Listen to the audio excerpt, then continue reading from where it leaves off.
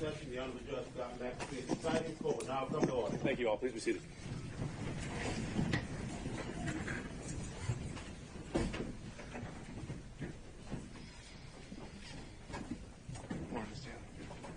Good to go?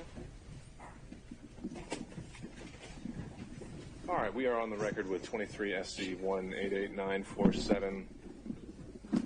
Defendant Roman's motion to dismiss and disqualify filed January 8th, adopted and supplemented by several co-defendants. So first, if we could have counsel for the record identify themselves, starting with the state, and then we'll go through the defendants in the listed order. So.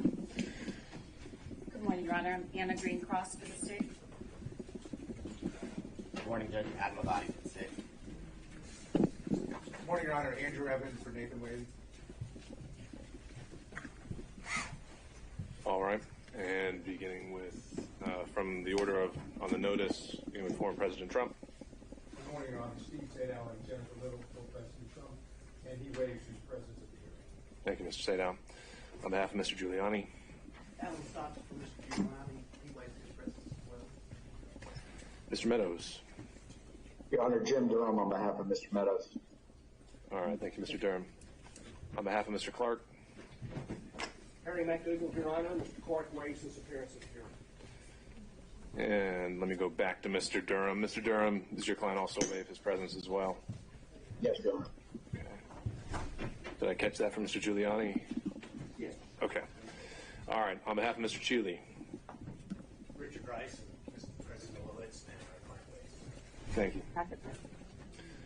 On behalf of Mr. Roman. Good morning, Judge Ashley Merchant and John Merchant on behalf of Mr. Roman, and he waives. Mr. Schaefer. Good morning, Your Honor. Craig Gillen and Anthony Lake for Mr. Schaefer.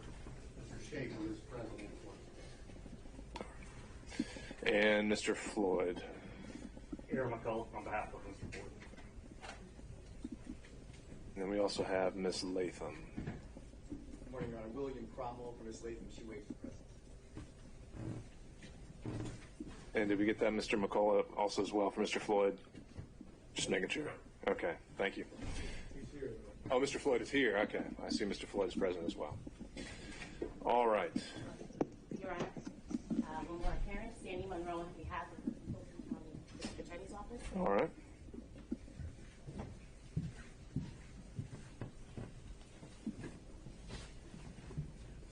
Anyone else present who believes they may need to be on the record or address any issue coming up in the proceeding? Seeing none. Judge, I'm here, Dave Banks. I've been subpoenaed as a witness, but I also represent Christopher Campbell. All right. Thank you, Mr. Banks. Judge Ben will Joker for Terrence Bradley. We're under subpoena. We'll be waiting in the hall. All right. And, sir, could we have you spell your name for the record? First name B-I-M-A-L, last name C-H-O-P-R-A.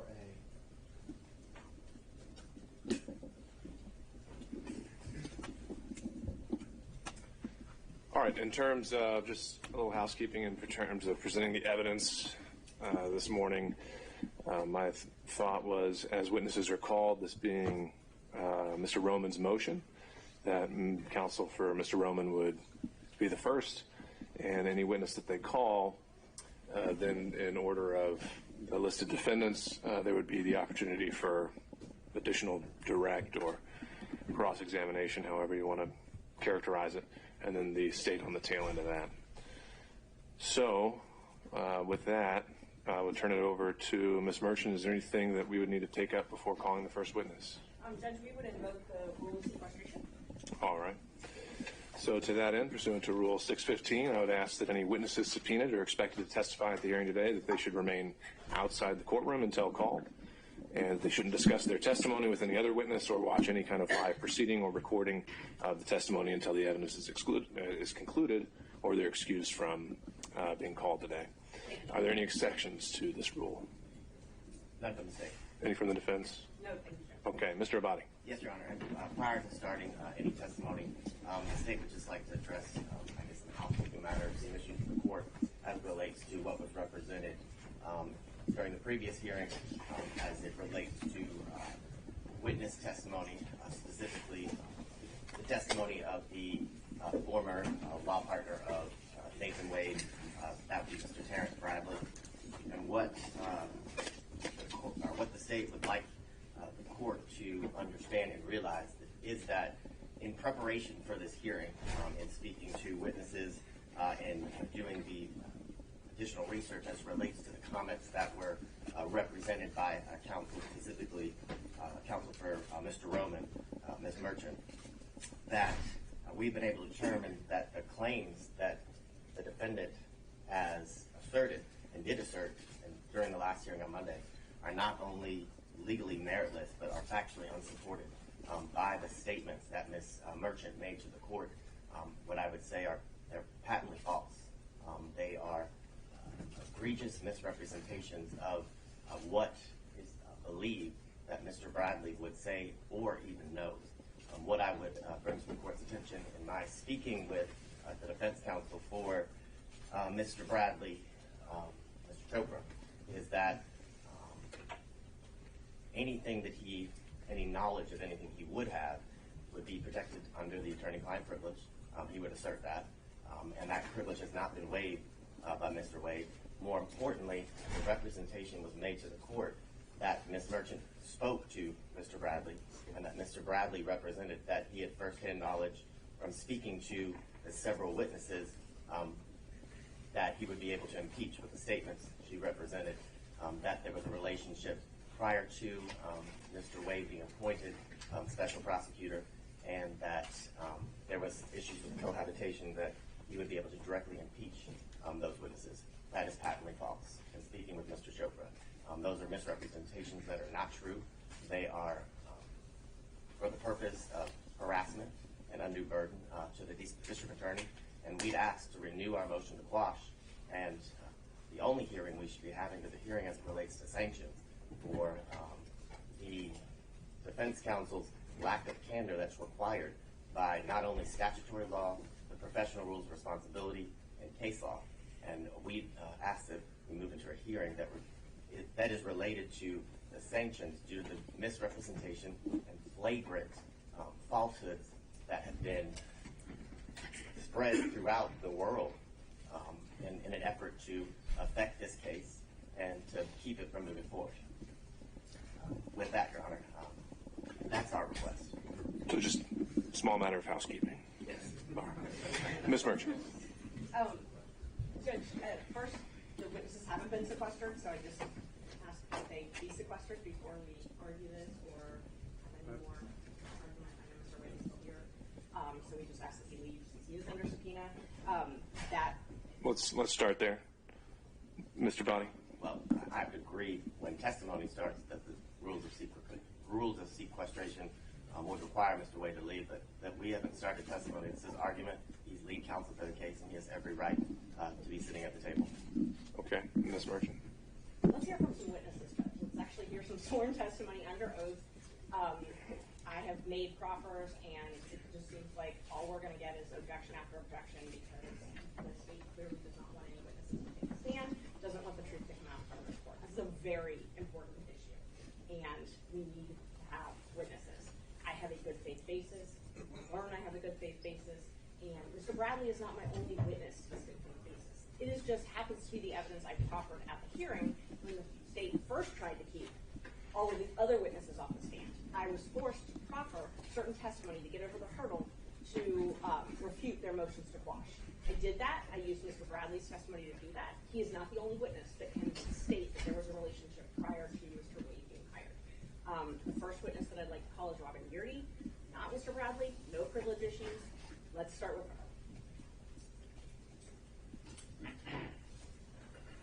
Your Honor, when we have additional argument or matters to be brought up, do we want to do it like I just stand up and with great relation to what's just been said by Mr. Abate, or are you only hearing from Ms. Merchant at this point? I just need to know the court's protocol on that. Sure. So I think at this point we just need to take these issues one at a time. And as you've joined the motion, I think defense counsel would have the opportunity to weigh in. But again, at any point, if I'm just hearing the same thing over and over again from each separate defense counsel, I'm going to reserve the right to say thank you. I appreciate that. All right. I only ask for the opportunity to be heard on the invocation of the attorney-client privilege and the burden being on the individual raising the privilege to prove that a privilege in fact was in existence before we get to the claim. That's what I asked. Sure, understood. So, Ms. Merchant, I do want to put it back to you, though. The issue raised by the state this morning is that essentially, as I would summarize it, the good faith basis that you did put forward on Monday did not exist, right? So why wouldn't we start with Mr. Bradley and see where we go from there? So the good faith basis does exist. So you basically have them saying it's not true and me saying it's not true. So they think they have a good faith basis. I think I have a good faith basis. I have a huge good faith basis for everything that I put in every single motion. That's going to come out. The reason I don't want to call Mr. Bradley first is for hearsay objections, quite frankly. And normally we don't have to disclose how we're going to present evidence. I'm okay doing that here, but based on the rules of evidence, hearsay, and privilege issues, what makes the most sense, and we've spent a lot of time thinking about this, what makes the most sense is for us to have Ms. Yeardy testify. And if you want me to proffer what I anticipate she's going to say, I talked to her last night. She's going to say that there was a personal relationship that began in October of 2019. She's going to testify to that. And she has personal, direct knowledge of that. It's not hearsay and it's not privilege. She's going to take the stand. She's terrified, but she's going to take the stand and tell the truth. And then I plan on calling Mr. Wade, because at that point, I can overcome their motion to quash and bring Mr. Wade, bring him to come. Then I can go through privilege issues with him, and then I can have Mr. Bradley testify. And we won't have to have an objection to every single question I ask Mr. Bradley, an objection to hearsay, an objection to privilege. So that's how I plan on presenting the evidence, because it makes the most sense. And I think I'll be able to overcome any privilege objections. We can talk about that when Mr. Wade takes a stand. All right. Mr. Abadi, any last words on starting with Ms. Yeardy and going from there, taking it a witness at a time? I mean, no, but I guess my final response would be that, as Your Honor pointed out during the last hearing, Ms. Merchant's entire representation for good faith was all solely based on Mr. Bradley. In fact, I remember the court saying that the star witness presented or provided by the defense is Mr. Bradley, and you asked a specific question, Ms. Merchant, well, Mr. Bradley, does he have firsthand knowledge from these people, each one of them you named, the lawyers plus the investigators, as it relates to the claims that were made? And her answer was yes. I can definitively tell you the answer is no. And Ms. Merchant has not spoken to Mr. Bradley, according to his counsel, B.C. Chopra, who is outside and can represent to the court the things that I've represented. And he has maintained and represented that everything that she plans to go into or ask is protected by attorney-client privilege. And the only point of this process and this procedure, as it relates to the motions that were filed, is to create a spectacle and to create harassment to the district attorney of Fulton County. And we request that the only hearing we move forward is sanctions for counsel's lack of duty of candor to the court and to counsel. All right. Well, I think you certainly put her on notice if that is actually the case. But at this point, I have someone saying yes and I have another person saying no. And so I think that conflict in the evidence that we noted on Monday still exists, and that's where we are. And we'll see how the evidence presents itself. So with that, Ms. Merchant, are you ready to call your first witness? Yes, sir. All right. We call Ms. Yeardy, and I know Mr. Partridge had emailed before, and I quite frankly couldn't keep up about Zoom, so I don't know if she's on Zoom or if she's going to be here at 9:30. She may be on Zoom, I'm not really sure. Ms. Partridge, Mr. Partridge was joining us by Zoom, but Ms. Yeardy is here in person, right? Mr. Partridge, I believe, represented that his client would be more comfortable if he were here in person, and that, due to his conflict in Richmond County this morning, couldn't occur until this afternoon. I think that is a reasonable request, but not the state's business. The witness is here. If her attorney is able to join right now, perhaps that can be something that is addressed with Mr. Partridge in the court. But I want to alert the court that that was the representation that the witness would prefer not to go forward without the client present, and that's certainly a reasonable request. Sure. I think the latest I'd seen, though, was that Mr. Partridge was going to be able to join by Zoom. Okay, great. I didn't know that he had that Mr. Partridge had affirmed that, but perhaps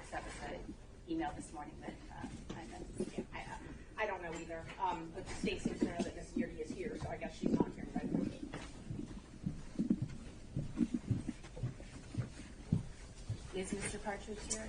We'll find out.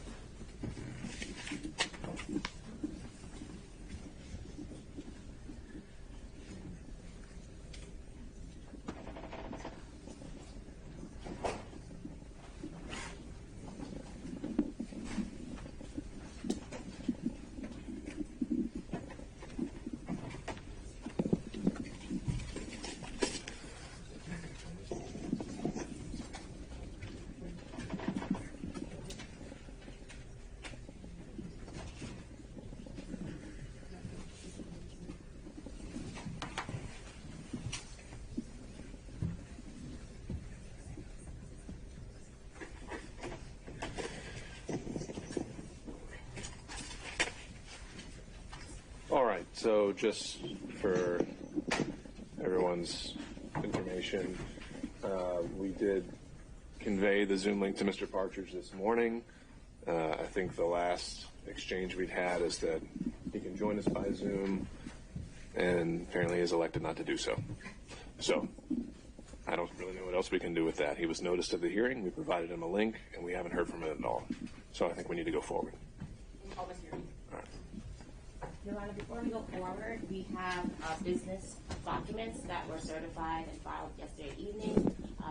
Filed this morning, emailed to Fulton Council yesterday evening. We wanted to make sure that this was part of the record before any testimony was taken or before the proceeding commenced this morning. All right, and so in your mind, this satisfies Fulton County's subpoena in this case? Correct. Okay, if you could hand that to Ms. Merchant, and we'll take it from there. Okay, and I don't know I need to review the I have an original for the court. Ms. Monroe, if you could just provide it to Ms. Merchant, and Yes, if you could just stay on call, we'll let you know if we need you again, okay? Thank you. All right. Were we bringing in Ms. Yurdy?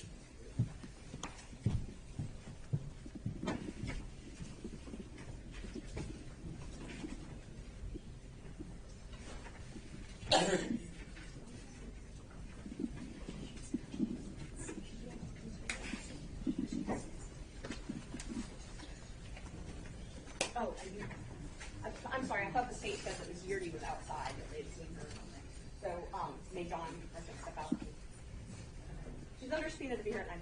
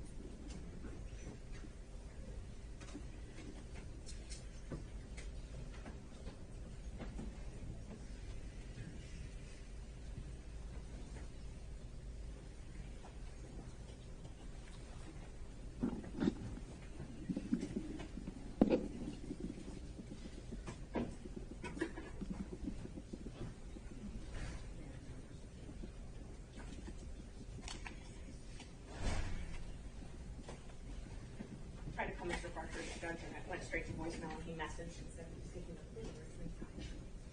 All right. Did he say where his client is? All right. And this is the, was this a former or current employee of the DA's Former. office? Okay. And her return to filed. I know that she did not want to come without her lawyer here. But I said, maybe instructed them maybe.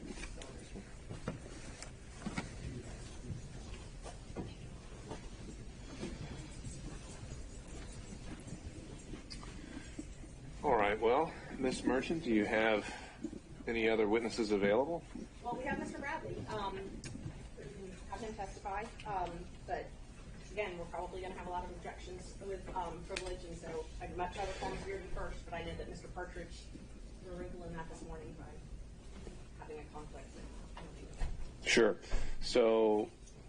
But what I could do is I could call Mr. Bradley, and then I can bring him back. Exactly. I think you can always recall him. We can ping pong back and forth if we need to, based on hearsay issues. But at least we can use this time until Mr. Partridge chooses to join us. Is he on the Zoom? Or not Mr. Partridge or Miss Yuri on the Zoom? No, not that we're aware of. No. Okay. Just wanted to check if I don't. All right. So I suppose call your next witness then. All right, we call Terrence Bradley to stand.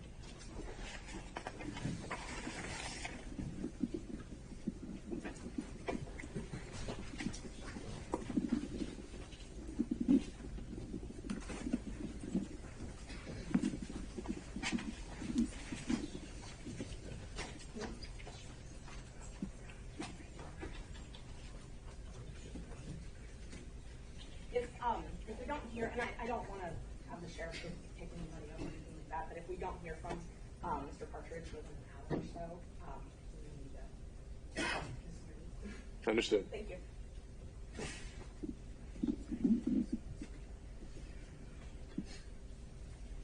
Is someone getting Mr. Bradley in? Yes, I believe so. Oh, the sheriff's involved. Okay. Sorry. Normally, are the sheriffs, when I call a witness, will the sheriffs not sound for them? I don't know if they're going to know where they are. Okay. So I think it'd be best if maybe someone from your team. Okay. And they're not going to know what they look like either. Not a problem. Sure. Mm-hmm. He's outside. Yeah.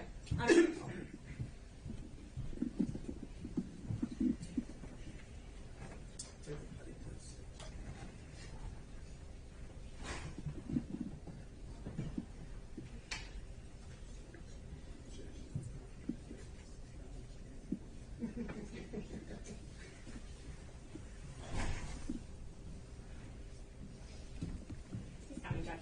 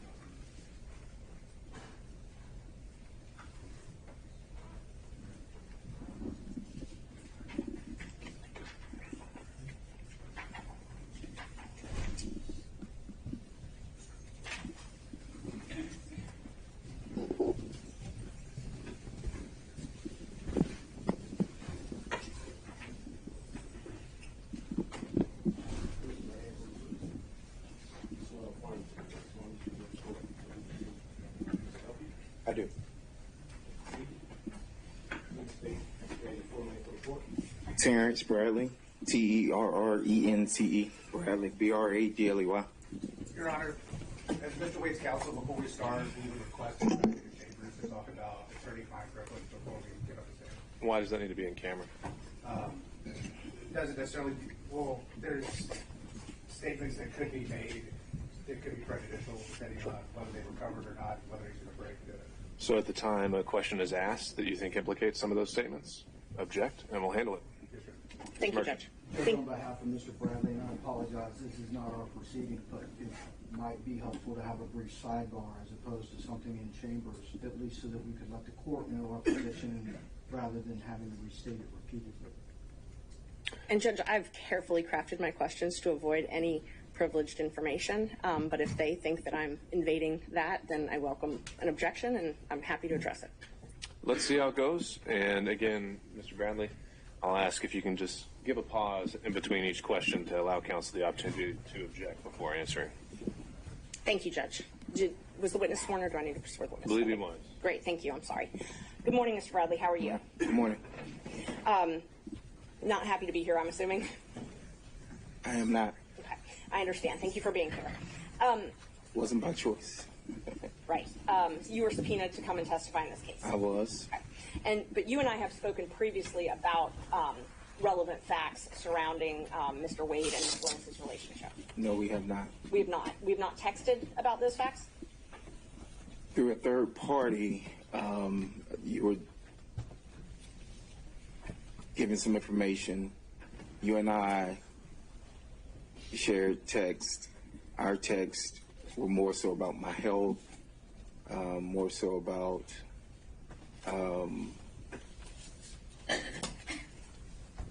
if I was okay with what was going on, that I would not be,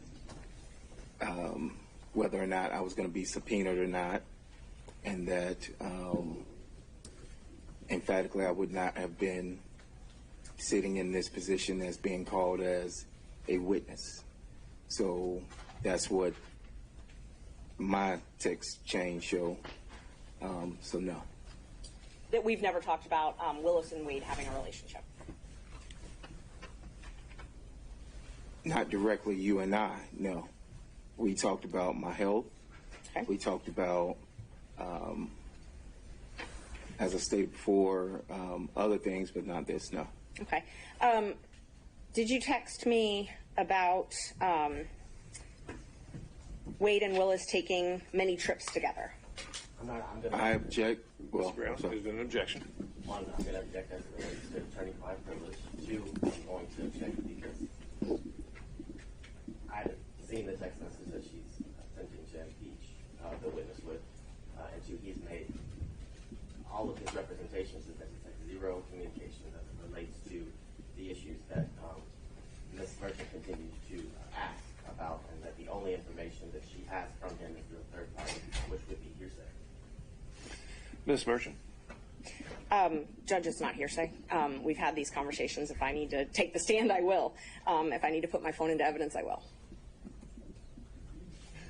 So the first objection was to privilege on behalf of the state. Oh, I'm sorry, I did not respond to that. Sure. Thank you, Judge. Privilege is only communications that are made in furtherance of legal advice. There's been no showing that whether or not they took a trip to California or took a trip, or that Mr. Bradley and I talked about that, either in person or by text, that's privileged. I'm not asking for any communications that Mr. Wade might have made to Mr. Bradley in furtherance of any legal advice. All right, and Mr. Abadi, I believe, as the one asserting privilege, it would be your burden to show the necessary foundation there. Is that something you want to voir dire the witness on, or take up here on this specific question? Well, no, I'd also object to foundation grounds. She has not provided any foundation that he would have any knowledge of what she's requesting he answer. His answer where he had no knowledge, and now she hasn't laid the foundation in order to continue to ask the same question over and over. Ms. Merchant. Just on behalf of Mr. Bradley, we do object. This falls under the privileges afforded under 1.6 of the rules.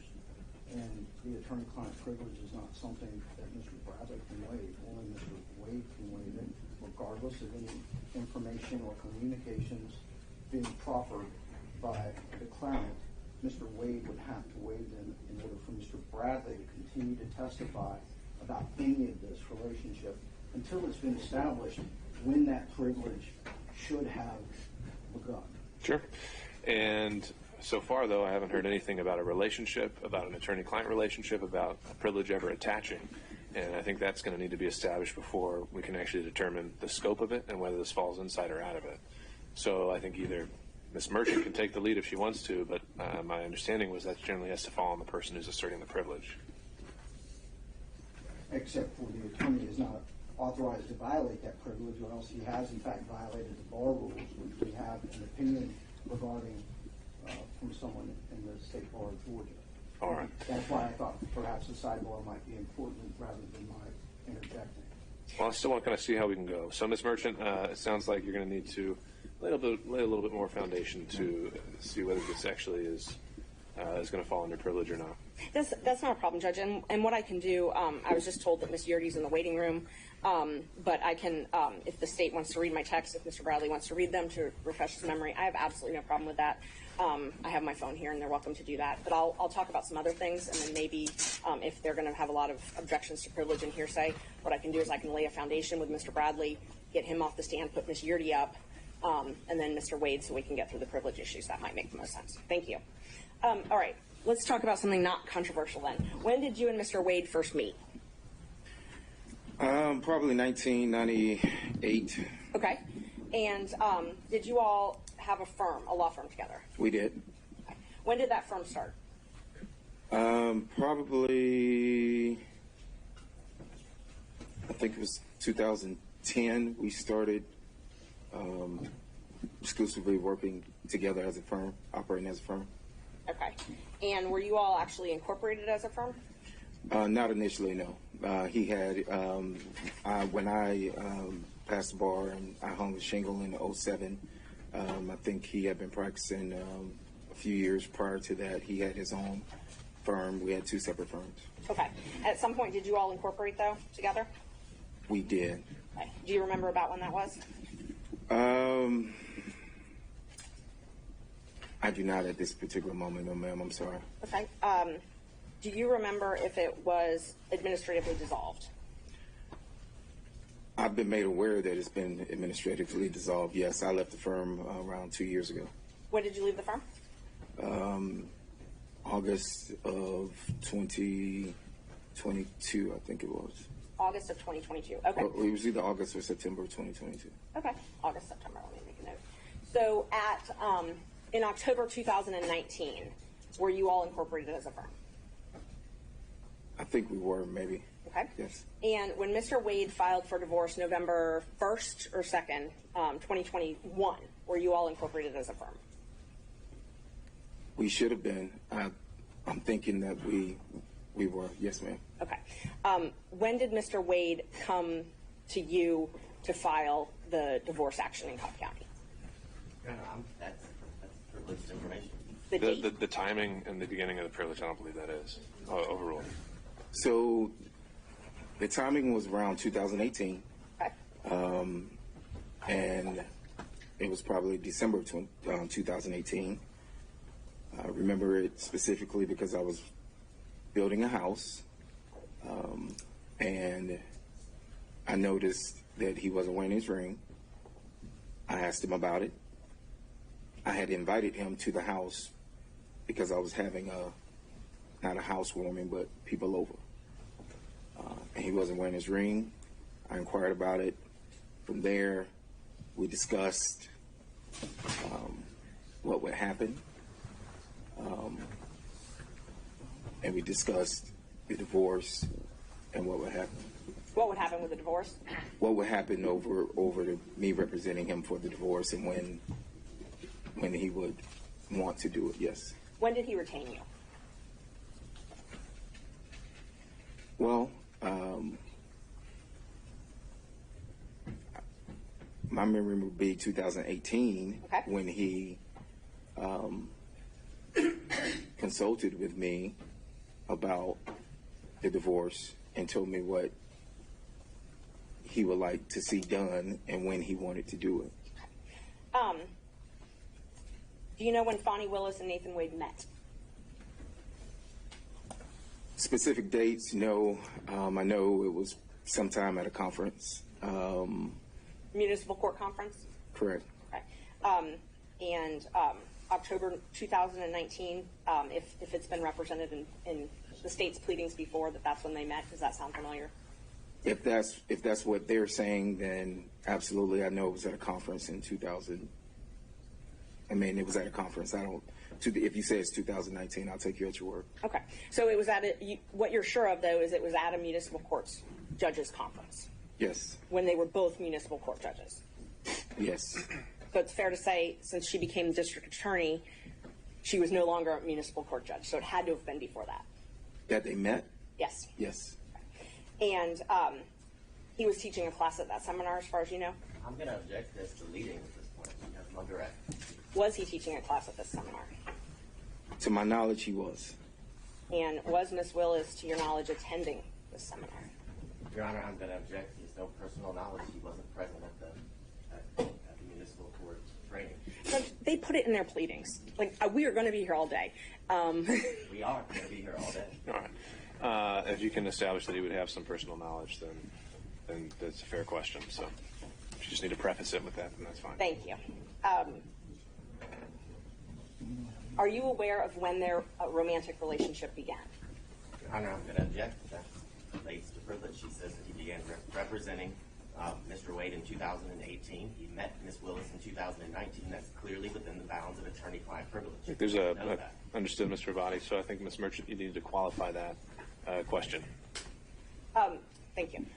I'm not asking you to tell me what Nathan Wade told you in furtherance of legal advice. Okay, so I want to be very clear. If he told you something asking you legal advice, I'm not asking you about that. I'm asking about what you observed, what you saw, and what you knew outside of what he told you when he was specifically seeking legal advice. Okay? If this is too far afield, I apologize. I object again on behalf of Mr. Bradley. He's asserting that there is an attorney-client privilege associated with this case under Rule 1.6. For him to draw any inference, make any statements, or any other proffer of information after this relationship began between attorney and client in December of 2018 would be improper, and he would in fact be violating the rules of ethics associated with his bar license. So the way the question was phrased was just saying, what did he personally observe outside of the relationship, not involving communications? How does that fall within attorney-client privilege? Your Honor, whether we like it or not, when we have a client, there are a number of items associated with that relationship between attorney and client that come within your purview and that lead you to further action, lead you to further investigation, further questions, develops your strategy. We can't talk about Mr. Wade on any level. It would be inappropriate. The divorce was filed sometime thereafter. During that entire interlude, any of these issues could in fact have formed the basis for their relationship to remain privileged.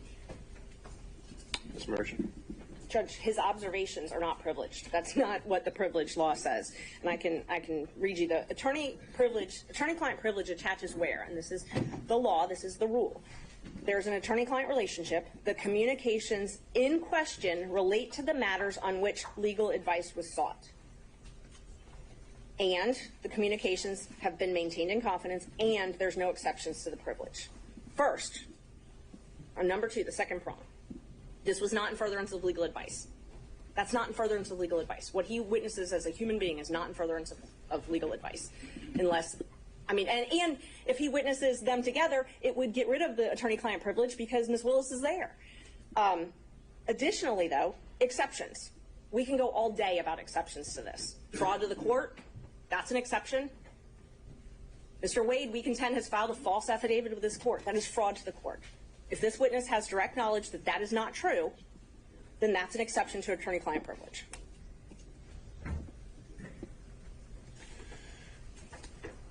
All right. Ms. Merchant, if you could re-ask that question, again, qualifying it as, if it's, I think you qualified it as anything that, outside of anything he learned or was told as a result of his representation.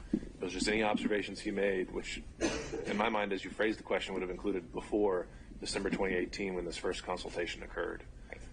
I think if you can go step by step, we can handle this. And Judge, I would just ask permission.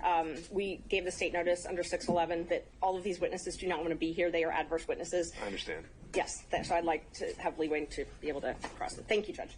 All right, Mr. Bradley. Yes, ma'am. You have knowledge that their relationship began in 2019.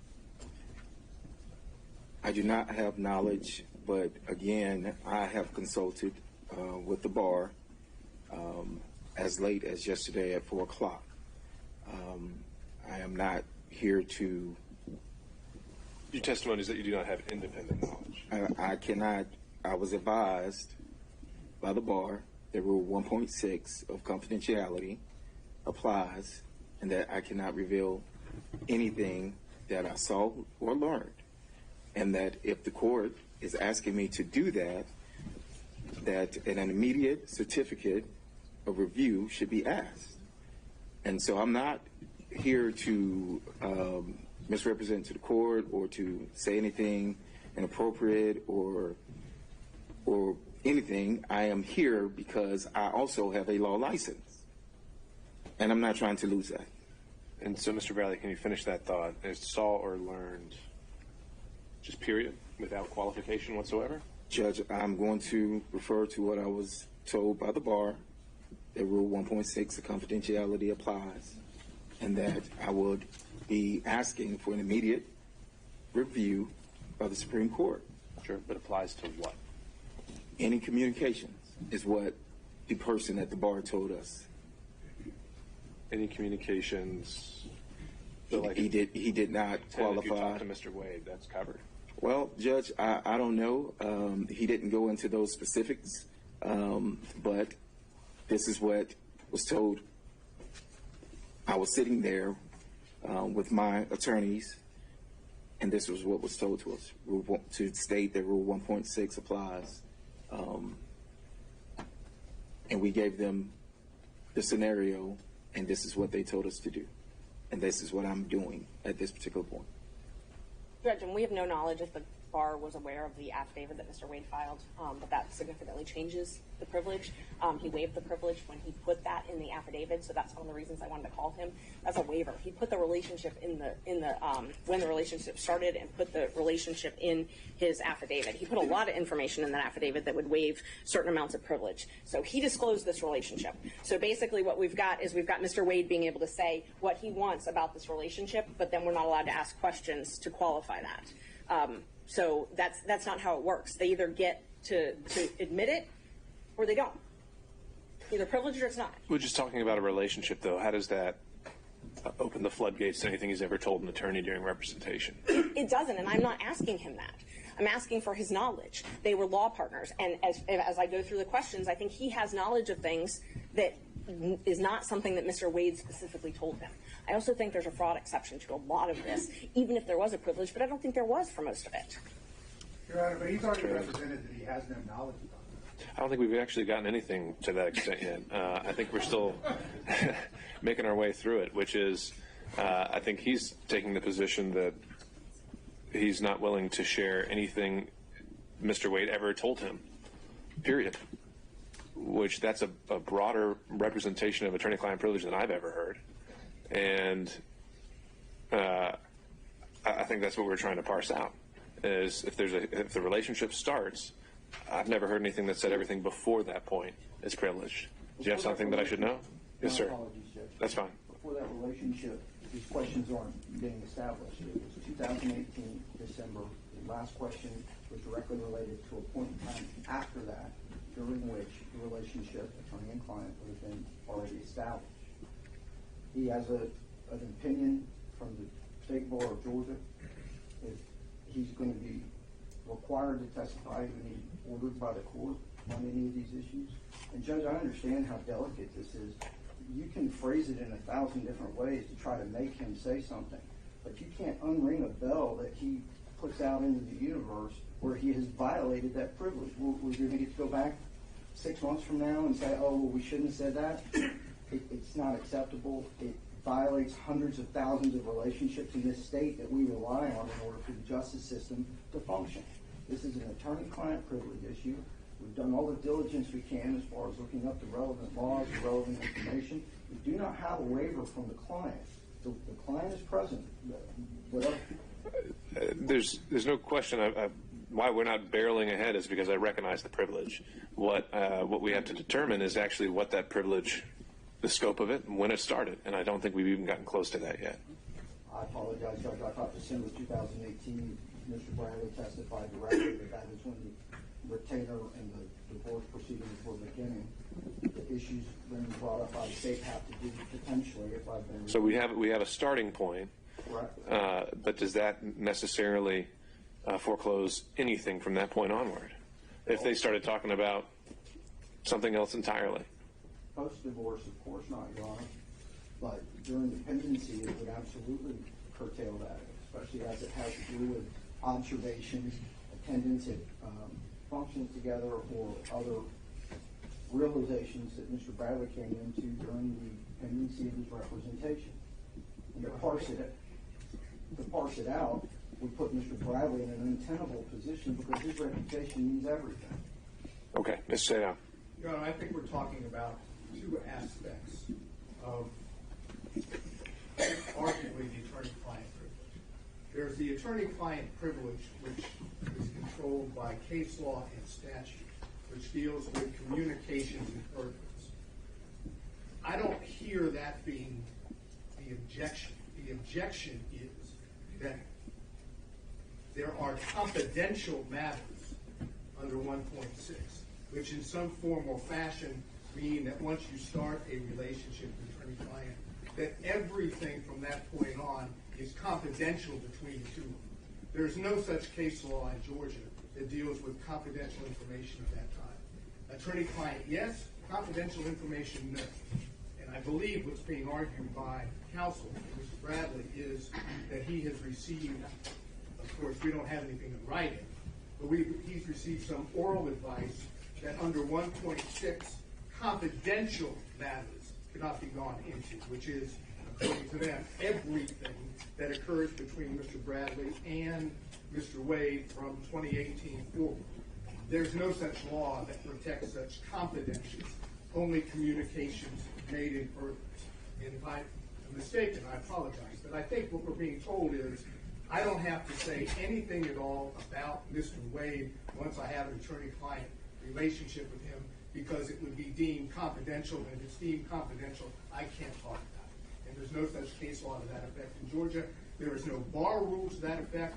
The only thing the court has to do is say, are we talking about attorney-client privilege or pure confidences, or confidential information? And once you decide it's confidential information, you ordered Mr. Bradley to testify, and then it's up to his counsel to decide whether he wants to have his client held in contempt after you've ordered him to testify. And Judge, that's an overstatement. We have not said that he can't testify to anything. The specific question on the table is, what observations do you have from Mr. Wade and Ms. Willis from that point on? Now, they, the defense and their teams, have made an allegation of some impropriety. That same impropriety could be related to a divorce proceeding on every level. We're not here to say we're not talking. We're here to say we're not talking about things that came into his knowledge associated with his representation during the divorce. I realize there's an evidentiary standard, and then I realize that there's the cornerstone of what we do, which is the bar rules, the state bar rule 1.6. We violate that, and the whole thing comes tumbling down. We're not saying that you can't ask about, did Mr. Wade enjoy a beer at a ball game? That wasn't the question. The question was specifically relating to some impropriety that they were trying to dig into. That is privileged information. And more importantly, Mr. Wade, Mr. Bradley has said twice now that he has no independent knowledge as it relates to what she's referencing. He has said it 2 times. So there's not a good faith basis for her to continue to probe into this area, because he said he has no independent knowledge outside of the attorney-client privilege. All right, Ms. Merchant, last word. Yes, Judge. Judge, Mr. Bradley, if ordered, he's here by subpoena. If ordered to testify, it's not a issue with the bar. My question was not about attorney-client privilege. I'm being very careful not to ask anything that Mr. Wade asked in furtherance, but I've been informed that Robin Yerdy is on the Zoom, and so if we want to start back on our original plan, we can call Ms. Yerdy and have her testify and then put Mr. Wade up and we can go through the privilege issue with him. And then we won't have to have all these objections. Or else I'm happy to continue questioning Mr. Bradley. All right, so Ms. Merchant, you're saying that your understanding of the evidence that you plan to present, that these issues are affected by Ms. Yurdy in terms of the scope of the privilege and the relationship? No. I think, no, thank you for letting me clarify that. I think that Ms. Yurdy is going to give me enough to get Mr. Wade on the stand. Once I get Mr. Wade on the stand, because they filed a motion to quash, and you said I had to present something before I could put Mr. Wade on the stand. So once I present Ms. Yurdy, I can put Mr. Wade up on the stand. And then I can put him up before I call Mr. Bradley. And then I may not even have to go to Mr. Bradley at that point.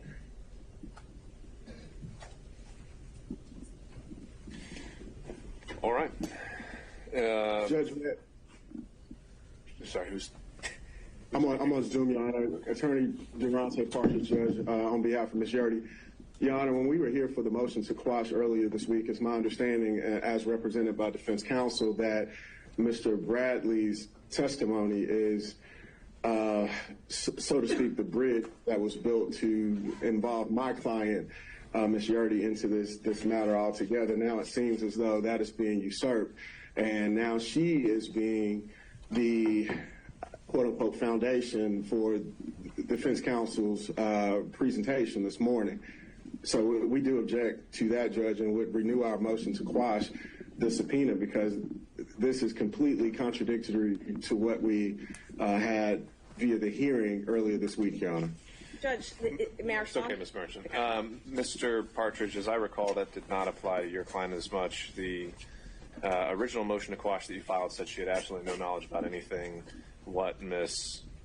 Merchant proffered, and what I didn't hear you saying was not the case, is that at some point Ms. Yurdy lived in a residence and shared a residence with Ms. Willis and potentially Mr. Wade at some point. So I think she's directly involved in the center of this. I don't think that really needs much in the way of foundation. And Judge, I apologize, Your Honor, to talk over the court. That information, however, Your Honor, is my understanding, came from Mr. Bradley, and that information was incorrect, as I informed the court earlier this week as well. There was never any time that Ms. Yurdy and Ms. Willis lived together. There was a sublet of a condo that Ms. Willis resided in that had absolutely nothing to do with that of Ms. Yurdy, outside of Ms. Yurdy subletting it to Ms. Willis. Ms. Yurdy actually moved into a different residence. Per our conversation with Ms. Merchant yesterday, that is exactly what it is. So there was no overlapping or any time that they stayed together, nor does Ms. Yurdy have any information as it relates to Mr. Wade staying at that condo as well with that of Ms. Willis. So, again, Judge, I'm renewing. No, we don't need to hear it again. Ms. Merchant. Judge, luckily I don't have to tell the state or them everything that I plan on introducing a witness for in response to their motion to quash. She has a lot of personal knowledge. And when we had a motion to quash, I had to get over a good faith basis, and I presented that to the court. I did not spend 4 hours going through everything that this woman's going to testify to. She has personal knowledge. Is she actually here?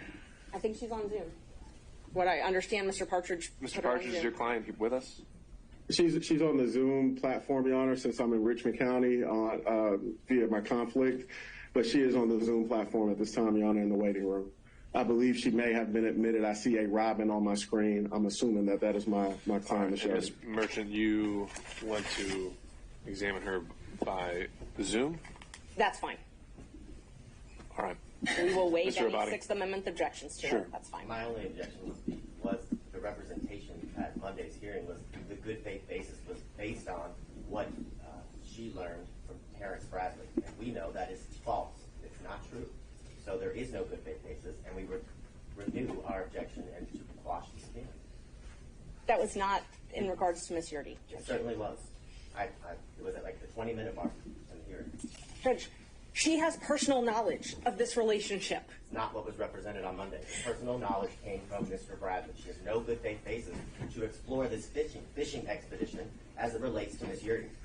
This is a blatant misuse of the process. Ms. Merchant, I do believe that when we went through the motion to quash, you grouped them into two categories, and each one of them we said that they were going to be impeached by Mr. Bradley. We took Ms. Yurdy outside of Fulton County, Judge. So we talked about Fulton County differently than Ms. Yurdy. We took Ms. Yurdy out separately. She was different than Fulton County because there wasn't other issues. And again, so we're arguing a motion to quash. I responded to their argument on the motion to quash. Did I tell them that she's going to testify that she's known Ms. Willis for years and that her middle name is Latrice? No, I didn't tell them everything she's going to testify to. I don't, like, if you wanted me to, I could have, but that has nothing to do. There's a witness that contradicts what they have said in court, and they're doing everything they can to keep her off the stand and keep the truth away from this court. They filed a motion to quash. I showed a good faith basis. If my good faith basis is Mr. Bradley or Ms. Yurdy or texts I've seen, it's still a good faith basis. There's no law that says I have to tell them every single good faith basis I have ahead of time. If we did, we would never have trials. All right, Ms. Merchant. Appreciate the argument of counsel. I think the standard on a motion to quash and a subpoena is not one where we're required to completely flush out and litigate every reason a witness may be relevant. And so we'll take these one at a time with Ms. Yurdy. I'll deny the motion to quash. And if your election and to proceed in your presentation of the evidence is to call her, then that's what we'll do. Thank you, Judge. So, Mr. Bradley, you may be excused for now. Thank you, but subject to recall. We will call Ms. Yurdy.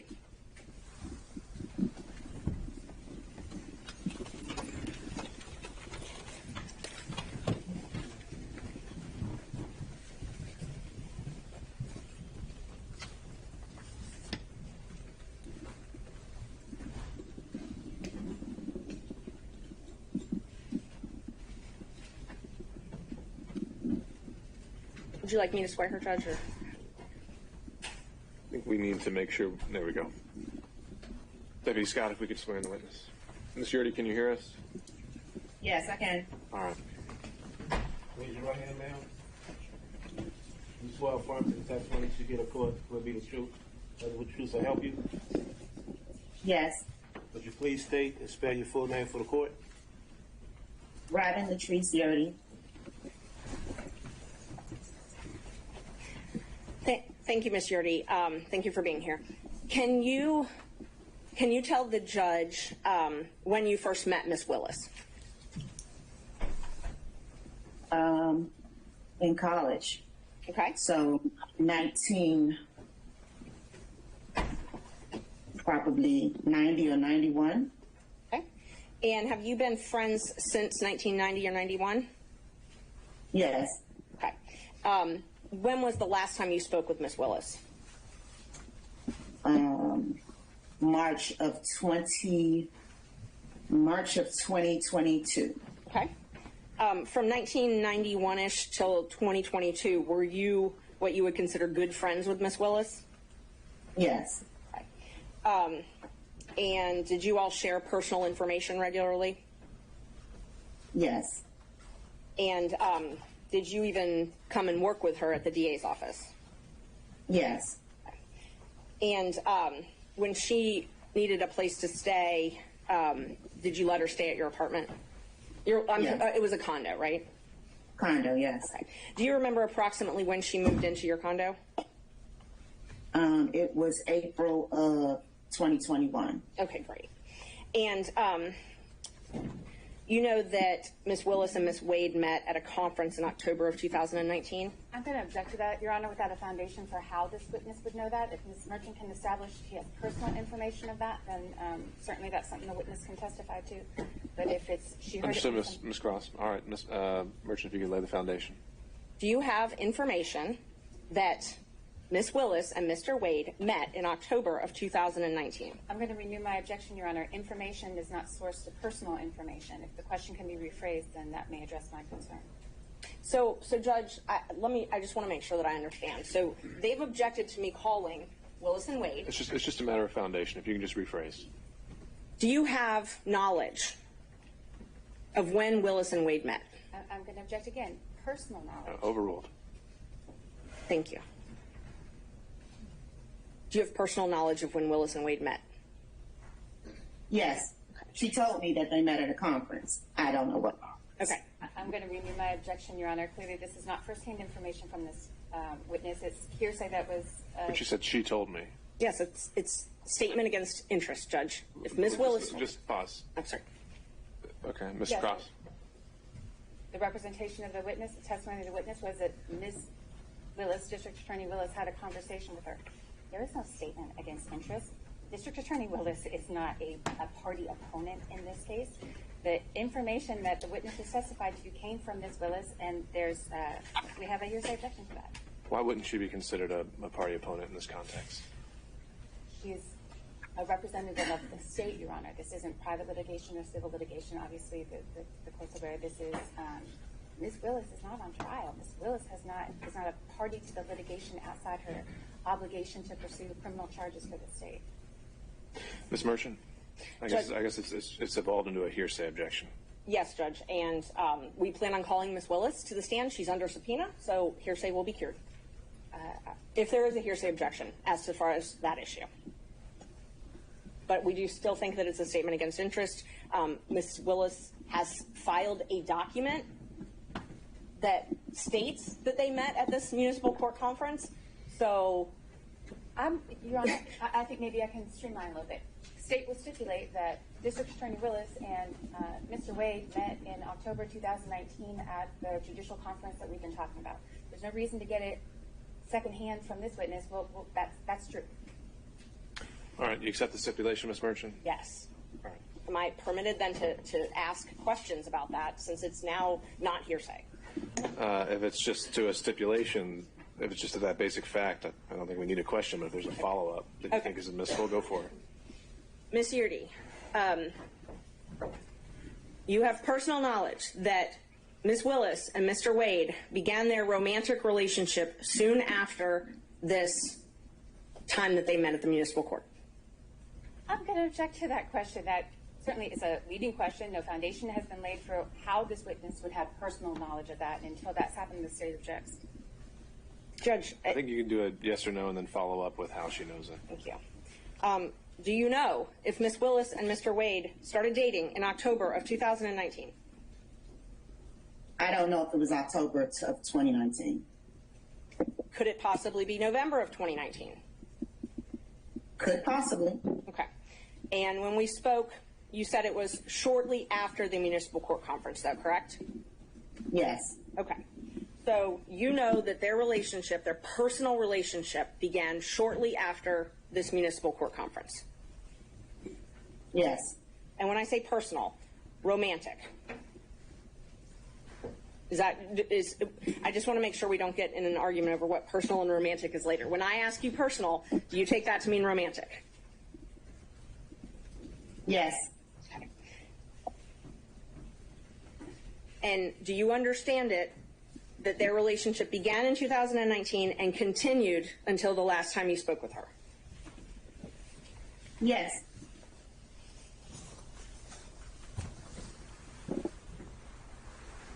And you were essentially her best friend during this time, right?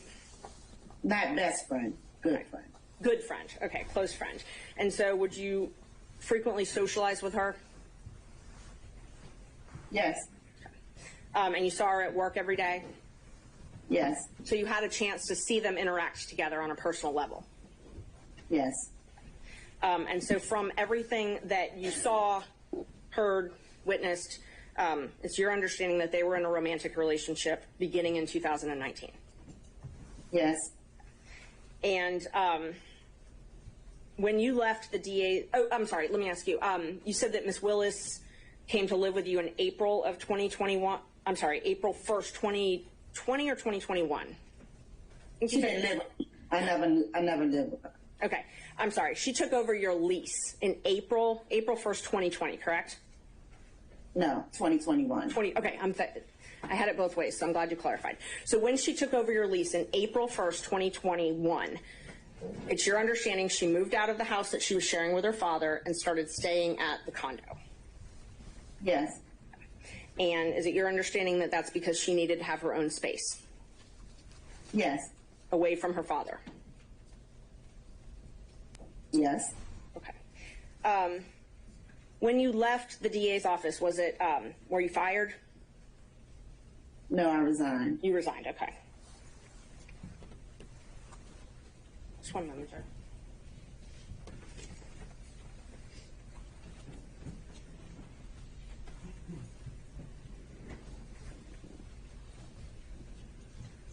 Can you tell us why you resigned the DA's office? The number of things that was happening. A number of things that were happening. Is that what you said, ma'am? Yes. Okay. What was happening that caused you to resign?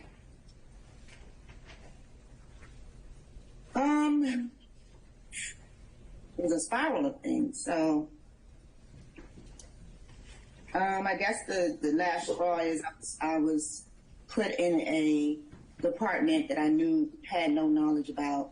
Something happened, and I didn't like it. They didn't like it, and that was it. Okay. Did you have any falling outs with Miss Willis? Well, we never spoke after that. You never spoke after that. Okay. And so you're, without going into all the painstaking details, there is no doubt in your mind that from 2019 until 2022, Miss Willis and Mr. Wade were in a romantic relationship. What's the question?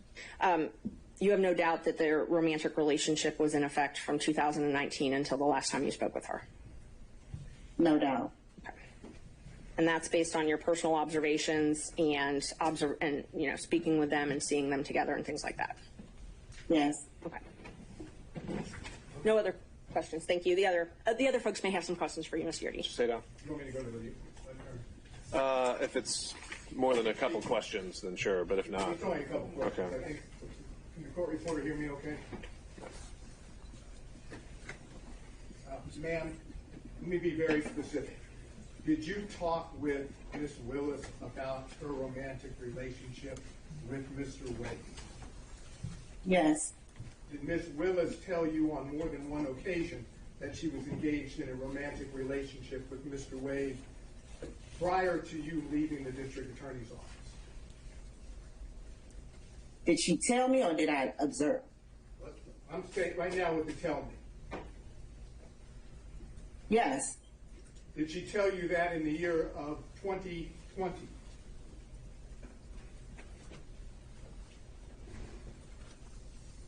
Yes. In the year of 2021? Yes. Are you certain that Miss Willis told you about the romantic relationship with Mr. Wade prior to November 1st of 2021? Yes. Now, did you also have observations of Mr. Wade and Miss Willis together prior to November 1st of 2021? Yes. And are those observations, were those in a social setting? Yes. And did you observe them do things that are common among people having a romantic relationship? Yes. Such as, can you give us an example? Hugging, kissing, just affection. All before November 1st of 2021, correct? Yes. That's all I have. Mr. Stocks. Ma'am, did I understand you to say that there was a period of time when you and Miss Willis lived together? No. Mr. Durham. No, nothing from me, Your Honor. Mr. McDougald. Nothing, Your Honor. Mr. Rice. Good morning, Ms. Yurdi. Were you aware in 2021 of any trips, social trips, that Ms. Willis and Mr. Wade took together? No. Are you aware of any social trips that Ms. Willis and Mr. Wade took together in 2022? No. And are you aware of them in 2020 or 2021 spending the evening together overnight? No. No further questions. Mr. Gillen. No question. Mr. McCullough. And Mr. Cromwell. No questions, Your Honor. Ms. Cross. I do have some questions. Thank you, Your Honor. Ms. Yurdi, we haven't met before. Is that correct? Correct. You're able to see and hear me okay? Yes. All right. I want to start with a couple things. Now, I think you've made it clear that you never lived, and we'll call it the South Fulton address, the South Fulton condo that you were leasing. You never lived at that address with the District Attorney Willis, correct? Correct. And never at any time? Never. All right. You never observed or have any information about District Attorney Wade and District Attorney Willis and Nathan Wade living together, correct? Correct. You don't have any information about that? No, I don't. Anybody said that that information was sourced to you, then that's incorrect. That's incorrect. Did District Attorney Willis pay rent at that establishment, at that condo while she lived there and you were living elsewhere? Yes. Who paid the rent? She did. Nathan Wade ever pay the rent? No. And you never told anyone otherwise? I didn't hear your answer there, Ms. Yerdy. Did you ever tell anyone otherwise? No. All right. So let's talk for a second about your time at the District Attorney's Office. You were disciplined several times in the District Attorney's Office during your employment there, correct? No. You weren't written up ever for poor performance, Ms. Yerdy? Once, not several. One time you were written up for poor performance. Were you counseled several times about your performance in the District Attorney's Office that was subpar? No. Did the District Attorney tell you that your performance was insufficient and that you were going to be fired? No. That never happened? No. Maybe when we went at the end. What's the question? The question, Ms. Yerdy, was did the District Attorney ever counsel you on your poor performance in the District Attorney's Office prior and inform you that you were going to be fired? I don't really know how to answer that. I'm looking for the truth. I don't really know how to answer that. I mean, a situation happened that wasn't my fault, and I either was going to resign or be let go. So You understood that that was the situation. You could resign or you could be let go. correct. Yes. You were not welcome to stay. No.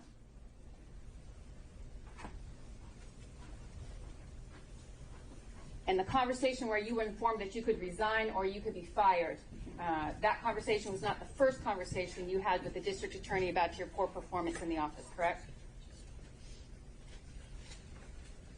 Well, it was kind of a spiral, but no. Yeah, it was. Whatever the situation was. Questions are fine. Understood, Mr. Stato. Ms. Cross. Ms. Yurdi, the circumstances of your leaving the district attorney's office ended your friendship with the district attorney Willis, correct? Yes. Y'all haven't spoken since? No.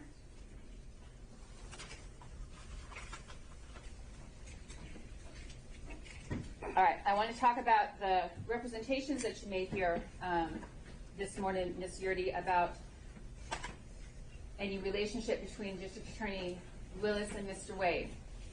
I want you to tell me what was the first time let me ask it this way. You said that District Attorney Willis personally informed you of a romantic relationship. Is that what you testified to? Yes. When did that conversation that you purport to have to recall, when did that happen? I mean, I don't have a month or a day, but just talking in general.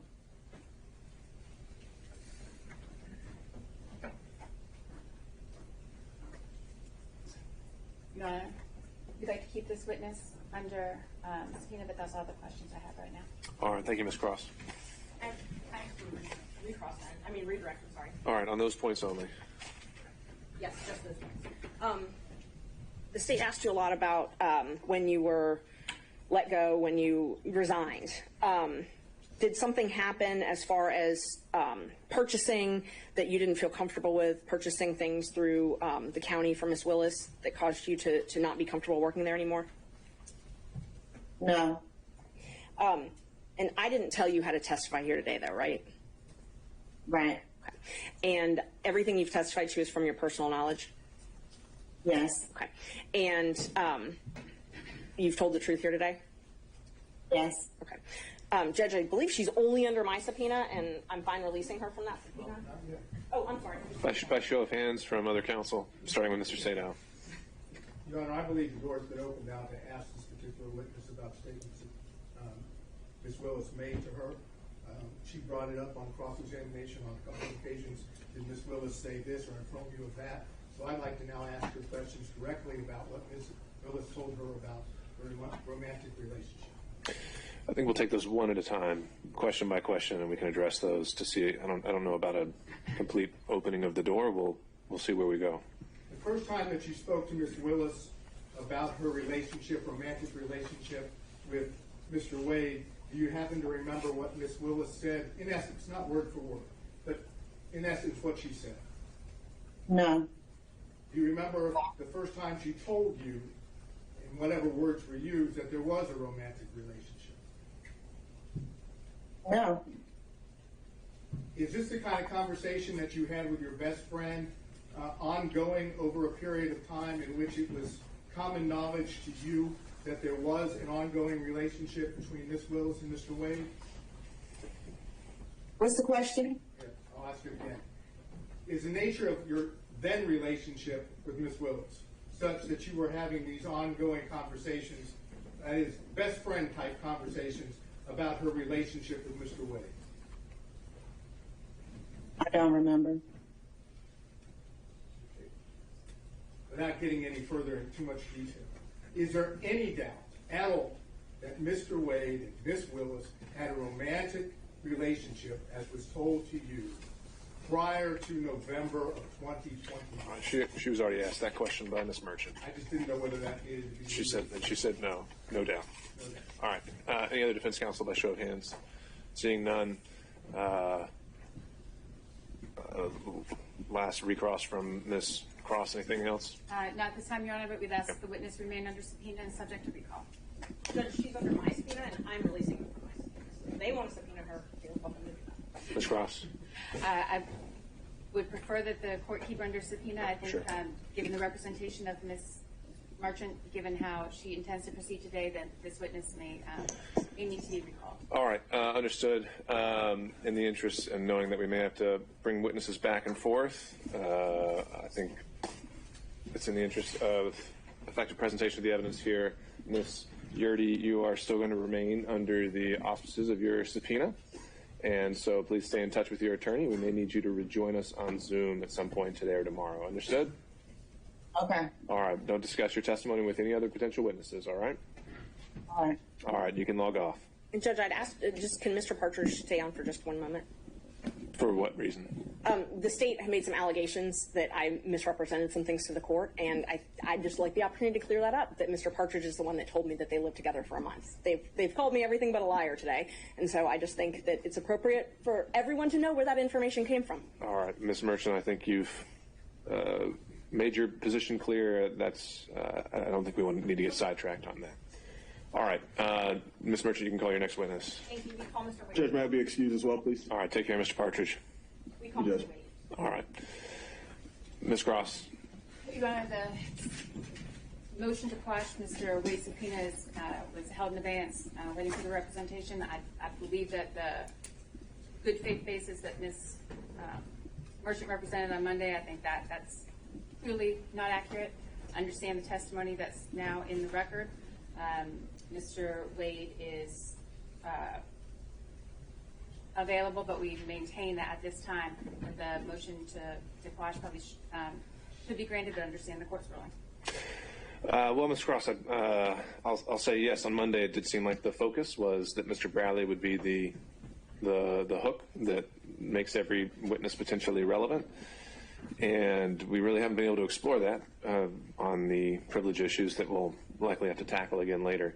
But for now, the evidence in front of the court at the moment is that we have a witness who has said this relationship may have predated the affidavit that Mr. Wade filed. I don't see a way around the relevance of his testimony. And so I'll deny the state's motion to quash subpoena of Mr. Wade. Ms. Merchant.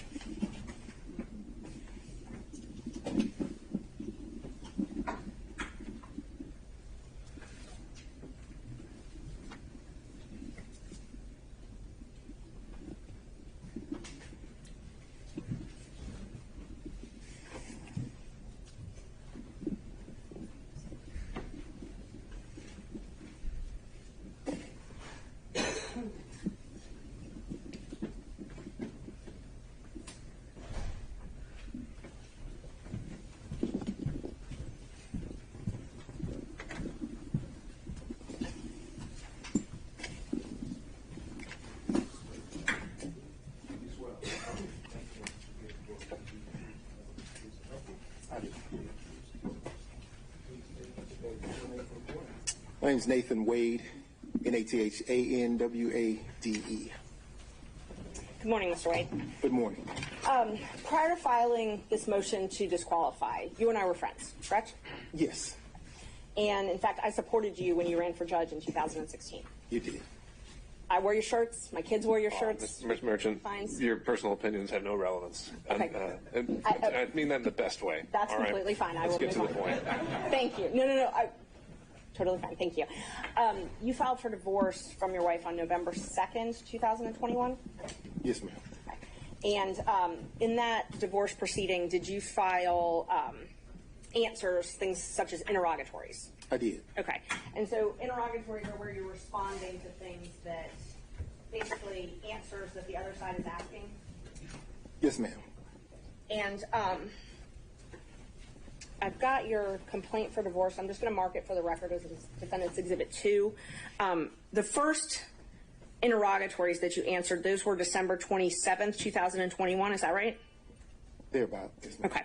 And in those, you were asked different things, but those are sworn. You actually swear to those. You verify them, right? Yes, ma'am. Okay. And so that verification is where you're swearing under oath that everything in it is true? Yes, ma'am. And let's see, you were asked if you had any documents which relate to the purchase of gifts by you to any person other than the defendant with whom you have or had a relationship, romantic relationship, from the date of your marriage, correct? Yes, ma'am. Okay. And you responded under oath that you didn't have any documents to that. That's correct. You again responded to an interrogatory. You updated those responses on May 30th, 2023? Yes, ma'am. Okay. And you actually sent those directly to opposing counsel in the divorce? Yes, ma'am. I think so. But in that one, you answered none again to that question, correct? Yes, ma'am. Okay. So May 30th, 2023, you said that you didn't have any documents showing any purchase of anything with someone that you had a romantic relationship with. I believe the interrogatory was gifts. Okay. Not anything, gifts. And I have it if you want to take a look. I'm going to mark, okay, so just for the record, I've got your complaint for divorce marked as number 2. I've got the verification and the interrogatories from 2021. I'm going to mark those as 3. And then your May 30th, 2023, I'm going to mark as 4. Judge, may I approach the witness? You may. Thank you. That is what I marked as 4. This is what I marked as 3. Okay. Thank you, Judge.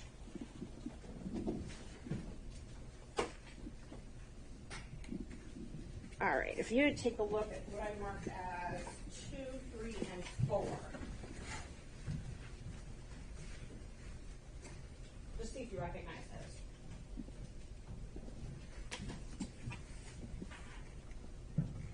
those. I do. And are those, that's your divorce complaint, and then your 2021 interrogatory and your 2023 interrogatory, correct? Yes, ma'am. Okay. Are they a fair and accurate representation of what is filed in that case? Yes, ma'am. I'd move to admit those into evidence. And this is 2, 3, and 4? It's 2, 3, and 4, yes. All right. Any objection from the state? The divorce? It's on the disc. I have no objection to 3 and 4, and subject to Ms. Merchant's representation that 2 is a filing of divorce. I just don't, for the divorce complaint, I don't have that in front of me, but subject to that representation, no objection. All right. And by show of hands, any objection from other defense counsel? Seeing none, defendants 2, 3, and 4. This should be Romans, well, we'll just call them 2, 3, and 4, admitted without objection. So that interrogatory that you filed in 2023, that's the one where you said no, that you didn't have any documents relating to the purchase of gifts, that you had a romantic relationship with someone, right? Which interrogatory are we talking Number about? 4, 2023. Which number in the interrogatory? Number 4. So, which number interrogatory are you referring to? It's Defendant's Exhibit number 4. I have Defendant's Exhibit 4 here. Uh-huh. Which number interrogatory are we referring to? Oh, which number out of the questions? Yes, ma'am. Hold on. It is number 20, 24, 25, 26. all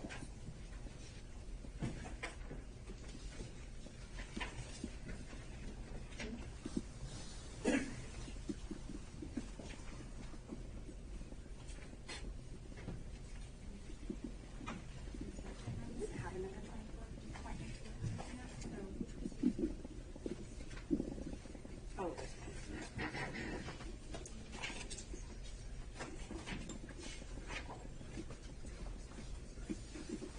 It's supposed to be numbered.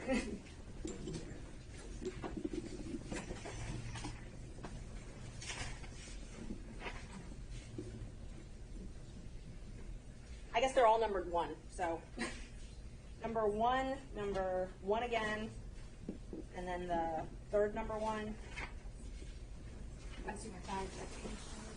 You didn't put page numbers on. You didn't put any.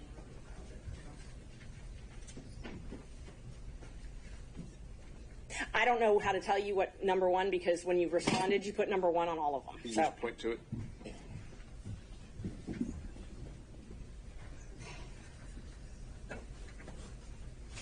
this one, I'm talking about this number 1, where it's tabbed. There's 2 number 1s that are tabbed. Okay. And there's no page number, but it is the second page. All right. They're asking if you have any receipts for restaurants, hotels, bars, things like that. The first number 1? I believe it's the second number 1. The second number 1?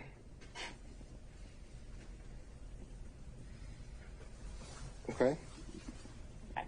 So it asks you if you have any receipts for things like restaurants, bars, hotels, things like that, where you accompanied a member of the other sex romantic partner. Correct?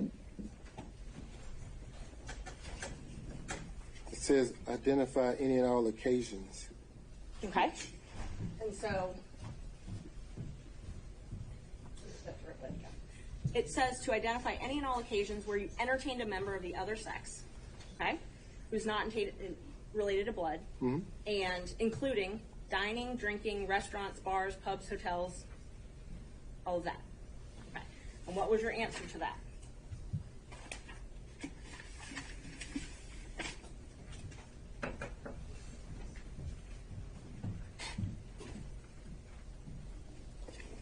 None. None. Okay. So May 30th, 2023, you prepared this document, I did. submitted it, I did. and it says none as far as entertaining a member of the opposite sex. It does. Okay. No hotels, no bars, no restaurants. Correct. Okay. You again updated that. Let's see. You updated it on December 22nd, 2023. And I'm going to mark that as defendant's number 5, and I have copies. Is that correct? Yes, ma'am. Okay. And then you updated it once again on January 26th, 2024, correct? Yes, ma'am. Okay. There's that one.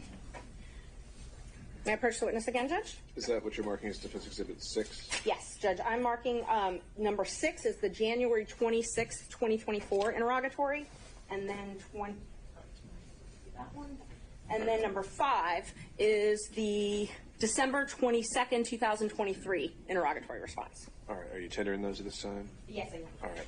Any objection from any counsel to Defense Exhibit 5 and 6? Yes, Judge. No objection. Thank you, Ms. Cross. Seeing none others. Luckily, I have tabs for you. So now that you have those, let's just talk about those for a minute. Those were verified, so sworn under oath. Okay. And one of them was December 22nd, and then of this last year, so last December, and then one was just recently submitted in January, right? Okay.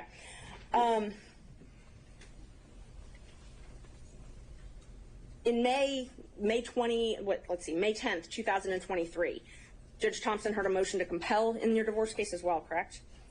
Yes. Okay. And you were actually held in willful contempt. Yeah, I'm going to object to the relevance of His credibility is relevant, Judge, and if he was held in willful contempt for failing to provide answers and documents, I think that's relevant to this court. How is that a prior false act or crime of conviction or anything else allowed for impeachment under the rules of evidence? I'm not offering it as a prior bad act or something like that. I'm offering it towards his credibility, Judge, which you get to determine. If he's made misrepresentations in these pleadings, you're here to determine whether or not he's telling the truth or not. So if another court has held him in contempt, and that's part of the divorce proceeding, I think it's relevant. But just contempt generally can be for many different things. Like a failure to produce is not necessarily a false act, right? Right, and he's welcome to explain that. He may not have to. Ms. Cross. I object to the relevance of that. That's clearly not a proper impeachment. We're going pretty far afield into divorce matters that don't have any direct relevance to anything that's pending before the court. I object to the relevance of that and need further.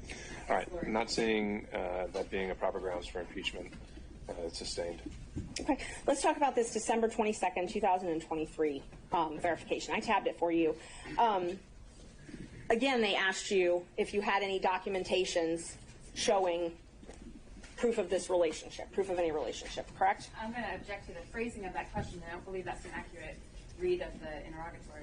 All right. Let's be precise, Ms. Merchant. And you, please read it. I want to make sure I'm accurate. Please read it. Which number? This one actually has a number. I tabbed it for you, so you should be able to open right to the page. It's number 22.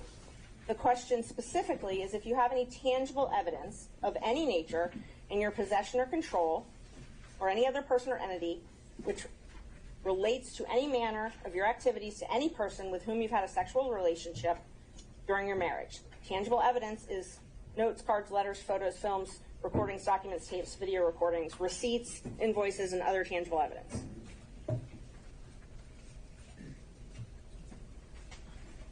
Yes. Okay. And you answered that you did not have any documents to that effect, correct? Correct. Okay. And that was on December 22nd, 2023? Yes, ma'am. You updated those responses again after the motion to disqualify was filed, though, correct? When was the motion filed? January 8th, 2024, when I filed the motion to disqualify you and alleged that you had a romantic relationship with Ms. Willis. Yes, ma'am. After that, you updated these responses, correct? Yes, ma'am.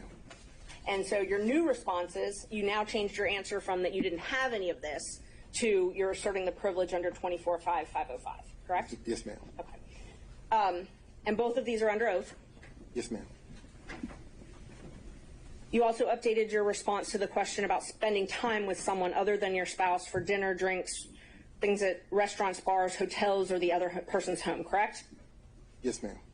So in December of 2023, you said no to all that, and then in January, after I filed my motion, you said privilege to all that, Fifth Amendment privilege. Yes, ma'am. Okay. And just to be clear, was it... Sorry, I'm going to object the characterization of Fifth Amendment privilege. I think it was a statutory privilege, and that's quite different. That's what I was just about to ask him. So that privilege covers infamy or Fifth Amendment privilege, correct?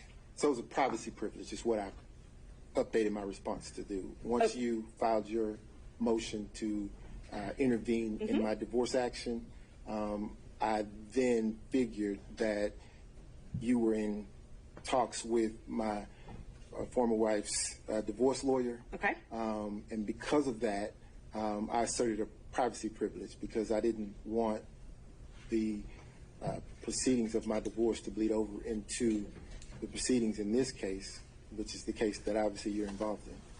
So your answers in December of 2023 that you didn't have any documents about any travel that you took with Ms. Willis, that wasn't true though, correct? They didn't ask me about any documents regarding Ms. Willis. A romantic partner. They asked you for documents regarding a romantic partner. So I'm sorry, I inserted Ms. Willis's name. Let me rephrase the question. They asked you for documents about travel with a romantic partner in December 2023. And you under oath said you did not have any of those, correct? I did not. Okay. And they asked me about gifts. Right. I never purchased a gift for Ms. Willis. And they asked you about receipts for dinner, receipts for drinks, hotels, bars, and restaurants. And you said you did not have any of those. I did not and do not have any receipts for any of those things. Okay. And part of the civil discovery, they say that even if you don't have it in your pocket, if it's within your purview, you got to get it and give it to them, correct? Your Honor, I'm going to object again to the relevance of the questions about the scope of civil discovery. I think she's asked him about statements he made in pleadings. The answers are already in the record. And all right. To the extent you're trying to establish a prior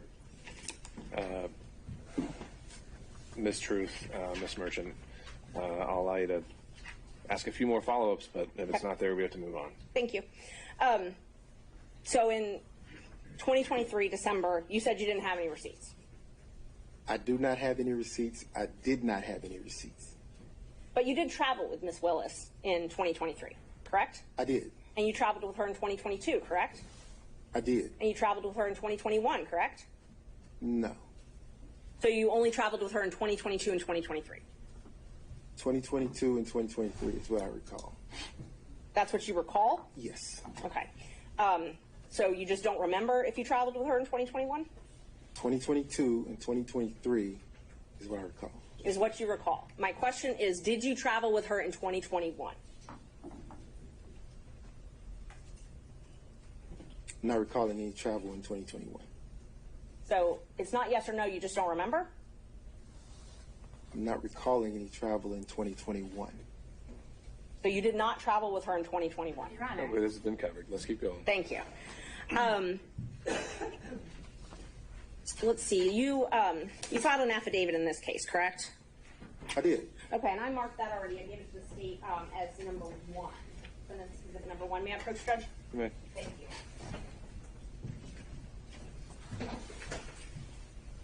In that affidavit, you swore under oath, correct?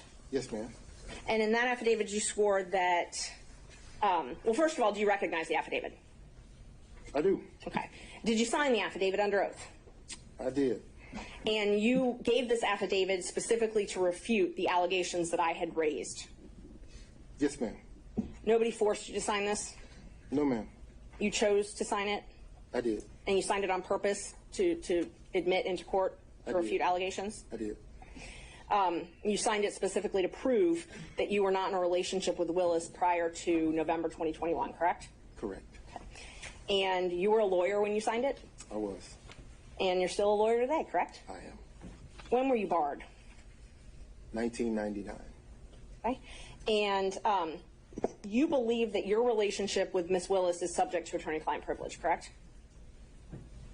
I'm going to object to that, Your Honor. I don't think that's factually correct. I don't think that's a relevant question, and I don't think it's appropriate to question this witness about the scope of his attorney-client privilege. He's got an attorney who can speak for him for that, but questioning the witness, I think, is inappropriate. All right, so a lot to unpack there. The question is simply that does he believe there's a relationship that exists in terms of attorney-client privilege between him and Miss Willis? Is that accurate, Yes, Ms. Judge. Merchant? It was. I asked if he believed his relationship with Miss Willis is subject to attorney-client privilege. Okay, I don't see why a yes or no would be barred. Maybe I'm not understanding the question. If the question is, does Mr. Wade and District Attorney Willis have an attorney-client relationship? It is not. There's no foundation for that. If the question to the witness is, does his relationship with District Attorney Willis impact his attorney-client relationship with his divorce attorneys, that I don't think is an appropriate question for that witness. First, first I believe is a proper phrasing. The second, I think there's been a representation that Mr. Wade preserves and doesn't waive anything, and so I think asking him particular questions in order to potentially backdoor a waiver is inappropriate, and that's my question. All right, if we're just trying to, again, assess where a privilege does or does not exist, and we're not actually getting into it, I think we can establish those, parameters. But Ms. Merchant, can you rephrase the question based on that concern, and we'll see where we are? Yes. Do you believe, that your relationship with Miss Willis is subject to an attorney-client privilege? Not if you and Miss Willis have one, but do you believe that that relationship is subject to one? I'm going to object to that question as it's phrased. In what context? Any conversation with his attorneys is privileged. That I think is clear. What's not clear to me from that question is Ms. Merchant asking in the context of your communication with your attorneys, is that, or outside that context, is it? Right. And Ms. Merchant, I think we need to figure out what are we getting at with this? I'm just trying to figure out if he thought that their relationship is subject to an attorney-client privilege. I mean, it's been asserted. I think it's going to be asserted, and that was all I was asking. I mean, the actions themselves wouldn't be at issue. It's more If communications. someone saw them, someone had knowledge of it, is that attorney-client privilege? I want to All right. Well, I guess I would find his legal opinion on this isn't relevant. We can deal with that as it comes up. So, sustained. In 2022, in this affidavit, you swore that you and Willis developed a personal relationship. Yes, ma'am. Okay. And you said that didn't develop until 2022, correct? That's correct. Okay. And that's different from what you said in your pleading in May 2023 in the divorce case, correct? No, ma'am. In May 2023, when you were asked if you had if you'd had any affairs, essentially, and you said none. That's correct. Okay. So in May, you said you had not, in May 2023, in the divorce case, you said you had not had a personal relationship, an affair, a romantic relationship with anyone. That's correct. But you told this court in the affidavit that you did have one that started in 2022. So that would have been ongoing at 2023. So here I think there's a distinction, if you'd allow me to explain. The interrogatory asked the question during the course of your marriage. Or to date. It actually says, I'm going to request that the witness be permitted to answer. Mr. Wade. So my marriage was irretrievably broken in 2015, ma'am, by agreement. My wife and I agreed that once she had the affair in 2015 that we'd get a divorce. We didn't get a divorce immediately because my children were still in school and I refused to allow them to grow up without their father at the time. So we waited. We waited until the youngest graduated and we dropped her off at college and then filed for the divorce. So if you're asking me about the interrogatory as it relates to having the 2022 relationship with District Attorney Willis, I'm going to say because my marriage was irretrievably broken, I was free to have a relationship. So the question, though, was if you had had a relationship. And in 2023, you said you did not. And that is different than what you said in this affidavit, correct? No, ma'am. I said during the course of my marriage. So in so 2015, you believed it too? Let him finish, Ms. Merchant. So in 2015, my marriage was irretrievably broken. So I did not have a relationship with anyone during the course of my marriage. And in that interrogatory, they asked you if you had any receipts for travel with someone of the other sex up until the time you were answering it. Is that correct? Yes, ma'am. And you said that you didn't. You've already testified to that earlier. But in this affidavit, you said you swore that you had travel expenses and shared expenses on travel with Ms. Willis. Again, during the course of my marriage, I had no relationship or receipts. I'm not asking about during the course of your marriage. Your Honor, I'm going to ask the witness to be allowed to answer the question. Continue. I have no problem with him answering. Okay. As it relates to receipts today, I don't have any receipts, ma'am. So you don't have any travel receipts available to you for any travel that you did with Ms. Willis? I don't have any receipts, no, ma'am. No receipts that, so you used your business credit card for these trips, correct? I use my business credit card for everything. Okay, yes. You used it for your kids' tuition? Yes, ma'am. You used it for personal travel with Ms. Willis? Yes, ma'am. And you have receipts from those business credit cards that you have to file with your taxes, correct? No, ma'am. No. I filed a statement. I turn over the statement, and whatever's there on the statement, the accountant looks at it, and the accountant says, okay, this is personal, goes over here, this is business, goes over here, here are your taxes.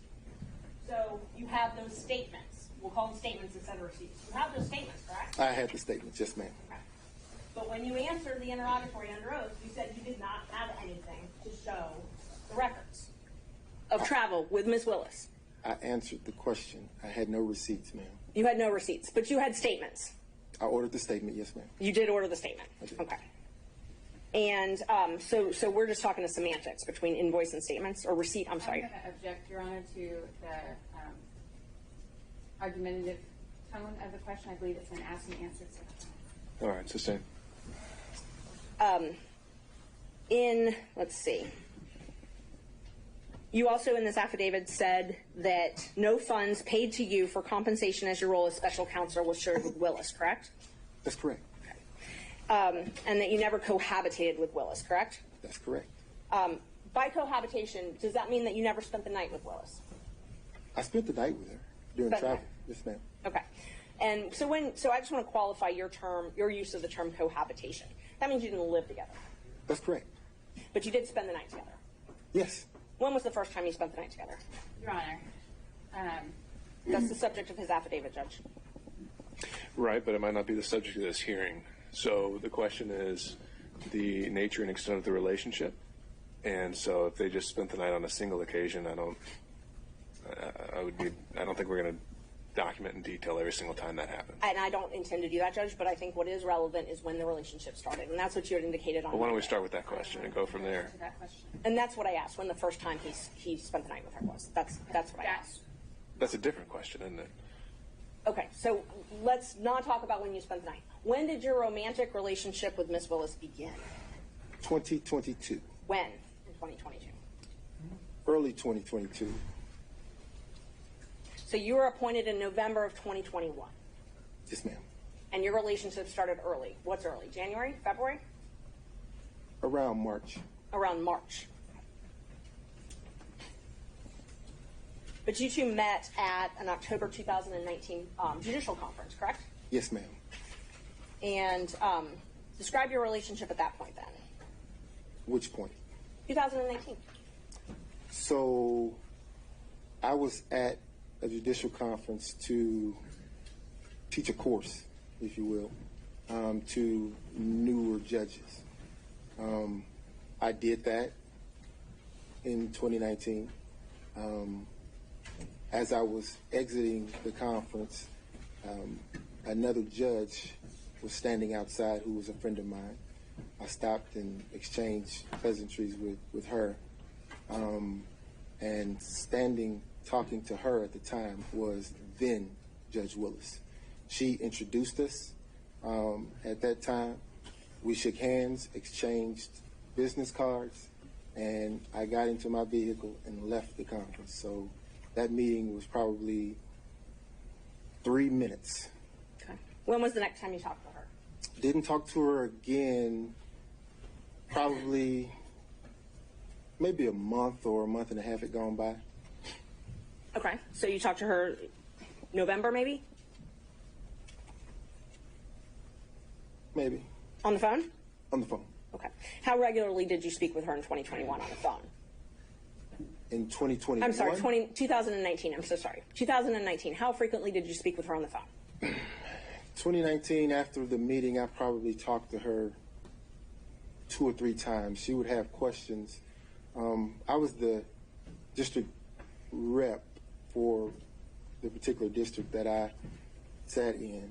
Okay. And the judges would, when they would have questions, they sometimes would go to the rep. So she was outside of my district, but she would call me. She felt comfortable calling me to ask me the questions. I don't know if you know the racial makeup of certain benches, but it wasn't very diverse. So she felt comfortable calling me for advice. And she did that. And we had also in common that she was starting a private law practice at the time, and I'd already had mine up and going, and we talked about balancing the demands of the bench with that private practice. So we didn't talk that often, but when she had questions, mostly legal issues that would come up, she would call me. I just want to make sure, because my question was just how many times, and you said 2 to 3 times, right? Okay. And in 2022, how frequently did you speak in 2022? This is before you were appointed. I'm sorry, perhaps as much as your timeline, 2022? I'm sorry, 2020. 2020. How frequently did you speak in 2020? 2020, it was more frequent than 19, obviously, but More frequent. Can you tell me approximately a month how often you think you spoke with her on the phone? Your Honor, I'm going to object to the granular detail. I think Mr. Wade can certainly answer however he wants to, but if we're going to go through every time they spoke on the phone as opposed to generally characterizing the relationship, it would be more detailed than this. Judge, I'm not going to go through every time they spoke on the phone. I'm asking for generally how frequently they spoke. I think at that level, that's fine. Thank you. About how frequently did you speak in 2020? Per month? If it was 2 or 3 times that entire year, you can tell me that. If it was more than that, then you can quantify it by month. No. We spoke on the telephone often. I don't know how many. I couldn't give you a amount of time because remember, COVID happened and the world was shut down. But so we spoke on the phone more than 2019, Jeff. Okay, let's qualify it. Before her election in 2020, how frequently did you speak? You mean as she was campaigning? Before the election. Yes, as she was campaigning, before she was elected. It's 2 different animals. As she was campaigning, before she was elected. Okay, so during the course of her campaign, we didn't talk as much, obviously, because she was busy. Fulton County is a large jurisdiction to cover. So we didn't talk a whole lot, but she did know that I'd gone through the election process. So when things would come up, that she had questions about, she would call me and ask me. So, and just to be fair, I'm only Judge. Actually, he's not asked and answered. And I don't mind him explaining, but I just wanted to know how many times. If we talk about every conversation they talked about, You gotta let him finish his sentence, and then if you need to redirect him or have me direct him, I can. Mr. Wade, you can continue. Yes, sir. So sometimes it would be like a 3-second call. She would go, during your election, have you ever seen this? And I would say, no, but here's what I would do. And we'd hang up. She had a lot of professionals working for her, but she trusted my judgment, so she called me. It'd be a brief conversation, but she called. So my question was, how frequently did you speak with her prior to her election? Frequently? Infrequently? More than 2019, but it wasn't a everyday thing, no. In 2021, before you were appointed in November, so January to November 2021, only time I'm talking about, how frequently did you speak with Ms. Willis on the phone? In 2021, then it became frequent. Frequent? Yes. But you did not work at the DA's office at that point, correct? I did not.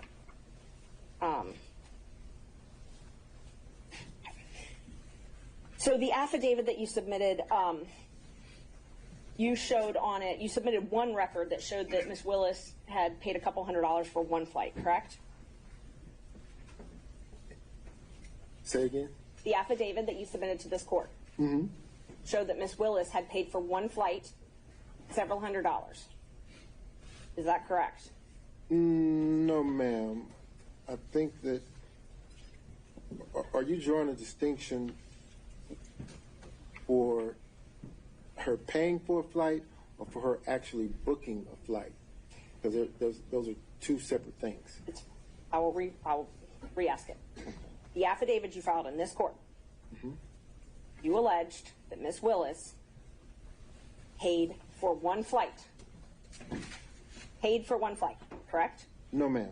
You did not allege she paid for one flight. No, ma'am. What I allege is that our travel was split roughly evenly. So where you see I have booked the flight or I've paid for a flight with my credit card, what you don't see is that she covered her own flight, reimbursement to me. The flights that you see here are the flights that she would have booked with her own resources, with her own car. And there's one flight, correct? One flight reflecting that she actually booked. Ms. Merchant, let him finish and then you can redirect him. One flight that she actually booked, yes. The other flights I booked, she paid for. So the affidavit, you submitted one flight that she booked and paid for. Yes, ma'am. Okay. Your Honor, I'm going to object to the phrasing of that question. The line in the affidavit is not as Ms. Merchant is representing it. It said examples of the District Attorney Willis purchasing plane tickets for she and I with her personal funds were attached as an exhibit. It certainly did not represent that it was the only example of the District Attorney purchasing flights for Mr. Wade or for compensating other travel. All right, understand, Ms. Cross. I think that's something you can, it's now on the record, but also something you can take on cross. Thank you. And just so everybody's clear, all I asked you is, your affidavit, you submitted proof of one flight that she paid for on board. That's all I'm asking. Correct? With the explanation, yes, ma'am. Okay. All I needed. You said in the affidavit that you roughly shared travel, though, correct? Yes, ma'am. Okay. So this roughly sharing travel, you're saying she reimbursed you. She did. And where did you deposit the money she reimbursed you? Oh, it was cash. She didn't give me any checks. So she paid you cash for her share of all these vacations. Mr. Schaefer, you'll step out if you do that again. Yes, ma'am. Okay. And so all of the vacations that she took, she paid you cash for. Yes, ma'am. And you purchased all of these vacations on your business credit card, correct? Yes, ma'am. Okay. And you included those in deductions on your taxes, correct? No, ma'am. No, you did not. No, ma'am. Okay.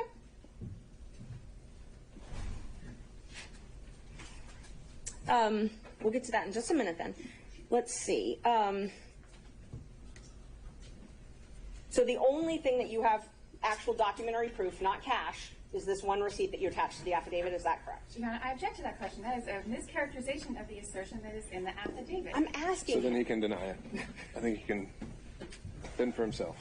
Ms. Merchant. Is this the only written proof that you have of a trip she paid for? That I have? Yes. Yes, ma'am. Okay. So you submitted the one piece of written evidence that you have that she paid for something. Everything else is in cash. Is that accurate? No. That's not accurate. Okay. Please tell me, what other receipts do you have then that show that she paid for things? I don't have them.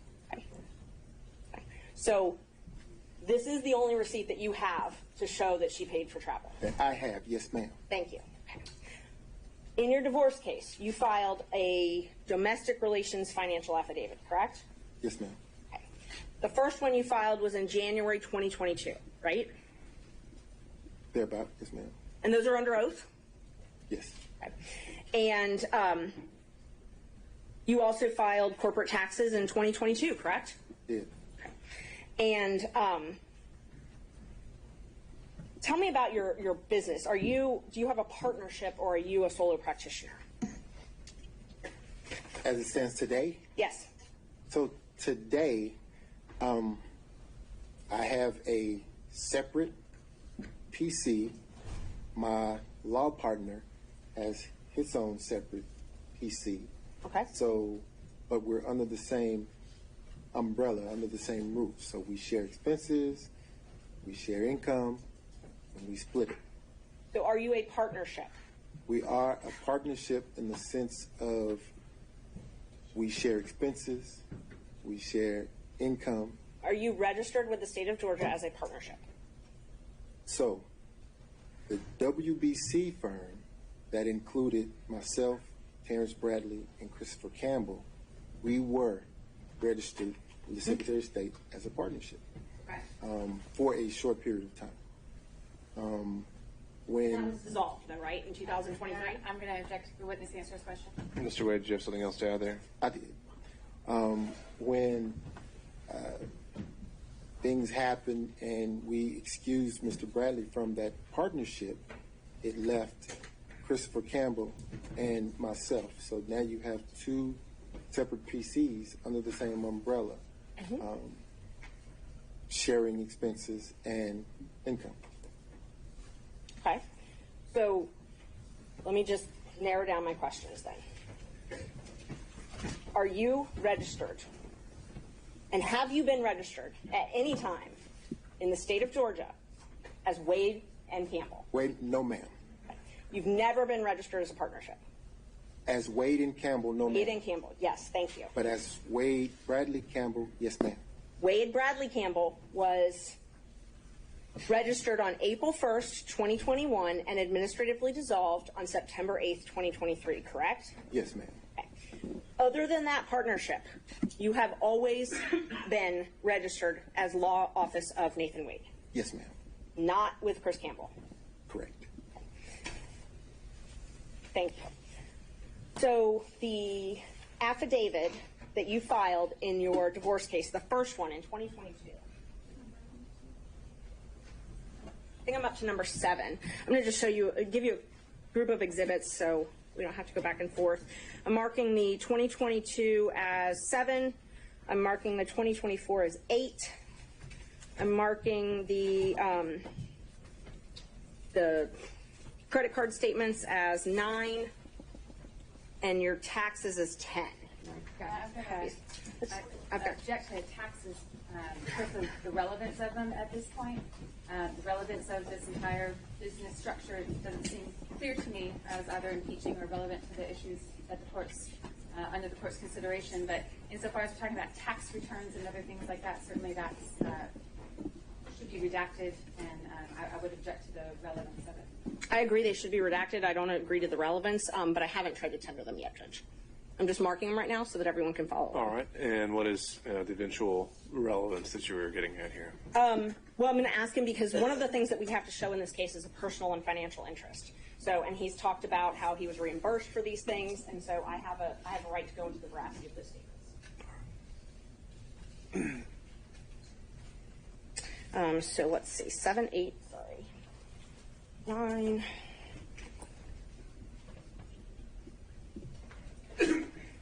And then 10. All right, so right now I'm just going to show you what I've marked as these exhibits. Can I see what you're showing? Oh, yeah, of course. They're all from the MSP traffic review.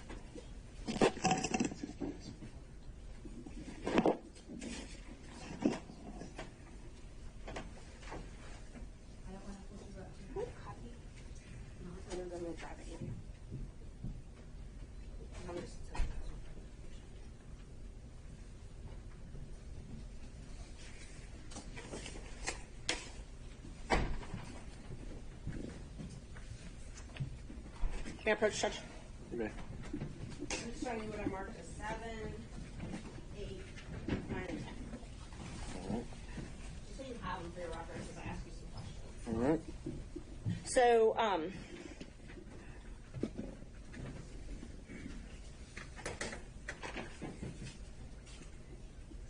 so these are sworn. I'm first going to ask you about the domestic relations financial affidavit. These are sworn. They're filed under oath, correct? Yes, ma'am. And the most recent one that you filed was filed on January 26, 2024? Yes, ma'am. So a few weeks ago. Yes, ma'am. And in that one, you said that you made $9,500 each month, correct? Yes, ma'am. You said that in 2022, well, in 2022, in this case alone, isn't it true you were paid $303,000, over $303,000? I was paid? Yes, in this case. Fulton County, by Fulton County. I see where you're going. So... And Judge, I just asked him to answer the question. If he wants to explain it, I've got no problem with that. Mr. Wade, just listen to the question asked and just answer the question asked. In 2022, isn't it true you were paid over $300,000? No, ma'am, that is not true. You were not paid over $300,000 by Fulton County? No, ma'am, I was not. Okay. How much were you paid in 2022 then? So, what I was beginning to explain was Fulton County wrote a check to my firm. Okay. What happens at that point is the checks are then deposited. As you have the bank statements, you see that. And then they are dispersed between the three of us. So there was Mr. Bradley, there was Mr. Wade, and there was Christopher Campbell. A third, a third, a third. So when you ask me if I was paid $300,000, the answer is no. I got a third of that went to my personal firm. Now, once the money was distributed to my personal firm, obviously the expenses come out of that, and I get, at the end of the day, whatever the profit is. So I did not get $300,000. No, ma'am. And let me just clarify. My question was not, did you put in your pocket $300,000? My question was the law firm of Nathan Wade paid over $300,000 in the year 2022? Again, a third of that came to the law firm of Nathan Wade. So you're saying that the law firm of Nathan Wade did not receive checks from Fulton County government over $300,000 in the year 2022? That's a different question. A third of the $300,000 came to Nathan Wade. Okay. Again, I'm not asking what went in your pocket. I'm asking, was the law firm of Nathan Wade paid over $300,000 in 2022? I'm just asking answers. I know, but I think we're dancing around the point there. So, final time, Ms. Merchant. That's fine. I can move on, Judge. Thank you. So you said that they were dispersed amongst all of you, or put into an account with all of you. So it's your testimony that for 2022, every check you received from Fulton County government went into an operating account with you, Bradley, and Campbell. No. That's not what I testified to. So the Wade, Bradley, and Campbell firm established an account when we decided to purchase a building in 2022. At that point, every piece of income that came into the entity went into that account. Okay. And then after expenses were paid, it was split a third, right? Once that was dissolved, then the funds would go into a different account, my account, one of my accounts. And then I would disperse the funds between now Attorney Campbell and myself, one half and one half. Okay. Make sense? It does. Let me be more direct then. So the Synovus operating account that you had for Wade, Bradley, and Campbell. Yes, ma'am. The checks from Fulton County from January of 2022 until June 17th, 2022, those checks were deposited in that operating account. Yes, ma'am. Starting on July 15th, 2022, the checks you received from Fulton County up until May 26th, 2022, all went into an escrow account that you had at Fifth Third Bank, correct? No, not all of them. Not all of them? Some of them, yes. So it's your testimony that some of your checks from July 15th, 2022 up until May 26th, 2023, some of them went into an account outside of Fifth Third Bank? Your Honor, I'm object to the relevance of the financial transactions. How much money you made is highly relevant in this case. It's the personal financial business and where the money was, and I mean, it's just a follow-up on other things that he's testified to. And why is how much money he made relevant? Because he represented it's very relevant. He filed an affidavit with the court saying, with another court, he told another judge that he made $9,500 a month. That's what he swore to. And all right, so this entire inquiry is just to establish that prior and consistent statement. Yes. All right. I'll give you a minute or two more to try that, but we're going to have to move on. Thank you. So I know you're saying that you only got a third of the $300,000, but you were paid over, the firm was paid over $300,000 in 2022, correct? So, Ms. Merchant, it's not what I'm saying. They're numbers. They're there. It's the truth. The funds were paid. They were divvied between the three of us, going into an operating account. Expenses paid out of it. Okay. At the end of that, the 9,000 figure is what you have. So that's where you got the 9,000 figure from. Yes, ma'am. And let's see.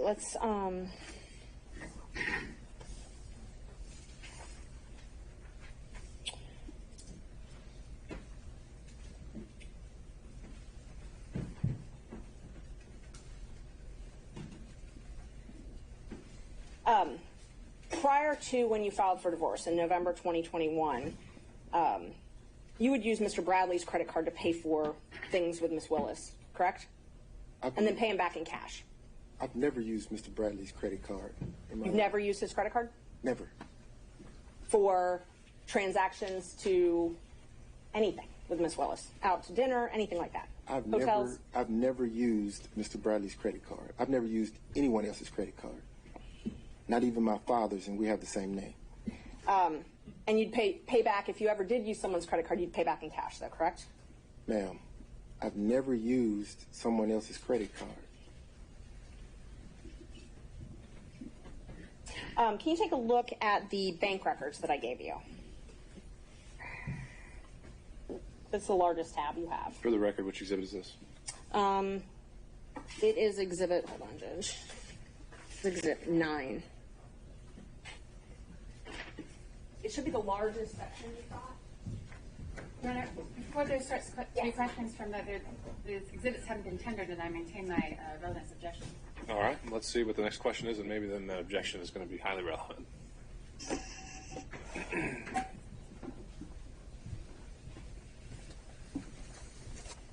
Okay. Is that an accurate copy of your Capital One statements that you provided in discovery to, is that an accurate reflection of your Capital One records? That I provided in discovery to whom? To your divorce lawyers, or that you provided in the divorce proceeding. Is the question, does he recognize it by sight? I'm asking if it's his statement, his bank I statement. think that is the question. Well, I mean, it's a thick document, but I believe you if you say that this is what my wife's divorce lawyer gave you. I believe it. Your name's on every page of that document, correct? On every page? Pretty much every page, if not every page. No, it's not on every page, no ma'am. They're all Capital One bank records. They are. Okay. Just take your time, look through it. Tell me if there's anything that you think is not yours. No, they appear to be. Okay. And those bank records show that you paid for travel with Miss Willis. Yes, ma'am. Your Honor, I'm going to object the relevance of these documents and the. Well, I think, are you tendering Exhibit 9? I'm going to, Judge, and they're highly relevant to the whole Well, reason. you asked him a question about the contents of them, and they haven't been admitted yet, so why don't we start there? Thanks. Those show travel that you and Miss Willis took.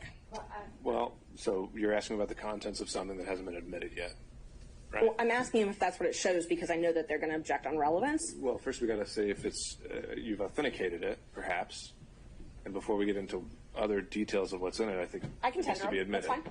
fine. I move to admit them. All right. Object on relevance. On relevance.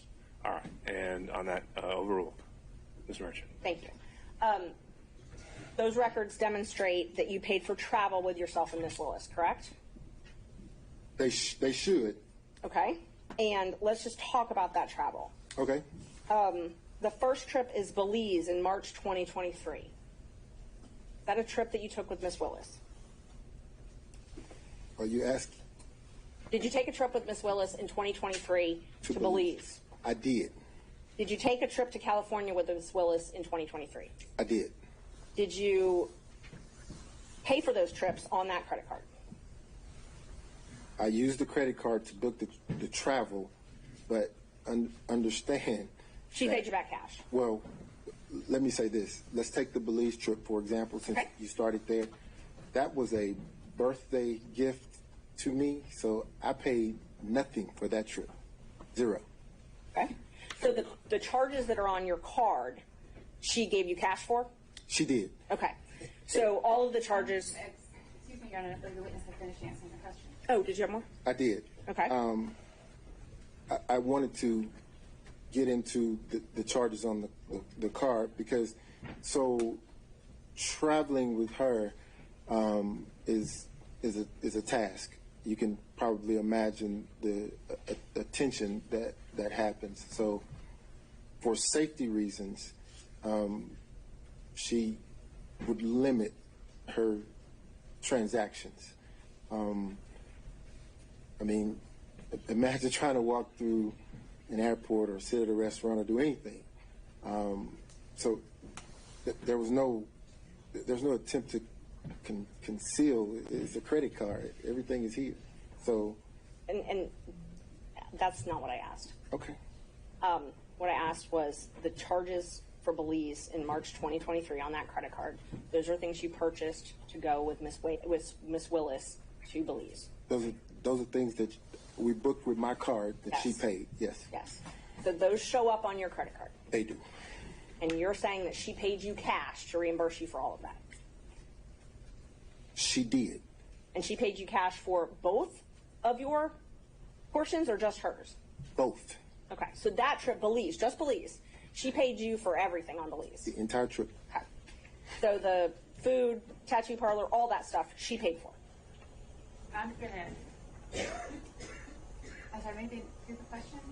There was no tattoo parlor in Belize. The charges, there's a tattoo parlor on the charges. I'm not getting into what it was for. I'm just asking if everything that's on that card related to Belize, she paid you back for. She paid for, yes, ma'am. Okay. Let's talk about California. In May 2023, you all went to California together. Yes. And you booked plane tickets. Yes, And her name was on those plane tickets. they were. And so I know you said that you were worried about security and things like that, but that was in her name. When she traveled, she had to use her name. Oh, so the plane tickets, yes, ma'am. Okay. And you paid for those plane tickets, and you paid for a hotel. So, again, the card, yes. You used your credit card, and I'm not asking about after what happened. I'm asking, did you use your credit card to book your flight and hotel to California? I did. And there's a lot of Ubers on there as well for California. Did you pay for those Ubers as well? Yes. Did We Miss were Wi- in Napa. And you're saying that Miss Willis, are you saying that Miss Willis paid you back for that? Yes. Did she pay for the entire trip, or did she pay for her half of the trip? The Napa trip, she paid for the excursions. So the expenses sort of balanced out. I mean, there was never, let me be clear, there was never a time when I would say, hey, I bought dinner. Dinner cost $25. You need to give me $25. If you've ever spent any time with Miss Willis, you understand that she's a very independent, proud woman. I'd object. So she's going to overruled, Mr. Wade. So she's going to insist that she carries her own weight, and it actually was a point of contention between the two of us. She is going to pay her own way. So let me re-ask the question to make sure that you answer it. A California trip that you paid for, saying that she did not pay you back for cash. Instead, she paid for excursions, and you believe that was roughly half. Now, she gave me some cash, yes. But what I'm saying is everything that we did when we got into Napa, she paid for. The trip that she booked on her credit card in Miami, did you pay her cash back for your half of that? No. So you never paid her back for the tickets she bought for you? No. I would say I did pay her back because there were times when I would pay for dinner. Okay. She would pay for dinner. It would balance out.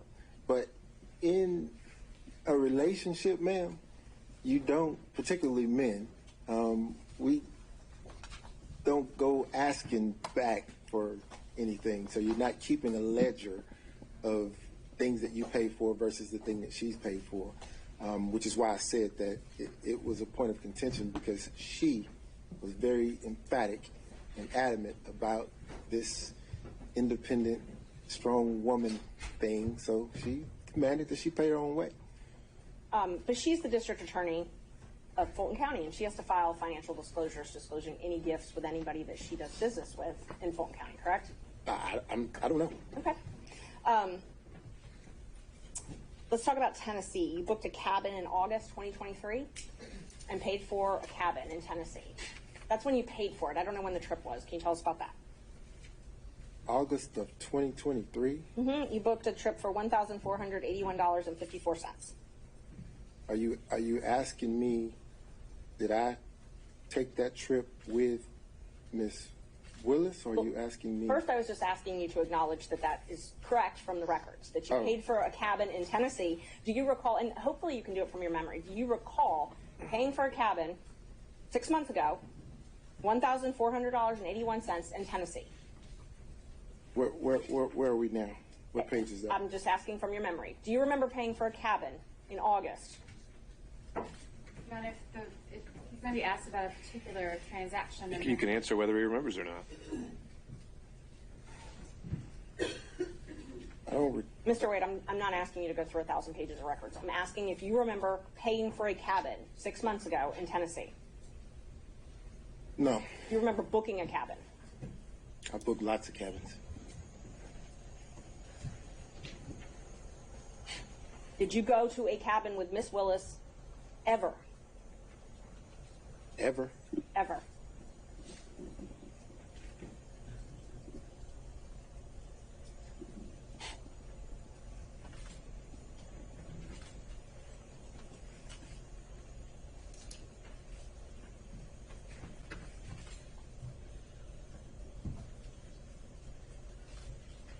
No. You've never gone to a cabin with Miss Willis? No. Have you ever gone to Tennessee with Miss Willis? Yes.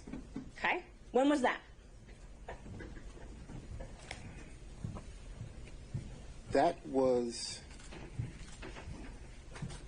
around 2022, early 2022. Early 2022? Okay. It was a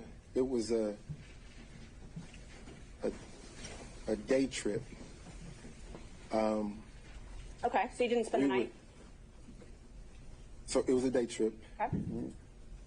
We would drive there, have lunch, drive back.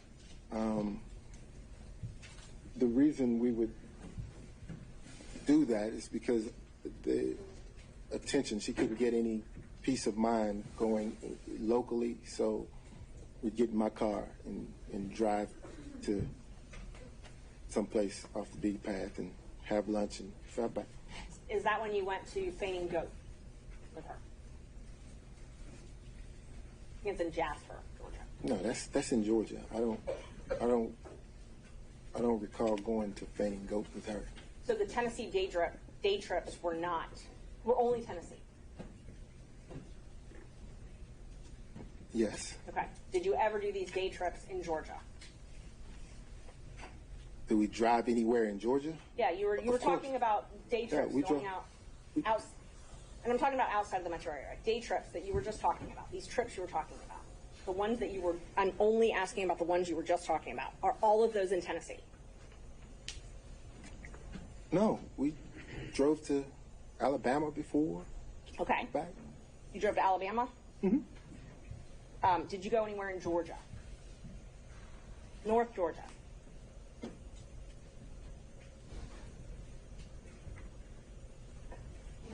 I'm going to object. If he wants to direct his attention in some way to a time frame or a location, then I think it might be easier for the witness to accurately answer. Ms. Merchant, I think if you don't have the specific details yourself, we need to start getting into specifics or more maybe broadly phrased questions. You can't just be exploring around indefinitely. Is it fair to say that you've taken so many trips with her you don't even really remember all the places you've gone? So many trips? You're having trouble remembering if you went to North Georgia or not. Well, you're asking me about specific places, and I want to be candid in my responses, so I have to jog my memory because these are places that I have frequented, but not with her. So I want to make certain that if there was ever a time that she accompanied me, that I was candid in that response. Okay. Aruba, October 2022. And I've got business record certificate for these, Judge. Might be a little faster. But did you take a trip with her to Aruba in 2022? Yes, ma'am. So that Aruba trip was a package deal there. My mother had recently retired, and I decided to take my mother on a cruise. Okay. And the second leg after the cruise concluded, D.A. Willis and I went to Aruba. So that was all one trip, if you will. Okay. So my question was, did you go with D.A. Willis to Aruba in 2022? I did. Thank you. And you paid for that trip using your business credit card, correct? I did. Okay. And you paid for a cruise as well, correct? That's the cruise I was referencing with D.A. Willis, my mother, and myself. Okay, and because there's two cruises, so let's just talk about the first one. Okay. So the first one was that's the one with your mother. Yes. And so you introduced D.A. Willis to your mother that trip. You all took a cruise together, the three of you. Yes. After the cruise was done, you and D.A. Willis flew to Aruba together, and your mom flew home. Yes. And you paid for all of this with your credit card, on your business credit card. I did. And are you saying that Ms. Willis paid you cash back for that? She did. But let me make this distinction though, because the number that you're looking at reflects the 3 people on the cruise ship. There were things that my mother and I did, just the 2 of us, that D.A. Willis didn't do. And I'm not attributing that. I did not. My math is not good, but I did not include anything with your mother on those. You wouldn't be able to see it because it's not separated out. It just shows a charge on the account when actually it would have been something with my mother and I. Judge, may I approach with exhibits 10 and 11? They're both certified business records one's from Vacation Express, one's from H2. I thought 10 was taxes. I'm sorry, 11 and 12.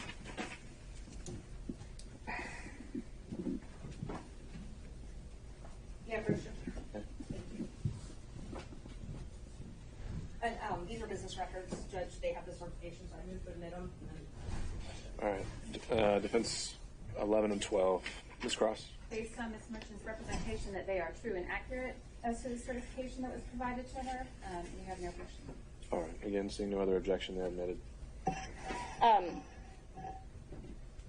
So the trip to Aruba alone for you and D.A. Willis was $3,835.26, correct?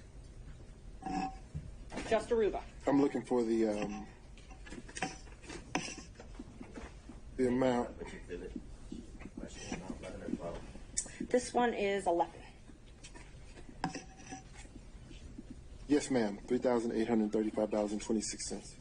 And then the Royal Caribbean for just you and Miss Willis was $1,269.70, correct? No, ma'am. Your mother's got a different line item on there. I'm talking about the cruise, the actual cruise cabin. I think you need to rephrase that as in the form of a question, Ms. Merchant. Did you pay Royal Caribbean for yours and Miss Willis's cabin $1,269.70? Where are we? Which page? We're on the receipts. There's just a few pages of receipts on exhibit number 11. Okay. I'm in 11.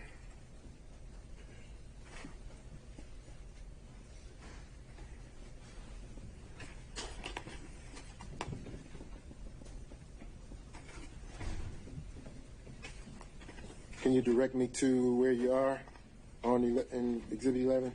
The receipt for Royal Caribbean.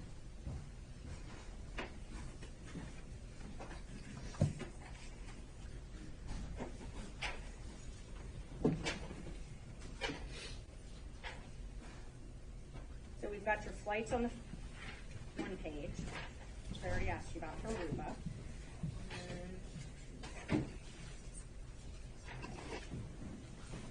And just for the record, I blacked out their dates. And then Royal Caribbean may be on. Oh, it's small. It's hard to read. It's very hard to read. So let me ask it this way then. Do you recall paying around $1,269.70 for a Royal Caribbean cruise for you and Miss Willis? You don't remember that? That amount seems kind of small. I don't. Okay, so you believe it was higher. Yeah. Okay. While you were in Aruba, then you bought a cruise, a Norwegian cruise, right? And that was the New Year's Eve cruise? While I was in Aruba, no, ma'am. The credit card documents that were admitted earlier show the purchase date when you were in Aruba, but you don't remember doing that in Aruba? I didn't purchase a cruise while I was in Aruba. That may be when the cruise company decided to run the invoice, but I didn't purchase a cruise in Aruba, no, ma'am. around the time you went to Aruba, you purchased a cruise for Norwegian for you and Miss Willis to take for New Year's, correct? Before I went to Aruba, yes, ma'am. And that was roughly $3,387. The cruise to Aruba. I mean, the Norwegian cruise. So that cruise was with my sisters. Okay. And the number that you are seeing would reflect my buying dinner for my sisters and their husbands. I'm just talking about the cruise, the amount that was paid for the cruise ahead of time when you booked the cruise. I'm just talking about that. Okay.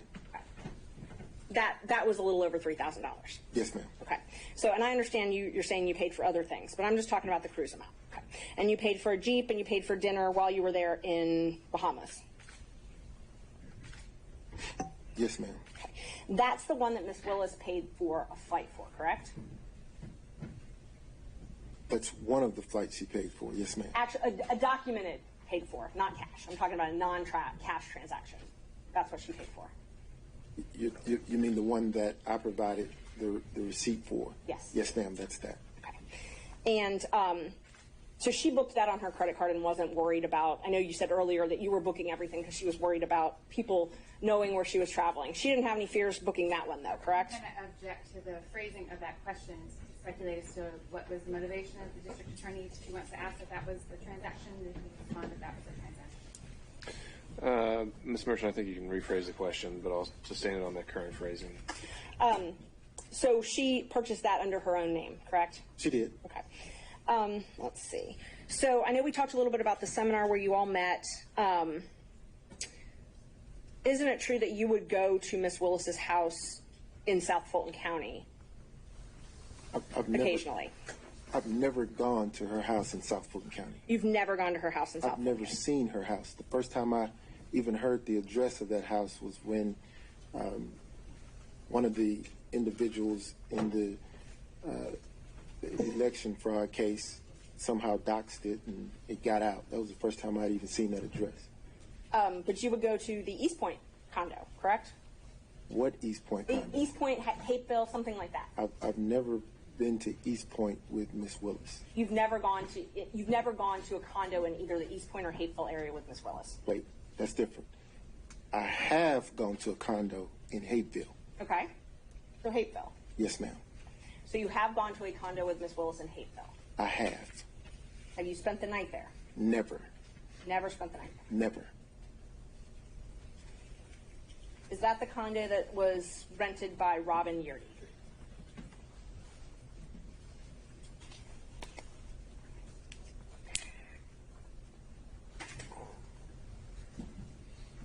I believe it was. And other members of the DA staff were there as well, correct? Sometimes. I've never been around other members of the DA staff at a condo in Hapeville. There's never been any security for Miss Willis? Not around me. Did you ever ride with Miss Willis with her security detail to and from the house? No. You served on Miss Willis's transition team, correct? Yes. And you were part of all of her interviews where she interviewed and re-interviewed employees? I would say probably 98, 99% of them, yes. Is it fair to say you took an active role in these interviews? Yes, ma'am. Prior to this, you'd never worked at a DA's office, right? Have I ever worked in her DA's office? At No, a ma'am. DA's office, any DA's office? No, ma'am. Have you ever managed a large law firm or a large? I'm going to object to the relevance of these questions. Ms. Merchant. He served on her transition team, and so what we're trying to prove is that there's a personal and financial relationship, and that it was improper. And so, whether or not he had experience to serve on this transition team, I think is relevant. Right. I think I already said that we don't need the evidentiary hearing on that point. I'll move on. It's sustained. Terrence Bradley also received a contract for Fulton County, correct?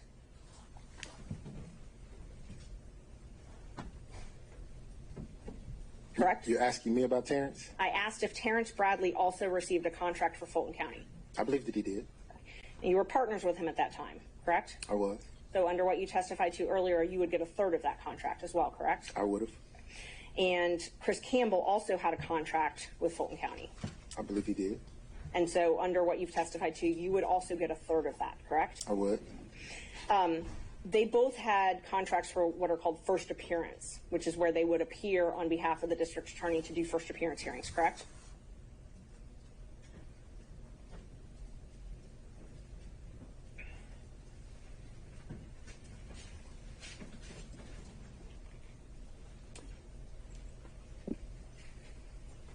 I believe they did. Okay. And they also had what's called a taint contract. They both entered into them January 25th, 2021, correct? Filter, yes, ma'am. Taint or filter? Yes, ma'am. And that was for work in the anti-corruption unit? I don't know that it was anti-corruption. I think that it was civil rights, maybe. Okay. And Judge, the DA's or Fulton County's come and I guess brought a certificate now, so we would move to admit the contracts. I've got those. Under that certificate, I was planning on doing it under the open records officer, but I believe now they've certified it. I haven't looked at everything they've certified though. So I'm going to ask that the document be looked at and confirmed prior to its submission. All right, Ms. Merchant, is there anything else? What other areas were you planning to cover on his direct other than these documents? I'm planning on introducing all of the contracts and invoices, but I haven't had a chance to look at what Fulton County certified. So I'm planning on introducing those and then not much. Can we do the not much? We'll do the not much, and then we'll get back to the contracts. Okay, yeah, definitely. Okay, so this taint contract, and we're not admitting these right now, but if I represent to you that they say anti-corruption unit, can you tell us what a taint attorney for an anti-corruption unit would do? I didn't have a part in those contracts. They were your partners at the time, though, correct?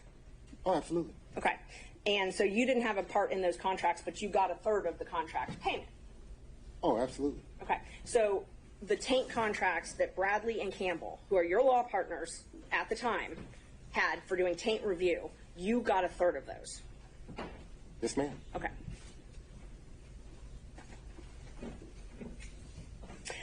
You signed a confidentiality agreement with the DA's office as well, correct? I did. And I think I'm up to Judge 13. Marking that as number 13. Yeah, approach, Judge. You're good. Showing you a copy of what I marked as number 13. If you could take a look at that and tell me if that is the confidentiality agreement that you signed with the district attorney. It is. Okay. And this basically says you can't talk about anything that happens inside the DA's office, right?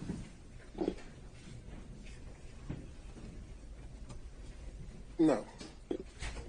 It doesn't say you can't talk about it? No. You said it basically says that I can't talk about anything that happens inside the DA's office, and that's not what... Are you tendering this exhibit? I am, yes. We would tender 13. Ms. Cross. Fail to see the relevance, so I'd lodge a relevance objection, but otherwise.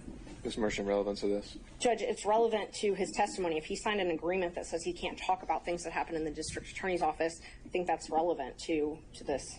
I also think... How? That because it's motivation in his testimony. I mean, whether or not he's going to testify to something. It's also been certified. I mean, it's part of the record as from what Fulton County gave us.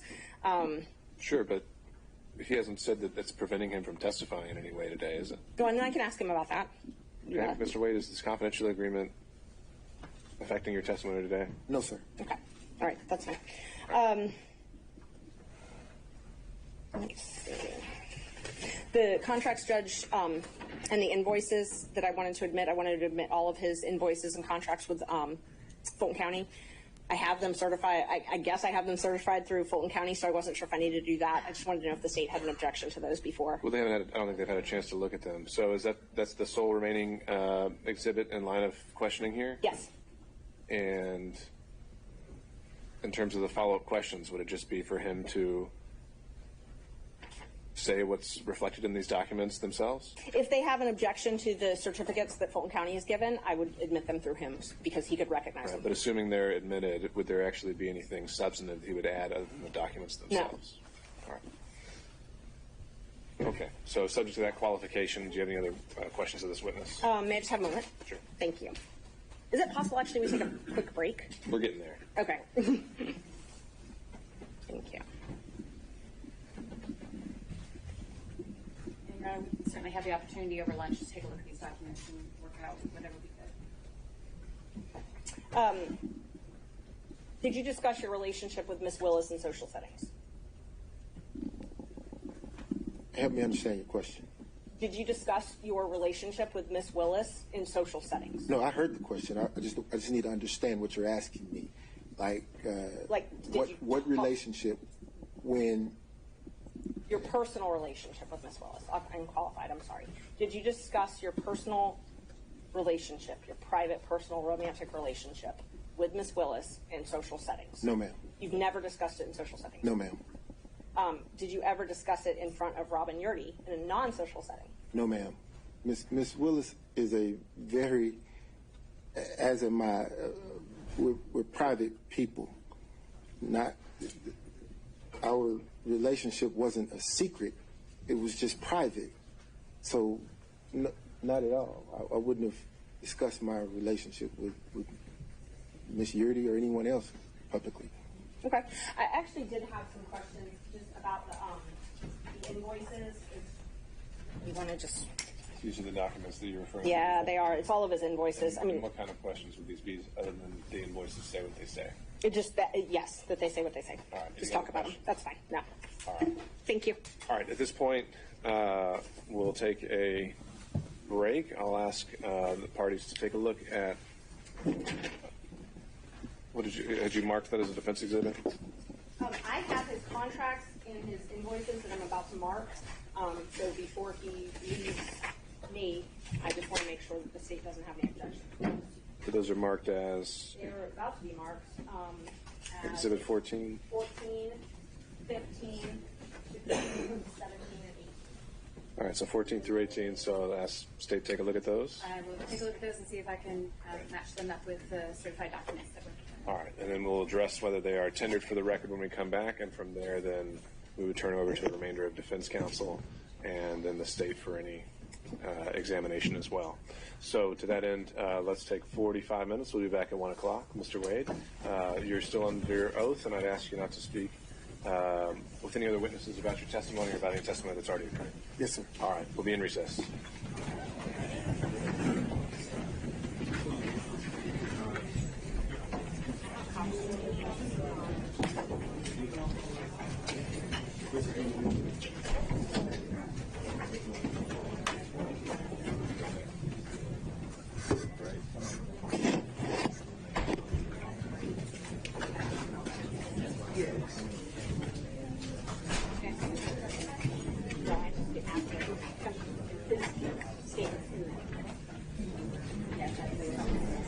Well, they're in my phone.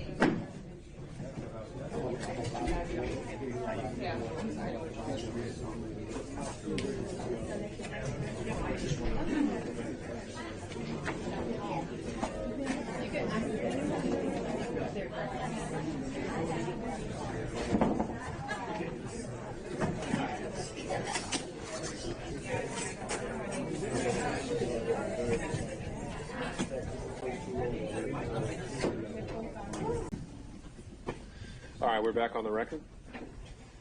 And Ms. Cross, did you have enough time to review the production of documents provided by Fulton County? I did. Ms. Merchant had marked defense exhibits 14, 15, 16, 17, and 18. Insofar as exhibits 15, 16, 17, and 18, there's documents that I recognize, and I don't have any objection to those. They clearly came from Fulton County.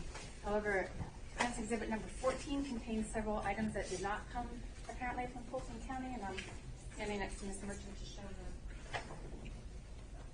that they're not in that group of. I don't know. The county attorney, I got them from the county. So it was me come back and testify. I can't agree that the documents that are not in the certified bundle are properly admitted as part of the exhibit. Okay, Ms. Merchant, would you like to repackage and present to Ms. Cross Defense Exhibit 14? They're exactly what I got from the county attorney. Apparently, they didn't want to testify, so they gave us a certification, but didn't put these in, so they're going to have to testify. So I got them from them. The documents that the difference between the two document productions. What is the difference? Bank records, credit card statements, things like that that wouldn't ordinarily be part and course of the Fulton County records. But I got them from the Open Records portal, so that's where I printed them. No, I understand. But the difference in production, Ms. Merchant, you've taken a look at them, and they're actually material to your case. Yes.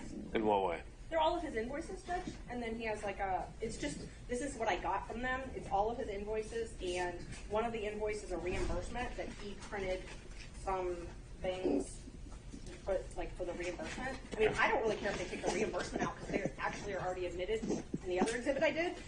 I don't have any problem with the invoices. The invoices are clearly the records and contained in the certification. So if we remove the items that are in dispute, then I don't have an objection to that. They're already in exhibit. So you're removing them? Yeah, that's fine.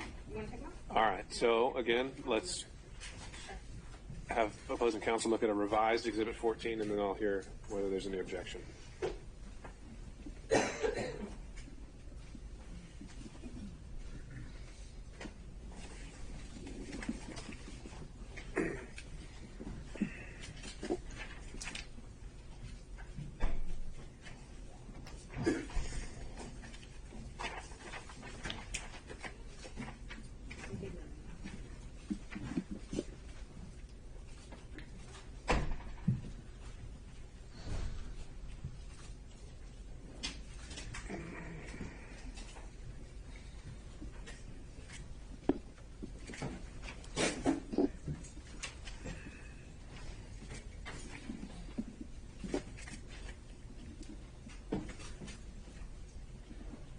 The revised exhibit number 14 contains only the invoices that were submitted, and the state has no objection. All right, then, not seeing any other issues from other counsel, we'll note Exhibits 14 through 18 have been admitted for the record without objection. I think at this point it'd be good to make sure we've got, 1 through 18 with the court reporter. Others, but do you want me to give them to the witness? Let's, if he's done looking at them, let's just get them all compiled and organized and with the court reporter in case other defense counsel are going to reference them. No, it wasn't for him to have them all. We just need to have 1 through 18 organized with the court reporter. Yeah. So you want me to take all the exhibits back? I think we ought to do that. Thank you. Yeah. This is.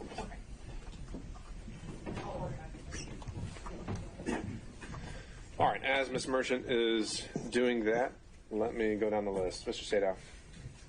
Your Honor, if the court will permit, Mr. Gillen is going to ask some questions that I was going to ask, and I'd like to be able to just follow up if there's anything that doesn't touch on that or work. Let me just to keep it consistent, I'll go in order.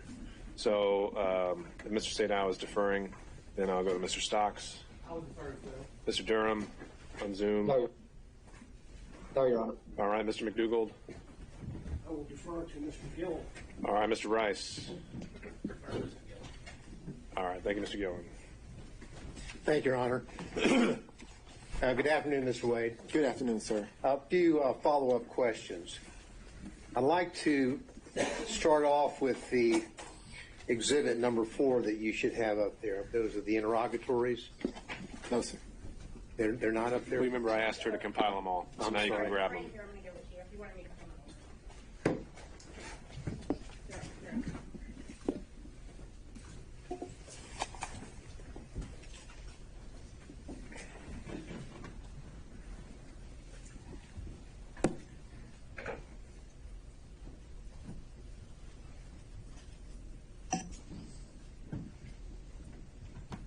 Yes, sir.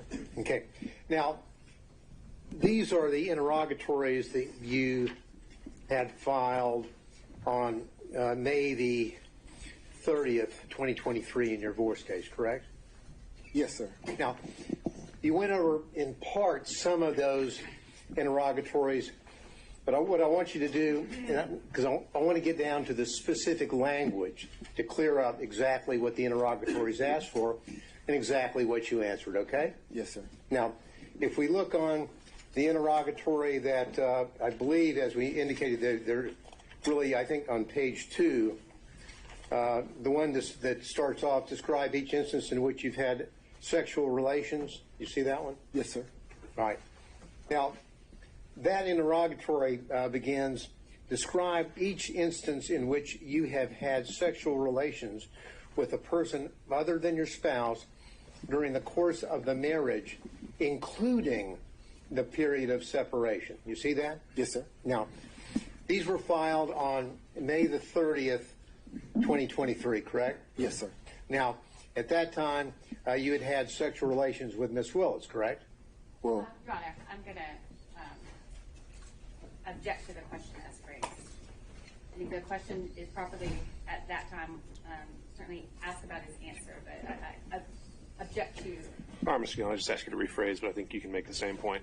Well, Your Honor, it's a specific interrogatory, and I would, so the words do matter, and I would like him to answer whether or not he'd had sexual relations with Miss Willis, because if he answered yes, then this interrogatory is a false interrogatory. So I would ask the court's indulgence. I'm not here to jump into some salacious bedroom situation, but this is an interrogatory that matters. So I would ask the court's indulgence. Ms. Cross? These questions have been asked and answered several times. I understand Mr. Gillen is coming at it from a different way, but this question is not substantively different than those that have already been asked and answered in the information that he is seeking. All right, Mr. Gillen, I'll allow maybe this question and one more, but I think you are asking it in a different way, and I'll ask you to stick to the point. Right. Now, as of May the 30th, and may I ask the question that okay, thank you, Your Honor. As of May the 30th, 2023, you had had sexual relations with Miss Willis, isn't that correct? The interrogatory, sir, asks during the course of the marriage and the period of separation. Excuse me. My response, Your Honor, I would ask that the court direct the witness to answer my question, yes or no. As of May the 30th, 2023, had you had sexual relations with Miss Willis? Yes, Mr. Gillen, let's start with at the higher level whether he believes he answered it truthfully, and then we can drill down into why or why not he doesn't, and maybe we'll end up exactly where you left us.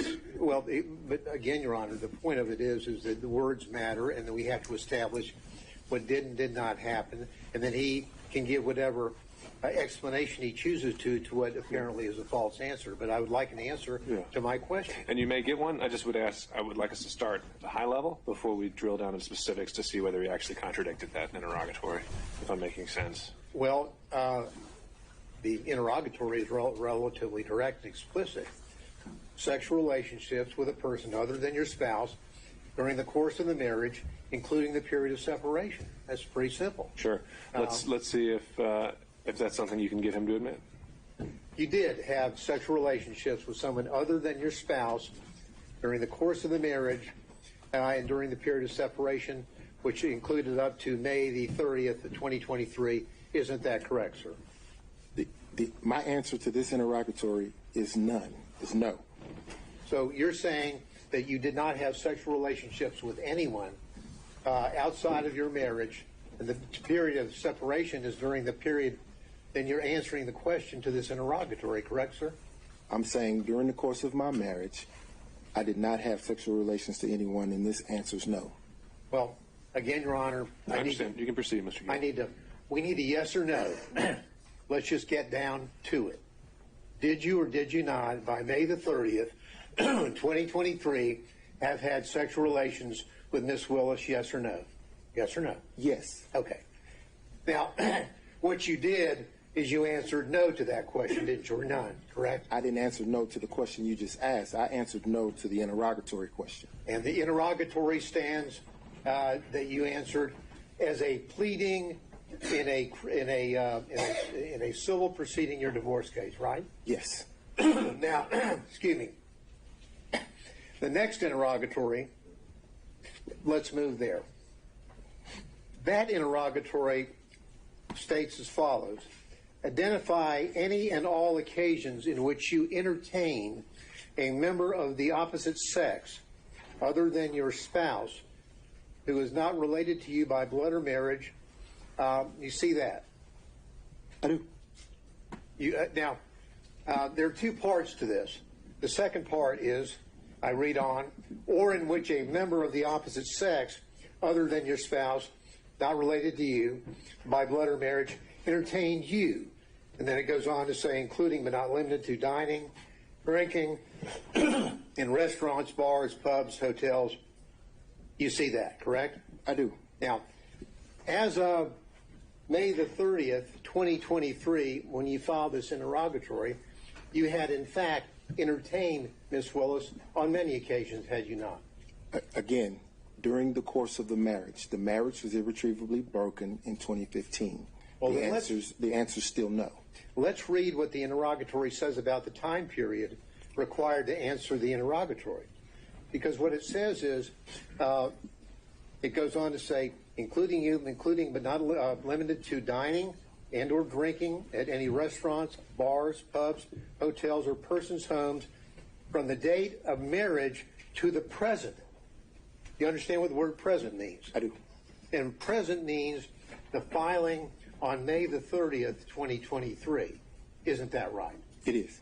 So as of May the 30th, 2023, you have done a lot, or you had done a lot of entertaining of Miss Willis, had you not? I had done some, yes.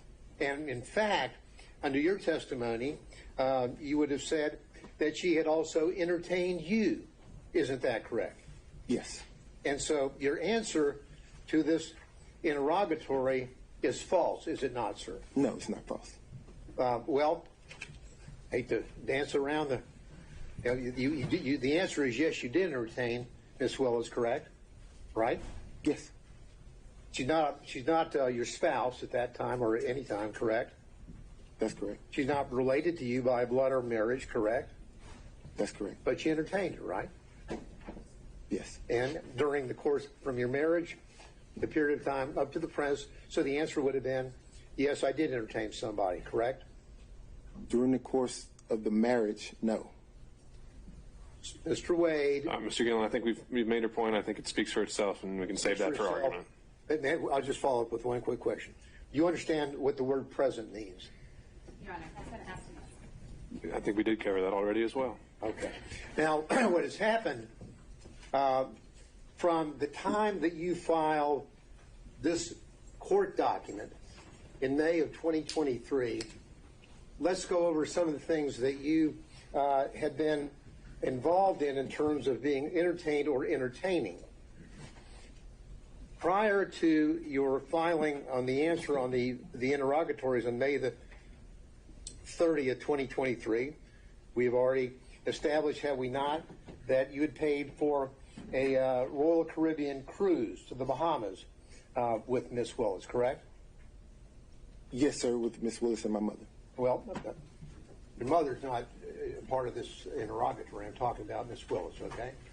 So you paid and caused to be paid approximately $3,335 on that trip, Bahamas trip, from October the 28th through October the 31st, correct? Your Honor, objection. I think we've touched this ground several times already. Mr. Gillen, let's cover new ground. Well, I'm just trying to establish with specificity the things that he had done to entertain or be entertained prior to May the 30th, 2023. I'll try to move through it quickly. Sure. Well, that's already part of the record in terms of his prior testimony, and so if you want to link those two things together, you can do that during argument. Well, so let me discuss this. You indicated that during the course of your explanation concerning the Belize trip, that Ms. Willis paid you all that money back in cash. Remember? Yes, sir. Now, the Belize trip had just happened, hadn't it? That occurred in March 18th, 2023, right? Yes, sir. So you're filing this maybe 2 months after you have gone to Belize with Ms. Willis, correct? Again, I believe all of this is our... I think you might be getting somewhere new. We'll see. Yes, sir. So we've got the trip in to Belize on March the 18th, 2023. You and Ms. Willis, correct? Yes, sir. Now, 2 months later, you file the interrogatories that speak for themselves that we've gone over a few minutes ago, correct? Yes, sir. Now, the March the 18th, 2023, to state the obvious, is before May the 30th, 2023. Will you agree with me on that? I do. Okay. So then you tell us that Ms. Willis paid you in cash all the money for the entire trip. It was a gift for you for your birthday, correct? Yes, sir. And I'm sure you probably have the deposit slips where you took the cash and deposited the cash into your account, don't you? I did not deposit the cash in my account. You don't have a single solitary deposit slip to corroborate or support any of your allegations that you were paid by Mrs. Willis in cash, do you? No, sir. Not a single solitary one. Not a one. Now, when Miss Willis would pay you in cash, would you scamper down to the ATM with her, and as she drew money out of her account Your to Honor. pay you these thousands of dollars? Mr. Gillen might scamper, but there's been no evidence that Mr. Wade does. I object to the phrasing, the argumentative nature of the question. On that issue, overruled. Did you and Miss Wade scamper down to the ATM machine and have her draw out? For example, on the Belize trip, just on your payment would have been $2,794. Miss Wade. For clarity, yeah, thank you. Pardon me? Miss Wade and I didn't go to Belize. No, excuse me, Miss Willis. I'm sorry. Did you go down to the ATM with Miss Willis while she drew out $2,794 to pay you in cash? Did you go to the ATM with her? No, sir. She didn't go to the ATM. She carried the cash. Oh, and so she would give you the cash. Did you have a little place in your house where you just stack up all this cash that you apparently got to repay you for these benefits that you bestowed on her? Well, Mr. Gillen, if I answered that, I'm putting myself in jeopardy. If I tell the world that I have cash someplace in my home, don't you think that could be problematic? No, I don't. I want an answer as to whether or not you have a little cash hoard in your house where you have allegedly taken the money that you got from Mrs. Willis and went and put it somewhere. Where'd you put it? No, sir. Now, just put it on the hip and kind of walk around money? Did I put it on my hip? Yeah, just walking around money where you would spend cash yourself? Let me finish. Did I put it on my hip in Belize and walk around with it? When you got paid back, would you take the money, the cash that she gave you, and would you just carry it around with you for spending money around town? So we have to break down each trip because, for example, for the cruise, she paid me the money before we took the cruise. So I was here, and I could put the money in my pocket or put it away wherever I wanted to do with it. Other trips, she would give me the money there. So at that point, I could either spend it or put it in my pocket or put it in the hotel safe. There's no special place that you would have all this cash that you would be getting from her that you've told us about to pay back for the benefits that you have bestowed on her? The only special place that cash would have gone would have been to one of my children. Okay. Now, are you aware, have you discussed these pleadings with Miss Willis? No, sir. So there's been no discussion between you and Miss Willis about the allegation concerning the benefits that you have bestowed on her. Is that correct? The phrasing, the benefits bestowed upon her, I don't believe that's an accurate reflection of the testimony, and I don't think that's the appropriate I think overruled. You can answer the question. Okay. When you said proceedings, are you talking about the divorce proceedings? Because we were talking about the interrogatories. To that question, the answer is no. If you're at, go ahead. I'm sorry. Go ahead with your answer. I'll hear the complete answer, then I'll follow up. Okay. If you're asking me about this hearing, the proceedings of this hearing, have we discussed the financial piece based upon Mr. Roman's motion? Yes. So you have discussed the financial piece. Where did that discussion take place? Conference room. Were you other people there, or were you and Ms. Willis discussing this about what your position was going to be? Relevance of this. Well, Mr. Gillen? and the relevance has to do with suddenly we have a declaration from Mr. Wade in this case where he says roughly equal and then shows one alleged payment by Ms. Willis. No mention of cash, none. So I need to find out a little bit more about how suddenly we have this revelation about cash from the witness stand today. Overruled. So we part company there when you say no mention of cash.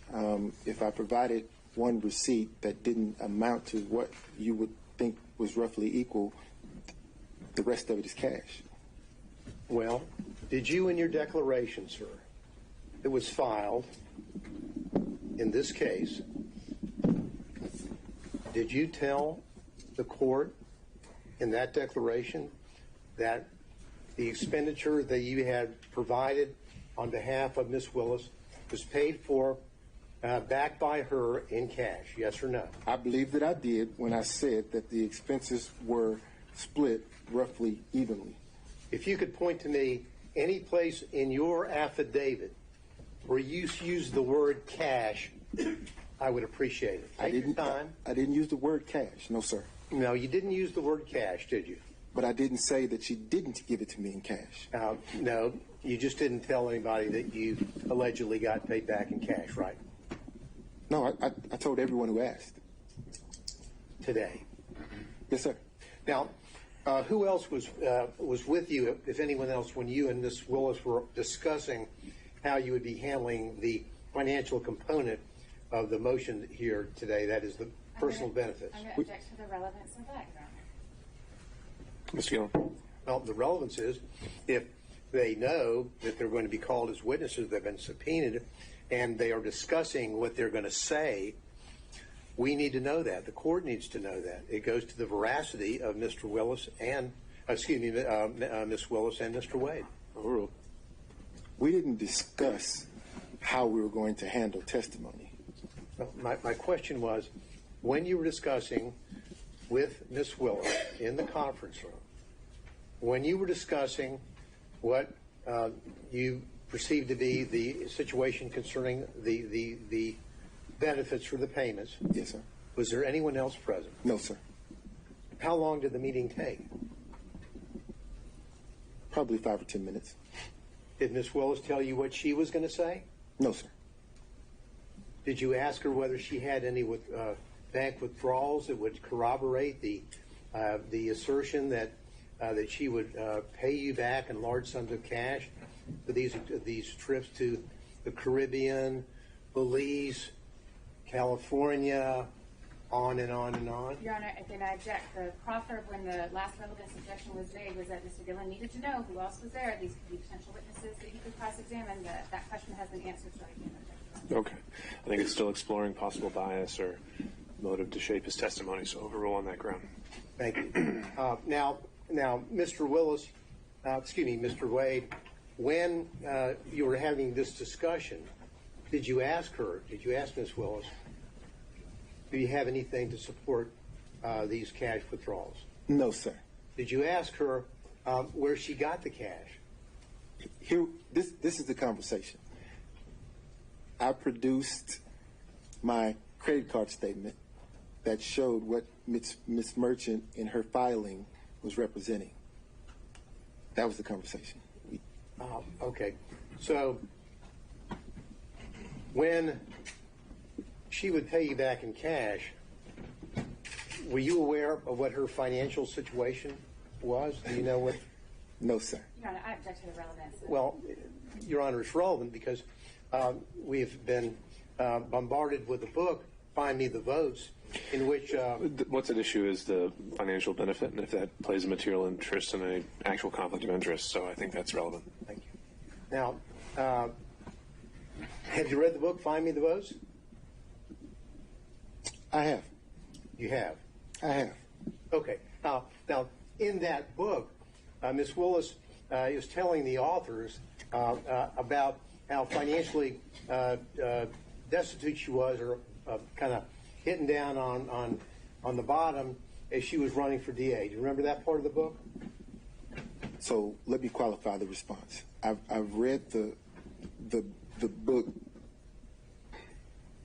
in parts. I hadn't had the time to sit and read the book in its entirety. Did you read that part about how she's telling the authors about how little money she had and how financially she was in bad shape prior to when she was running? Did you read that part? No, sir. Did you ever have discussions with Ms. Willis about her financial situation, which was in apparently in rough shape prior to her being elected DA? No, sir. Ms. Willis made it clear that her financial business was just that. It was her business. I know nothing about her financial status. I know nothing about how she was faring before or after the election, or even now. I know nothing about her finances. You're telling us that she didn't share that with you, but chose to share it with the authors of a book that's been published and printed and sold nationally. I think that's a fair question for Cross. I don't know that she shared it with the author. I don't know that the author is telling the truth. I don't know the author, so I don't know, sir. Okay. Now, did you give an interview to the authors of that book? I've given no interview, sir. So you haven't talked to them at all, correct? I haven't talked to any media. All right. None. Now, as it relates to the... I'd like to, though. As it relates to, again, from your bank records that you're aware of, there'll be no cash deposits, right? I didn't say that. Are there cash deposits which line up with the money that you have allegedly received from Ms. Willis to, quote, pay you back for her part of the trips? So here's the thing. In my bank records, you will see cash deposits. You will see check deposits. I can't say that you look through the bank records and you won't see cash deposits, because I have two sources of income, sir. Income comes from my private practice, my firm, and income comes from the contract here with Fulton County. During the course of private practice, occasionally I will have occasion to deposit cash into my account. And in preparation for this hearing and your testimony, did you go through your bank records to find out if you could locate any cash deposits that would corroborate your testimony? No, sir. I didn't go through my bank records at all. Now, so what you would do, the money that you received, of course, the money that you received from your work for Fulton County, that's public funds, correct? No, sir. That's private funds. It's my public funds pay you to do work for Fulton County, correct? Tell me what the definition of a public fund is. A public fund would be funds, as in not fund, but funds, money. Public money, as in money from taxpayers, either in Fulton County or the state of Georgia, pay you to do the work that you're doing here in this case, yes or no? One or the other, I'm certain. You know which one? The case. I don't know which one, no, sir. Now, you would take those public funds, and those public funds were then deposited in your account, and they were then used to pay on the credit cards for the trips that you would take with Ms. Willis, correct? I object to the question insofar as the characterization of public funds. The witness didn't testify to that, and I don't believe there's been any evidence to that. Once it's paid to Mr. Wade, it's private funds. Well, the point of it is that you got money. All right, Mr. Gillen's rephrasing. Yeah, I'll rephrase. Let's break it down. you got money from Fulton County for the work that you do here, right? Yes, sir. You would send in invoices, and they would pay you money, correct? Yes, sir. Those money, that were private money, that money was money from either the citizens of Fulton County or from the state of Georgia, correct? That's what I mean by public funds. Agreed? Well, but I guess I'm having trouble with the notion that the citizens of Fulton County have paid me any funds. I'm not certain the funding source. I can tell you that either the state of Georgia or Fulton County has written me a check. So that would be, those two entities are public entities, correct? Yes. So that would be public funds, right? Right? Yeah. Yes. And those public funds are from the same source that you would then use to pay out on your expenses for the trips that you took Miss Willis on, correct? No, sir. As I testified to moments ago, I have income coming in from my law firm. I also have income coming in from the funds that we're here discussing now from either the state of Georgia or Fulton County and or both. I'm not certain what it is. Sorry, that I didn't mean to cut you off. Go ahead. So to say that I'm paying a credit card statement with funds coming from Fulton County or the state of Georgia would not be an accurate statement, because the funds could have very well come from my private practice. What percentage of your income in 2022 came from money where you're working on this case or from your partners working for the Fulton County office? In 2022, I would say 50-50. You think 50-50 in 2022? Yes, sir. What about 2023? Probably 60-40. 60-40. Yes, sir. So the money that would be in those accounts, at least 60% of those, in your view, would be public funds, that those monies were then used to pay for the expenses that you had incurred for the trips that you took Miss Willis on, the cruises, the Napa Valleys, the Bahamas, correct? Right? Yes, sir. Okay. And now, what you did is that when you signed on in November 1st of 2021, that's when you signed on to be counsel for the anti-corruption matters, right? Yes, sir. Now, as you know, in your engagement letter, it doesn't say that you're signing on and your scope of work is to work on the Trump special grand jury investigation, does it? No, sir. It says that you're signing on to work on anti-corruption, the anti-corruption unit matters, correct? Yes, sir. Matters with a plural, correct? Yes, sir. So in your contract, there is no specific reference to any specific case. Isn't that right? That's correct. Okay. Now, but you didn't sign on for the duration. There was a period, you'd have a contract, and then it would then expire, and then you would have a new contract, correct? Yes, sir.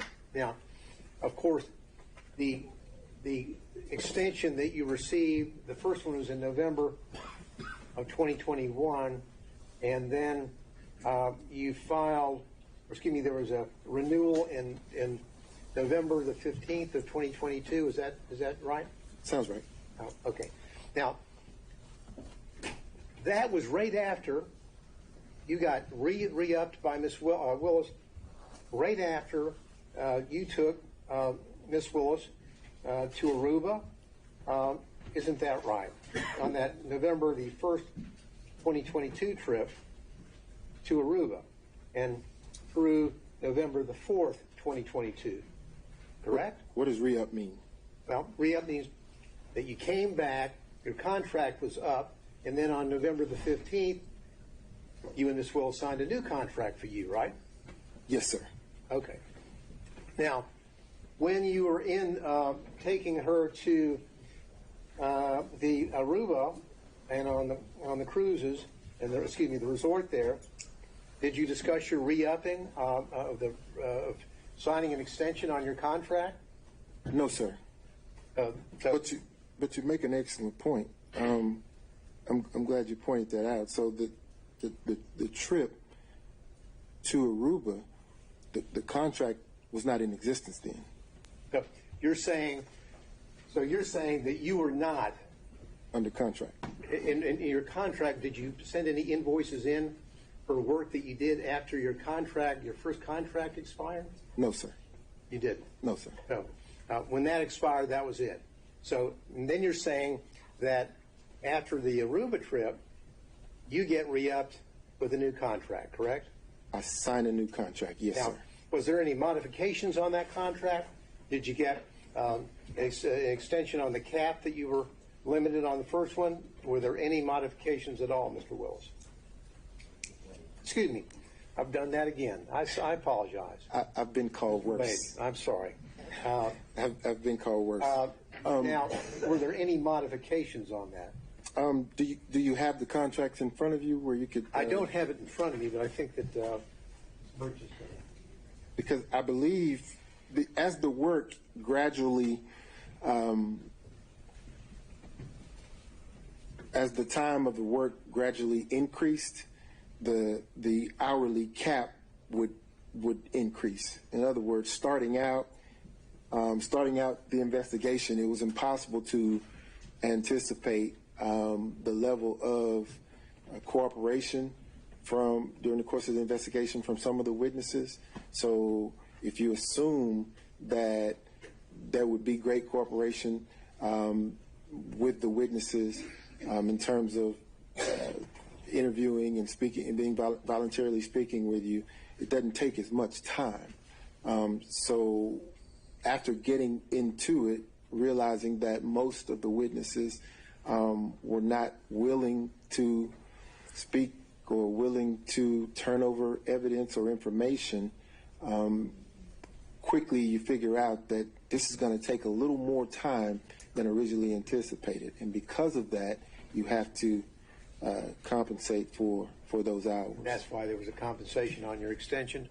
Yes, sir. The caps. A cap. Now, did Miss Willis review your invoices with you when you would submit them? Never. Did anyone ever question whether or not you worked 24 hours in one day and billed 24 hours in one day? I've never worked 24 hours in one day and billed 24 hours in one day. Okay. And I'm glad you asked me that question because I'd like the opportunity to talk about that. I think you should go ahead. So, if you look at that invoice where it says 24 hours in one day, it actually doesn't say one day. If you look at the top of the invoice, it says date completed. The date that's reflected on that invoice reflects the date that the work was completed. It doesn't say when it started. It just says this is the date that is completed. So if you go through the invoices, probably around the first 5 or 6, you'll see that that's the billing format. I would bill only after that particular task has been completed. That's why you see a 24-hour period with the one day there. I kind of wish some of the experts who had opined on that had called me and asked me the question, but there was never a billing of 24 hours in one day. Now, probably around the 6th or 7th invoice, you see the format changed. I started using a range so that it got less confusing, right? I'm confused, so maybe you can correct it. Okay. In Exhibit 14, you've got down a specific day. Mm-hmm. Prepared cases for pretrial, November the 5th, 2021, 24 hours at $250 an hour, 6,000. Now, this wasn't about a range. It was about the work that you did on November the 5th, 2021. No, Mr. Gillen, look at the top of the invoice where it says date completed. What I want you to do, Mr. Wade, is focus on the date that you have down there and tell the court what you billed for on November the 5th, 2021. I thought it was already in. I thought 14 is in. Again, Mr. Gillen, it says completed date completed. The dates that you see here are the dates that work was completed. So on November the 5th, I completed the task of preparing the cases for pretrial. That's the date I completed it. Just read, if you would. Then my question was, read out loud the entry for November the 5th, 2021, and how many hours you billed that day. Just do that for me, if you would. I can't do that. Excuse me, I believe the witness is entitled to answer his question. That certainly wasn't the question that Mr. Gillen asked. All right, well, the question now is to read a certain entry. So Just read into the record, Mr. Wade, on November the 5th, 2021, how many hours did you bill the citizens of Fulton County for on that day? Just read it out, please. I completed the task on November 5th, 2021. 24 hours was billed at $250.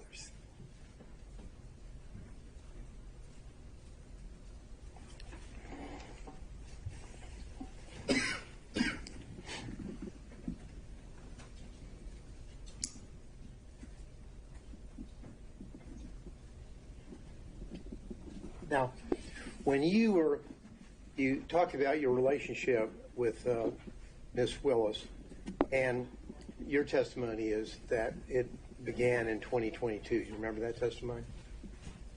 No, sir. Our relationship began in your 2019. romantic relationship began in 2022? Yes, sir. That's your testimony? Yes, sir. Okay. Now, when you were re-upped on this contract, you had a romantic relationship already established with Miss Willis, yes or no? In 2022? Yeah, when yes, you were re-upped on November the 15th, 2022, you had a romantic relationship with Miss Willis. I signed the second contract, yes, sir. Answer my question, please. I'm not going to use the words re-up. Signed up on the re-up or whatever you want to call it, your contract on November the 15th, 2022, you had a romantic relationship already existing with Miss Willis, yes or no? I signed the contract, the second contract, yes, sir, during the course of a romantic relationship. Yes or no, you had a romantic relationship with her at the time that you signed up the extension on November the 15th, 2022, yes or no? The answer to that question is yes. Thank you. Now, this was before the special purpose grand jury released a report. Isn't that correct? Correct? Are you asking me if it's before the work was completed or before the special purpose grand jury actually publicly released the report?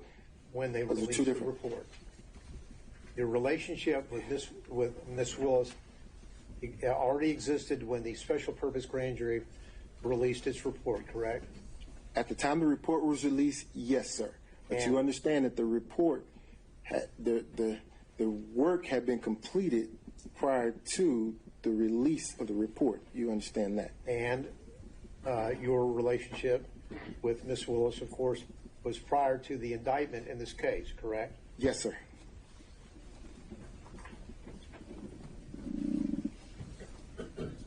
Your Honor, if I may just ask my folks over here whether there's anything I need to clean up on. That's all the questions, Your Honor, I have. Thank you. Your Honor, I do have a question. Well, Mr. State, I think we went through. You know, I had asked you for permission that he was going to go first on this, and then I was going to follow up. That's the deferment, to allow him to go first. That's what I thought I had asked for. All right, with the understanding next time, we're going to keep going in order and not skip around the order. All right. But that's why I brought it up, because I thought that's what Okay. All right. Mr. Sato.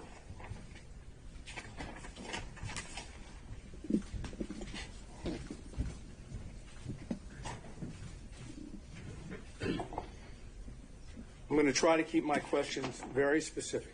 Yes, sir. Yes, sir. And I'm going to also, of course, try not to go back into specific questions that have already been asked. Okay? Yes, sir. When did your relationship with Miss Willis end? 2023. Can you give us an approximation of, not by date, but by month? Summer 2023. Forgive me. I'm a man. We don't do the date thing. Summer 23, I would say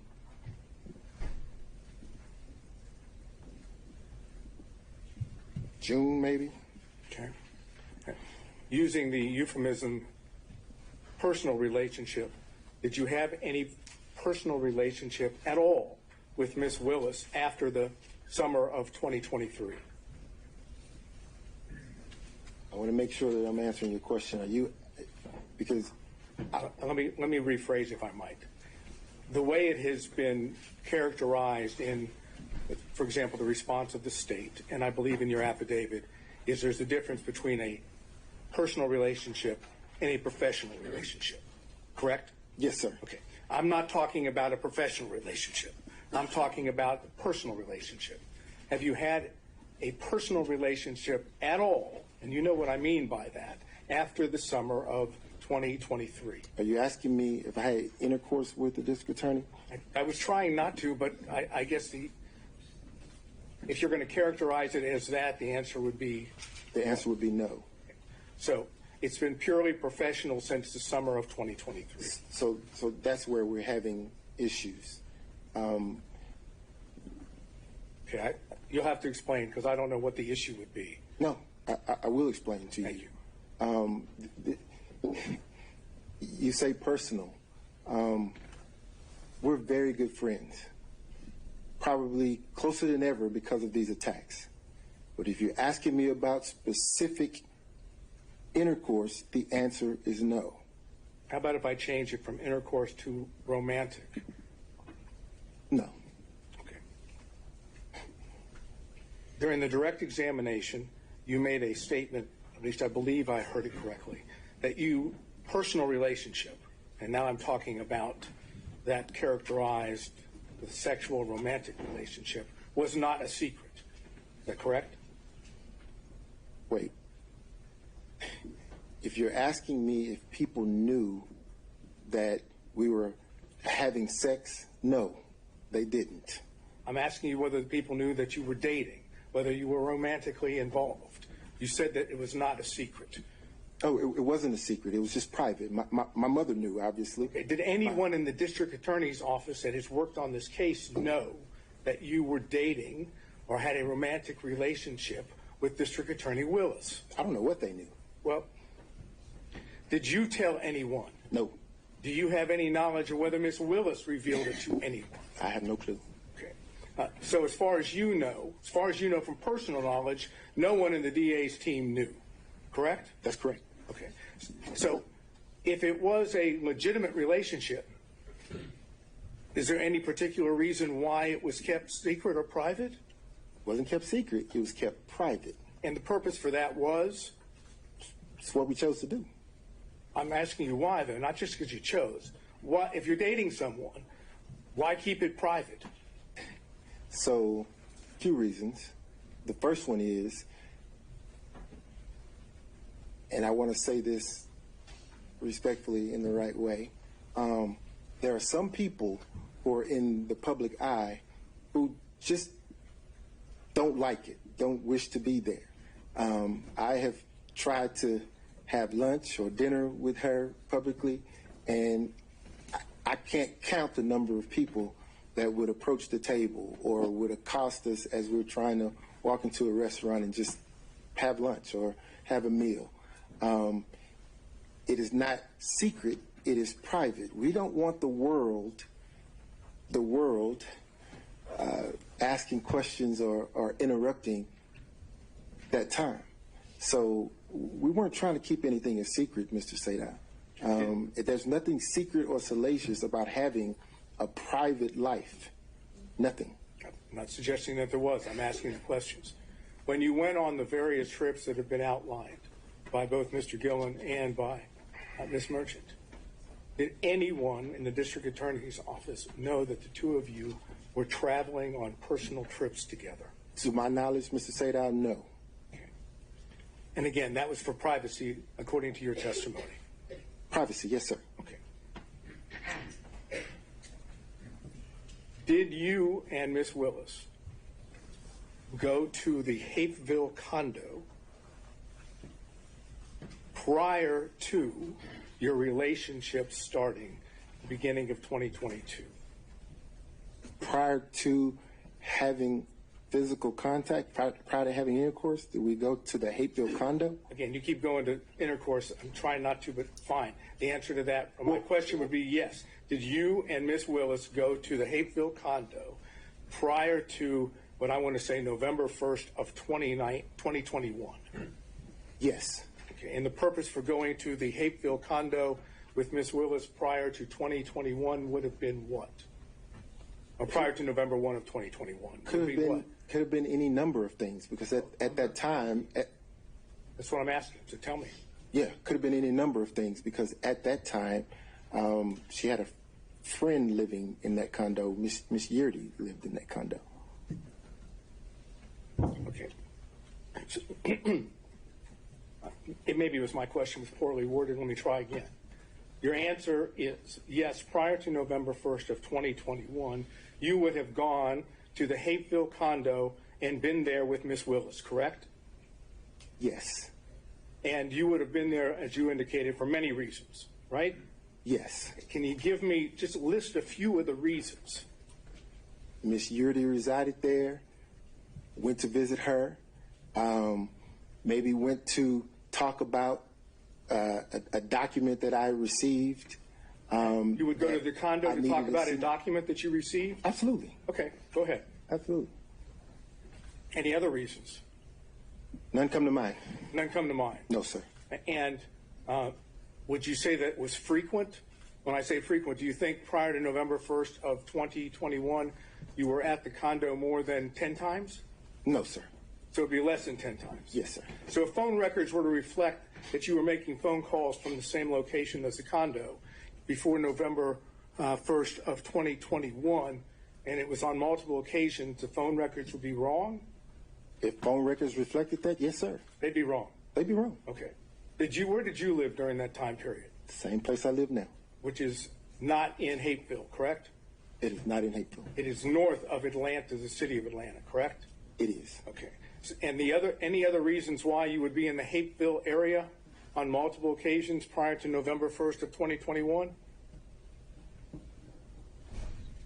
Let's see. The Porsche experience is there. I'm sorry? The Porsche experience is there. Okay, so that would have been one. Any other reason? Yes, sir. The airport is there. Airport in Hapeville. Yes, sir. Delta Airlines is headquartered there. Let's see. Restaurants there. Okay.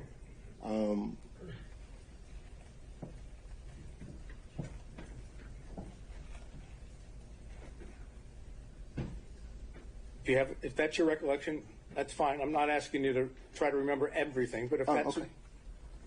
Okay. Did you discuss your affidavit filed in connection with the response with Ms. Willis? No, sir.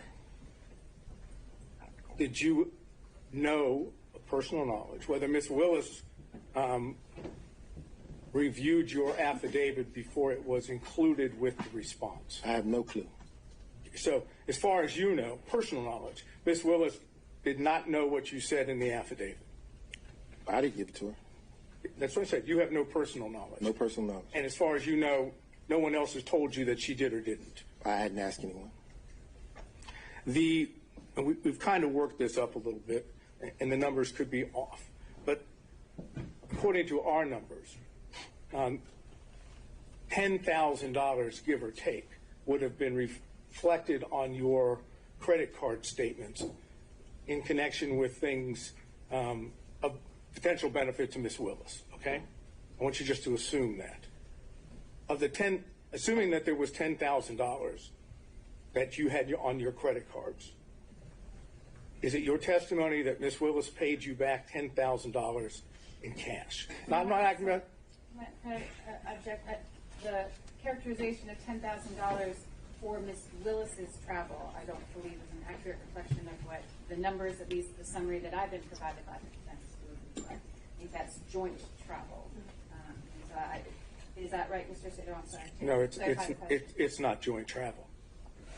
But all I'm trying to understand, I'll rephrase because I don't want to get bogged down on specific numbers. You would have received thousands of dollars in cash from Ms. Willis, correct? Yes, sir. Okay. And the thousands of dollars in cash from Ms. Willis, do you know, I'm not asking you whether she took it out of her pocketbook or she took it out of a suitcase. I'm saying, do you know the source of the cash? Just that, out of her pocketbook. Yes, sir. You don't know where she obtained the cash? I didn't ask her.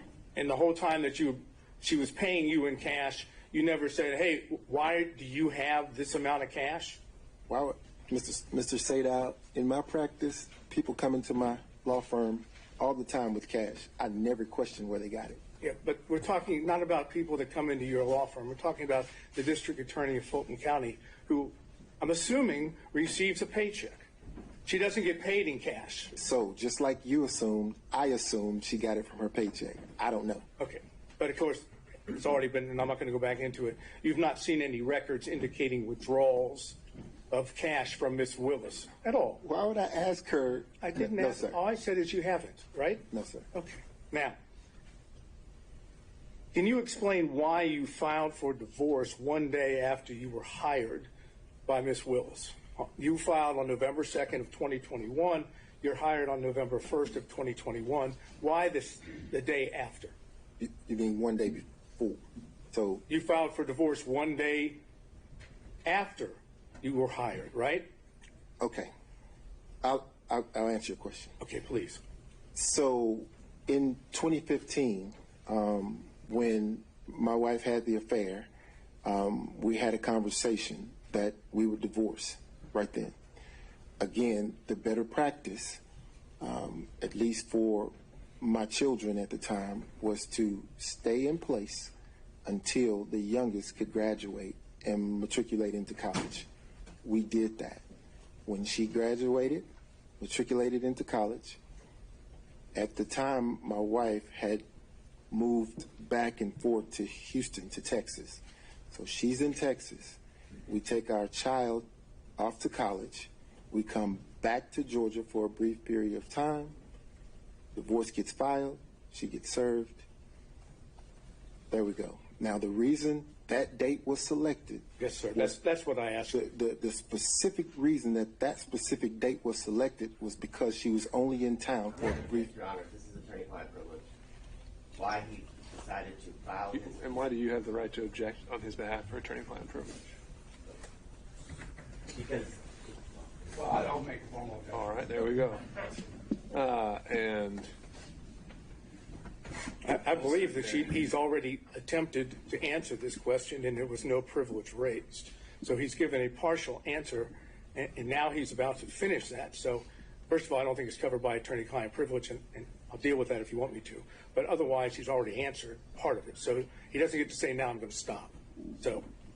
Well, it was a long preface, but I don't think it ever actually got to what might have been at issue there. So if you can lay the foundation, we'll deal with the objection. Okay. Take a step back. Okay. You realize that an attorney-client privilege is the privilege of the client, correct? Yes, sir. And you, in connection with your representation, at least it's been proffered to the court by Mr. Bradley, that it's up to you to decide whether you want to raise the privilege, right? Yes, sir. It's not up to Mr. Bradley. Yes, sir. So you have the power, in order to get to the truth of the matter, you have the power to waive the attorney-client privilege, do you not? I believe that's an appropriate question. Certain privilege is there. Whether he uses it or not, it doesn't matter why. Mr. Sato, I think if we're trying to get to the answer to your question, let's figure out whether it covers the question you were trying to get to. And if I may finish, and your position is you have no intention of waiving your attorney-client privilege, correct? That's correct. All right, so now, Can you answer the question why you waited until November 2nd, the day after you were hired by Ms. Willis, to file for divorce? I can. Okay. So, again, Joycelyn had relocated to Texas, and she had been in Texas for months. She was only here for a brief period of time to drive my daughter's car back with her. And when she came here to do that, I was able to then get her served. Okay, so your answer as to why you waited until the day after you were hired by Ms. Willis, which would be November 1st, 2021, to file the complaint for the divorce on November 2nd, 2021. Your testimony under oath is because your wife was here. But had not been here in October, had not been here in September, had not been here in August of 2021. She had been in Texas taking care of her ailing mother and an aging father. So the first opportunity that I had after speaking with my lawyers to take care of that was the date it was filed and served, because she happened to be here. It had nothing to do with, that was purely coincidental, that contract. I understand it's purely coincidence, your testimony. Yes, sir, and understand that this was by agreement between she and I, she being my wife and I, that we would divorce when the children matriculated out, and that there would actually have been an agreement attached to the filing. It became apparent that the agreement wasn't going to happen, and things got a little contentious. So that's when the privilege will kick in, and I was forced to do it when I did it. So, if I understood correctly, again, you tell me if I'm wrong. Is it your testimony that your wife was not in Atlanta, Georgia, or the metro area throughout October of 2021? No. That's In not your testimony? In October of 2021, she was back and forth between here and Texas. So she was, at least on some occasions, in the Atlanta area. But that was during the time when we were working through the consent agreement that fell through. Again, I think we're pretty far afield on relevance. The answer to the question about the timing of the divorce filing. Understood, Ms. Cross. Ms. Sato, where are we going from here? We're about to finish this area, since I'm not going to be able to go any further about, if we want to call the X, we'll call the X for that purpose. Well, we might have to discuss whether that's a collateral issue altogether. No, I'm just saying if. I didn't say we will, but we'll. Okay. All right, so you said that you were aware of the contracts that Mr. Bradley and Mr. Campbell had with the Fulton County District Attorney's Office, correct? Yes, sir. And how did you become aware of those?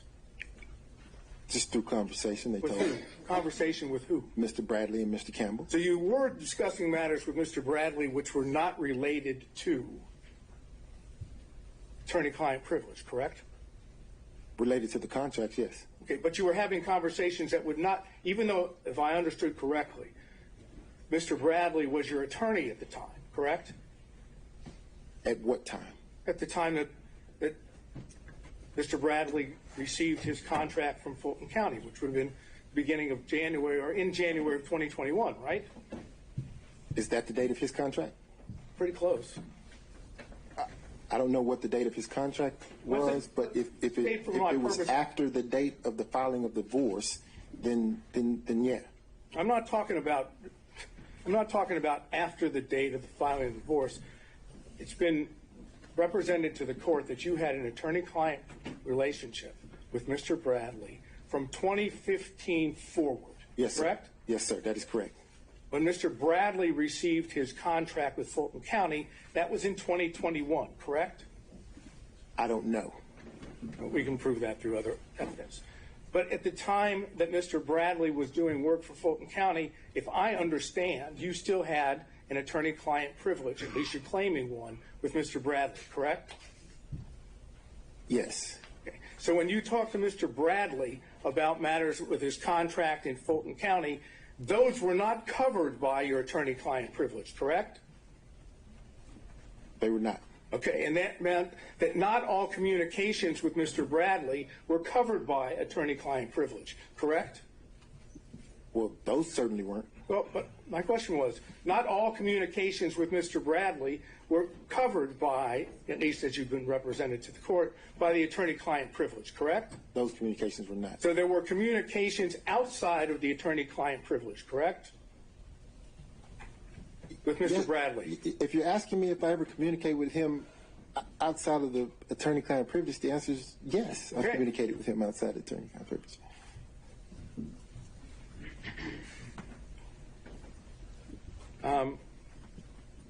Let's finish this up.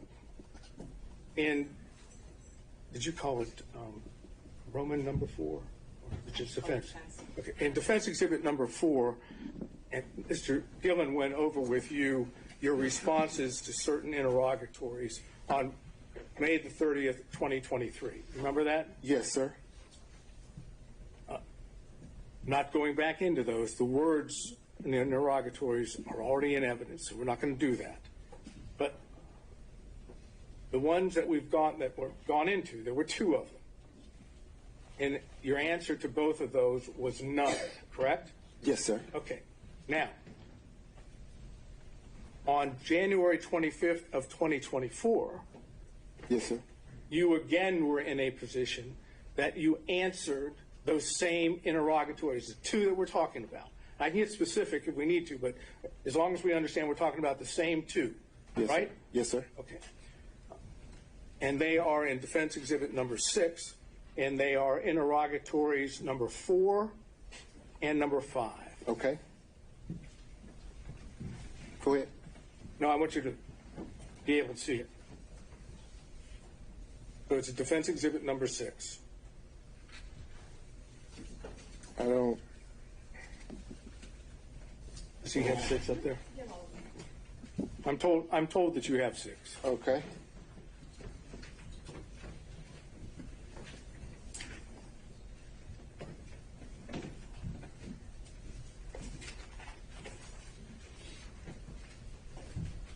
Here we are. Okay. You would agree with me that in defense exhibit number 6, and we're talking about interrogatories of January 25, 2024. Yes, sir.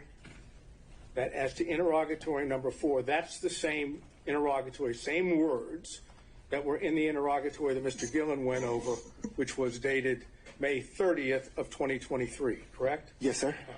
And your original response in defense exhibit number 6 was none, correct? Yes, sir. Your updated response was the plaintiff declines to respond to this interrogatory and asserts his privilege pursuant to OCGA section 24-5-505, correct? Yes, sir. You know that 24-5-505 breaks down into two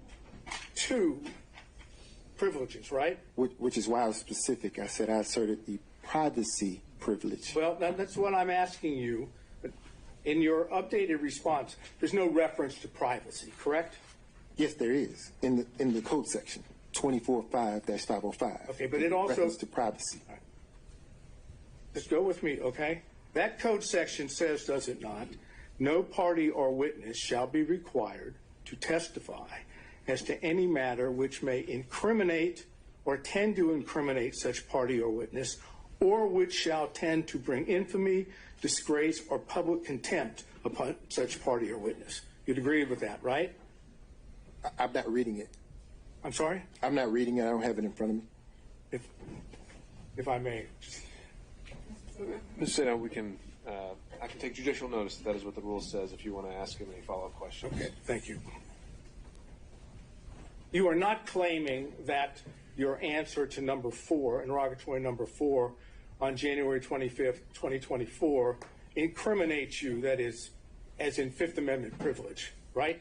That's correct. You're claiming the second part, that it would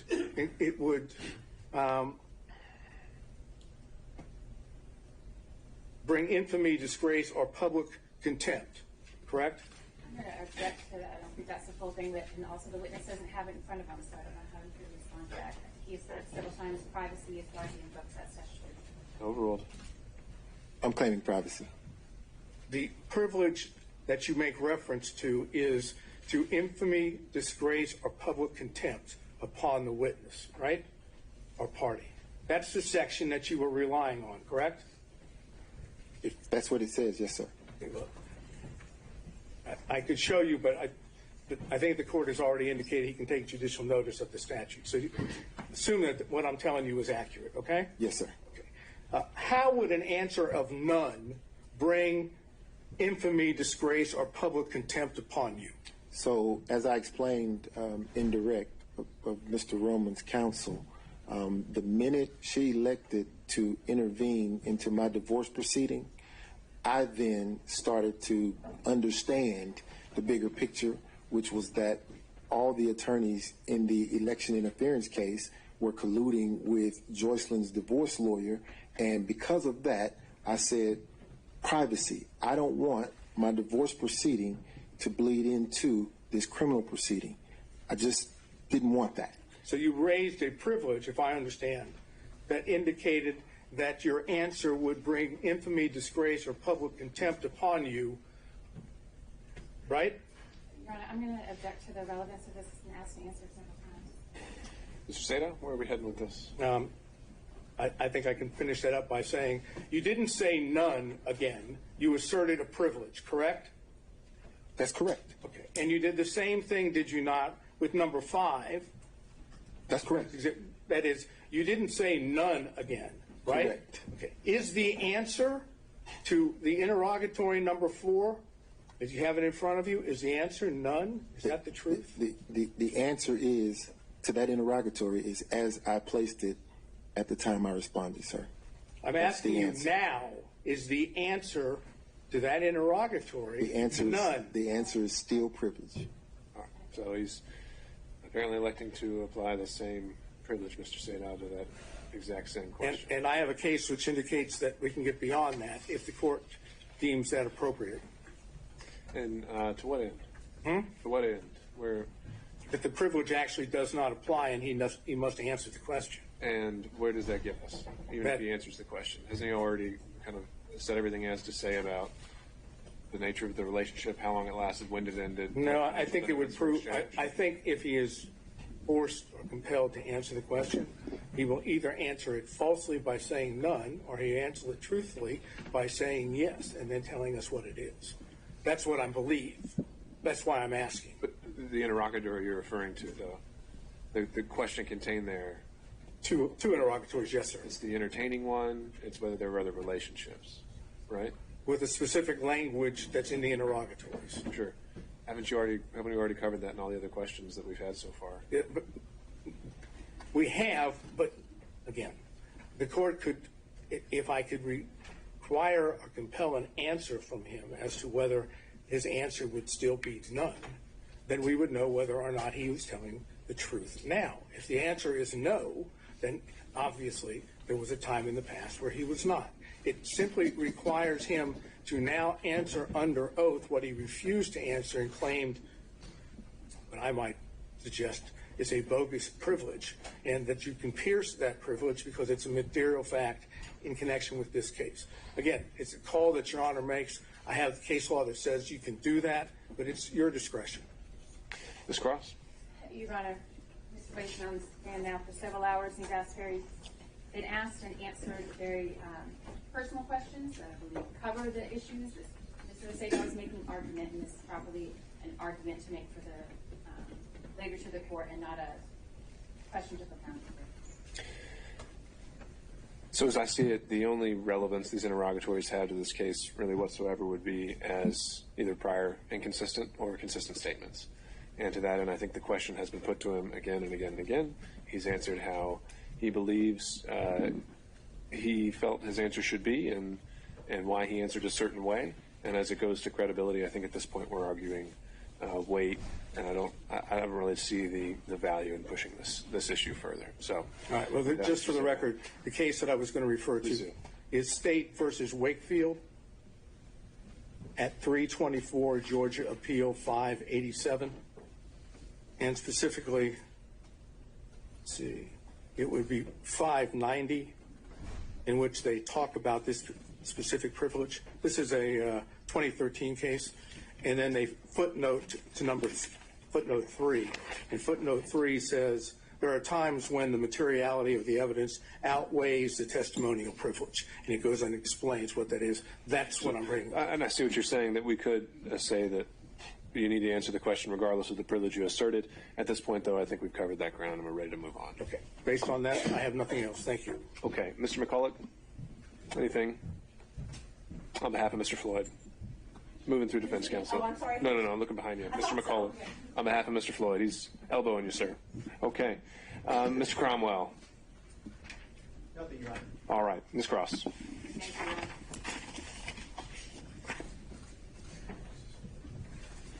Mr. Wade, have you still got exhibit number 14 in front of you? The one with all of the invoices, I believe I have them all. All right. So you were asked, Mr. Wade, about a couple of the invoice items. And your testimony, I think, was that the percentage of income post special counsel appointment in November 2021, the percentage of your income roughly after that time was about 50-50 Fulton versus other income from your law practice, correct? Roughly, yes, ma'am. Okay. Sometimes more, sometimes less? Yes, ma'am. All right. How about your time? I'm interested in the percentage of your time from November 2021 to, let's say, the close of the special purpose grand jury when it was dissolved in January 2023. Can you estimate for us the percentage of your time that was spent on Fulton County work versus other work? Oh, gosh. 99% of the time here in this building working on this case. All right. It was, as I understood your testimony, it was an intense period in terms of hours while that special purpose grand jury was meeting, correct? Yes, ma'am. And who was head or manager of the election integrity case during that time for the district attorney's office? I was. You were coordinating the efforts? Yes, ma'am. And those efforts included not just the proceedings that were happening in this building, correct? That's correct.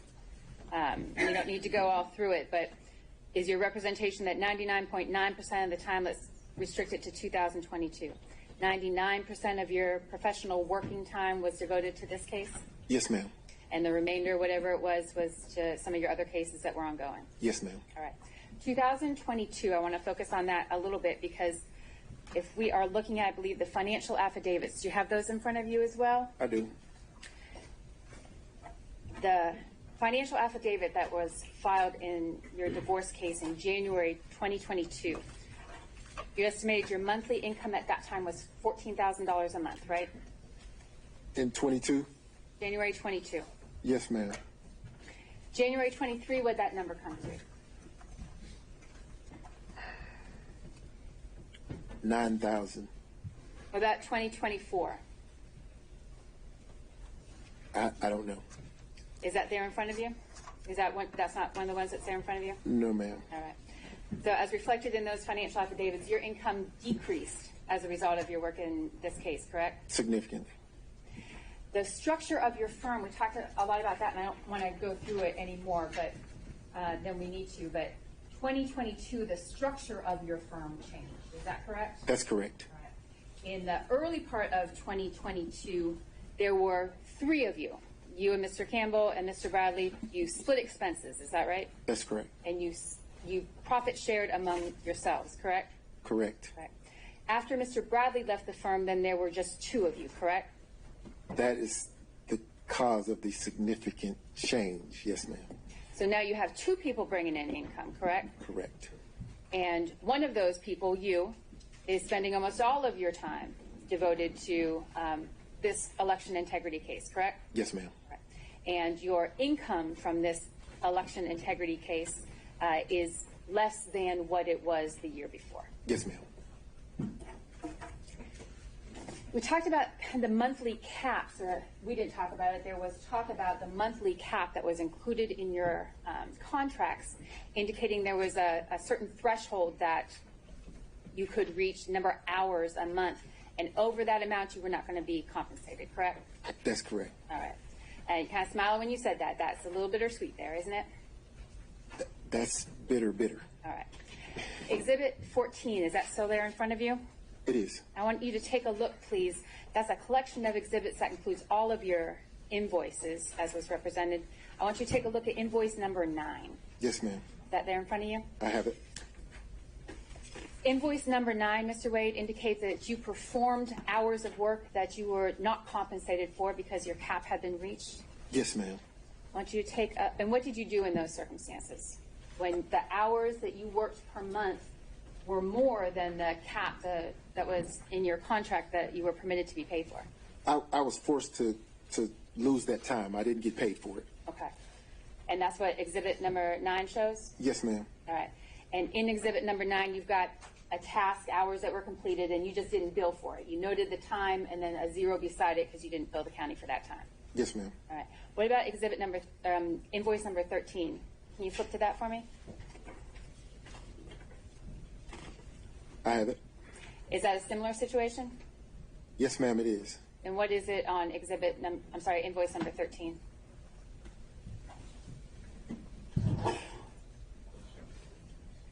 This invoice makes me cry. There's so many hours here that I worked that I couldn't get paid for. So. And you work those hours anyway, Mr. Wade? Oh, absolutely. This is not the type of job that you could walk away from just because you're not getting paid for it. I think there's some professional rules of responsibility to an attorney who's engaged in a case. You have to see it through. So it's not like I could just throw my hands up and say, well, I reached my monthly cap, I'm done, I can walk away. I can't do that. This is ongoing, it's constant, and I have to do the work. Can you look at invoice number 23 for me there in exhibit number 14? Yes, ma'am. Does that reflect a similar situation, the hours worked that you were not compensated for? Yes, ma'am. Invoice number 24 and 27, can you take a look at those and let us know if that reflects the same situation? Are you trying to depress me? No, look at the money I'm losing. It's the same, yes. Okay. And there's no workaround to that? You didn't attempt to work around that contractual cap on your hours? Oh, no, ma'am. All right. You were asked a lot of questions, Mr. Wade, about the affidavit that was submitted, correct? Do you recall those questions? I'm sorry, I'm stuck on this invoice. You know, if I was going to get a benefit, I'd like that benefit. That's the one I want. That didn't happen. That didn't happen. Okay. All right. And there was no renegotiating your contract to reflect that those hours should be paid or anything? No, ma'am. Okay. All right. Do you have your affidavit there in front of you? I do. The affidavit, of course, was attached to and provided in support of the state's response to Mr. Roman's motion, correct? Yes, ma'am. All right. And you prepared that affidavit? I did. You signed that affidavit? I did. All of the allegations and the representations in that affidavit are true. Is that right, Mr. Wade? Every one of them. Every one of them. You were asked a lot of questions about our line number 34. Can you turn to that for me, please? It's on page 4 of that affidavit. Yes, ma'am. Can you read it out loud for me, please? The district attorney and I are both financially independent professionals. Expenses for personal travel were roughly divided equally between us. At times, I have made and purchased travel for District Attorney Willis and myself from my personal funds. At other times, District Attorney Willis has made and purchased travel for she and I from her personal funds. Examples of District Attorney Willis's purchasing plane tickets for she and I with her personal funds for our personal travel are attached. Funds, Mr. Wade. As you understand the term funds, does that include cash? Yes. Does that include credit? Yes. Does that include reimbursements? Yes. You didn't represent in your affidavit, Mr. Wade, that you were including all of the receipts from funds or travel expenses that were paid on your behalf by District Attorney Willis, correct? That's correct. You had, I think your conversation with Ms. Merchant was you produced the receipt that you had. Yes, ma'am. Are you aware of any other receipts? Well, I may ask it this way. May I put you on this first? That's all right. I'm going to write it on there. I'm going to mark this as State Exhibit number 1. You testified, Mr. Wade, that District Attorney Willis purchased and funded the entire trip to Belize. That was her treat to you for her birthday? Yes, ma'am. And you testified that she purchased the plane tickets for you, correct? Yes, ma'am. And while you may not have had the receipts on hand when you filled out the affidavit because they weren't in your possession, are you aware now that there are receipts and that it reflects that the district attorney... This is going to go into evidence. You'd like to look at it first. I've got a copy. Do you remember, Mr. Wade, approximately how much, and that's again, State Exhibit number 1, I first do you remember how much the flight was for you, your flight to Belize?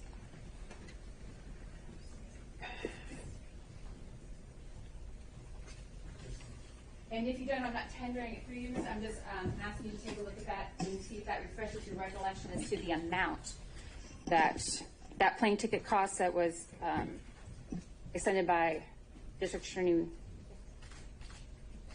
You may keep it.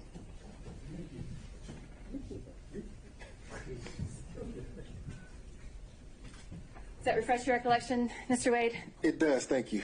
Approximately how much was the amount of the ticket that District Attorney Willis purchased for your travel to Belize? $887.35.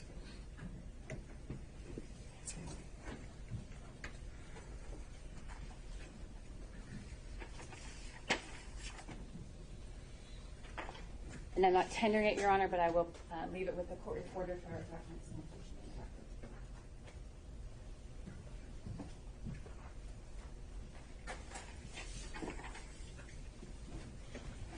All right, Mr. Wade. Your testimony here in court today and consistent with your affidavit was that the personal relationship, I think we called it dating today as well, the personal or dating relationship between you and the district attorney began sometime in early 2022, March, I think was your testimony, is that right? Yes, ma'am. And that March date isn't included in the affidavit. The affidavit is less specific, but that was your testimony today? Yes, ma'am. And that there was no personal or dating relationship prior to that time, right? None. Okay. Mr. Wade, I'm sorry. I'm going to direct your attention to 2020. In 2020, were you dating the district attorney? No. 2020, that was during the COVID pandemic, correct? It was. Was there a situation for you, Mr. Wade, that made you particularly vulnerable during the COVID period? Yes, ma'am. In 2020, and a portion of 21, I was battling cancer, and that prevented me from pretty much leaving environments that aren't sterile, and I had health on my mind. You were particularly cautious during that time? Yes, ma'am. Were you dating anyone in 2020? No, ma'am.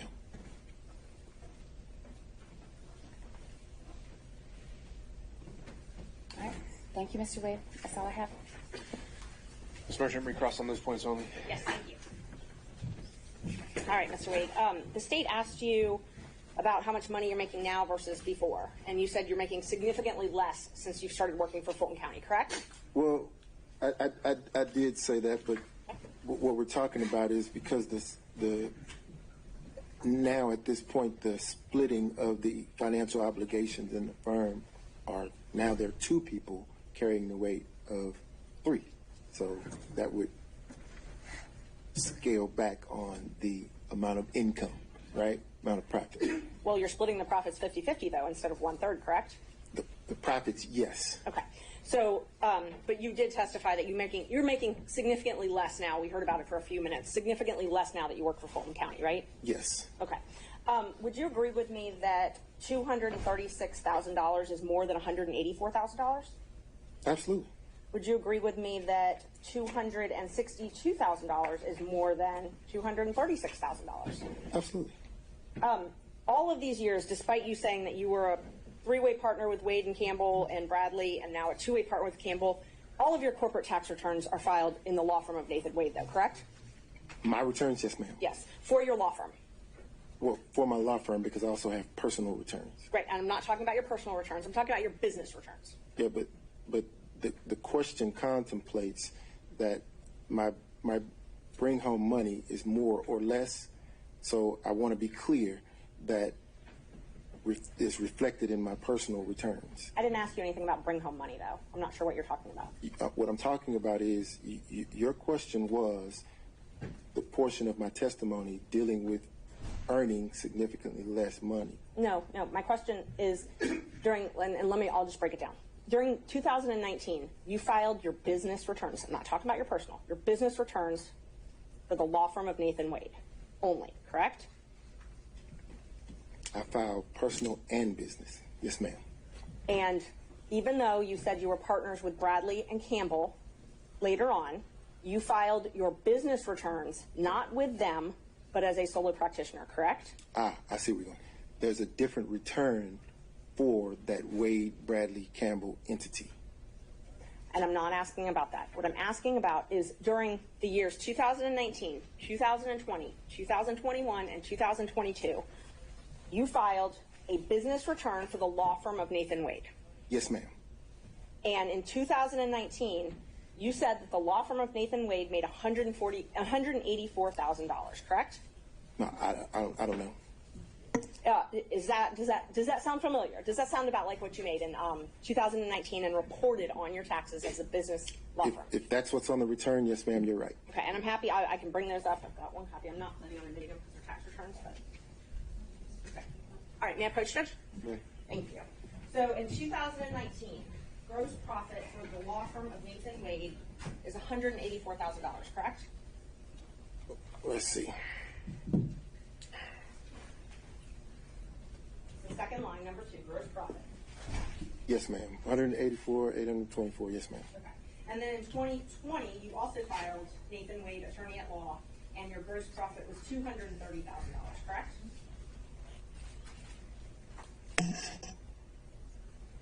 Yes, ma'am. And in 2021, you also filed as a solo Nathan Wade PC attorney at law, and your gross profit was $236,000, correct? Yes, ma'am. And then in 2022, you filed as a solo practitioner Nathan Wade, and your gross income was $262,000, correct? Yes, ma'am. Okay. I'm not going to end the business. You've got your position. But nowhere in these documents do you document that you received cash payments from Ms. Willis, correct? I don't. I hadn't looked through them. I would be surprised if there were something in there that said that. Do you want to look through them? Listen to the answer. I'd be shocked if there was something in there that said that I received some cash from Ms. Willis. Okay. But there is itemized expenditures for travel in here. You did itemize that. I didn't itemize anything. Your accountant itemized it. I hope so. But you're responsible for your taxes, even if your accountant files them, right? I agree. And so you itemized your expenses for travel on all of these documents, but you did not itemize. You didn't put anything in there about you being reimbursed for half of that travel. Well, those are business returns. Yes, you used your business card to pay for the travel, right? But I wouldn't put a personal expense on a business return.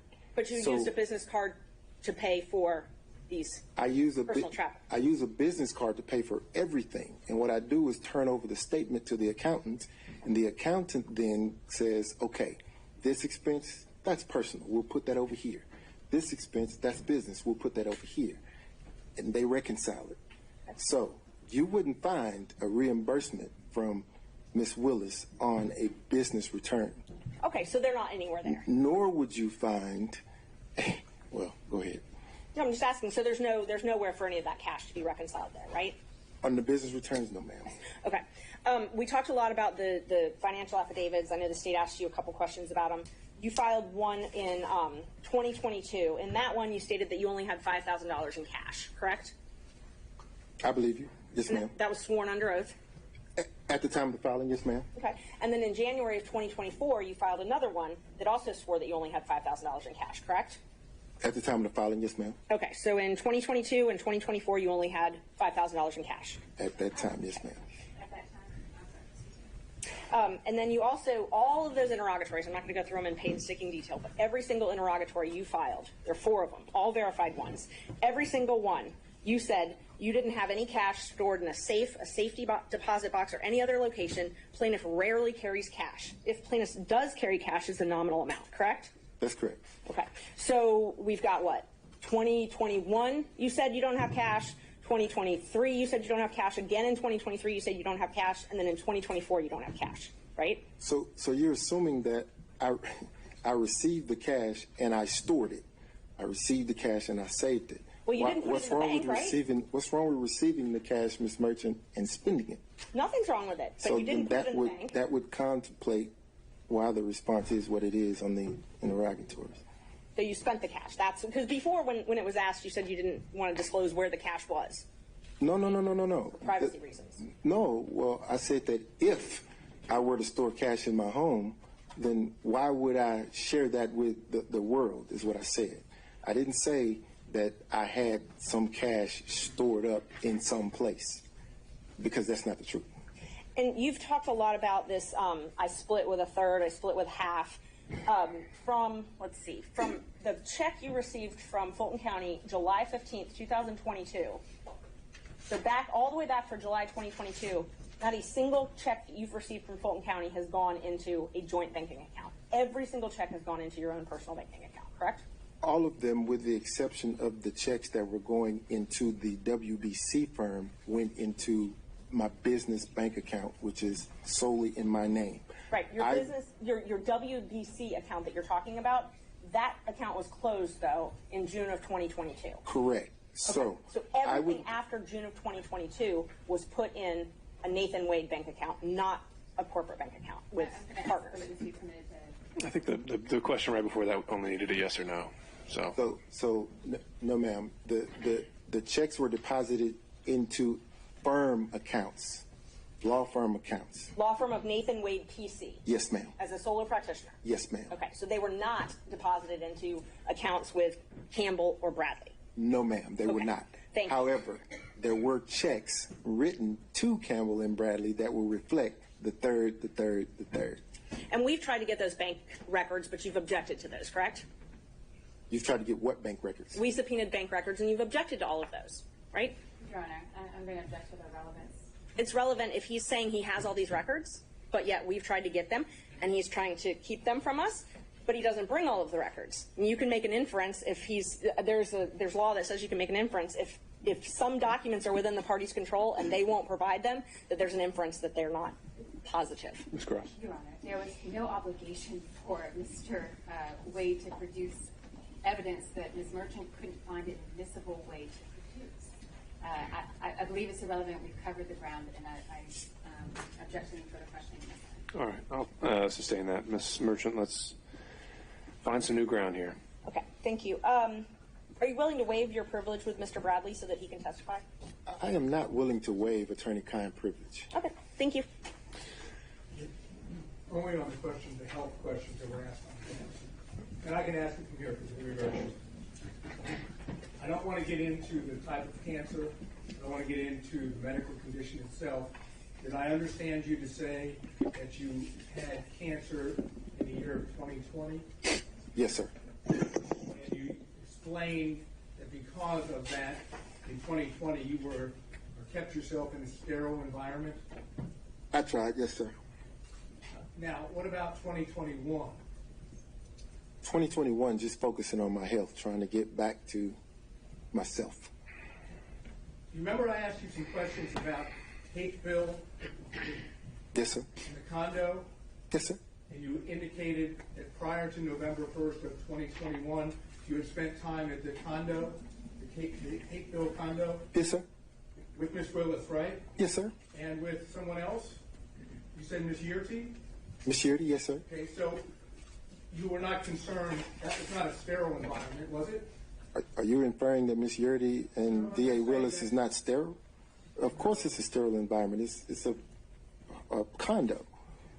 But don't you remember then I followed up and said, where else might you have been to show your cell phone records from Hapeville? And you said, the airport, right? Not a sterile environment though, the airport, you agree? It is not. Okay, what about restaurants? Not a sterile environment, right? They are not.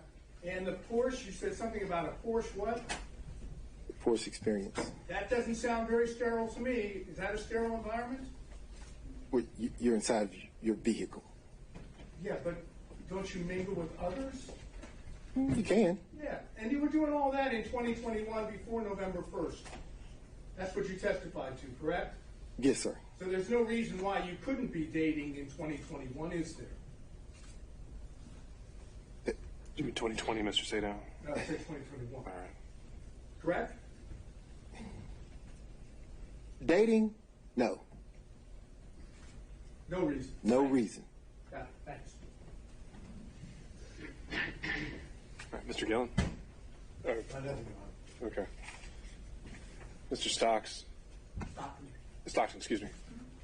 Just real briefly, you said you started dating in early 2022, and you also used the term personal relationship.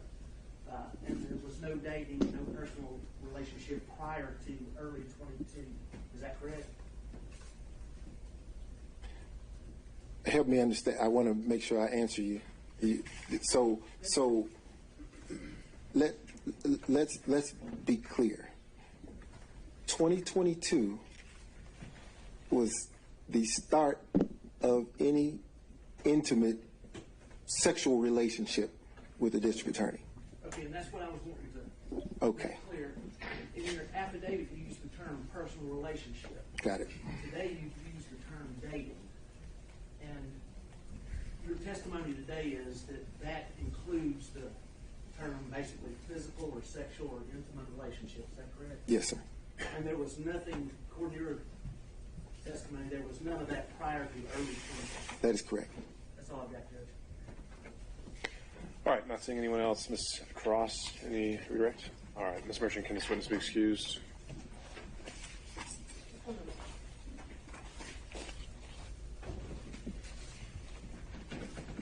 Judge, we'd ask to keep him under subpoena. We might need him to come back after that.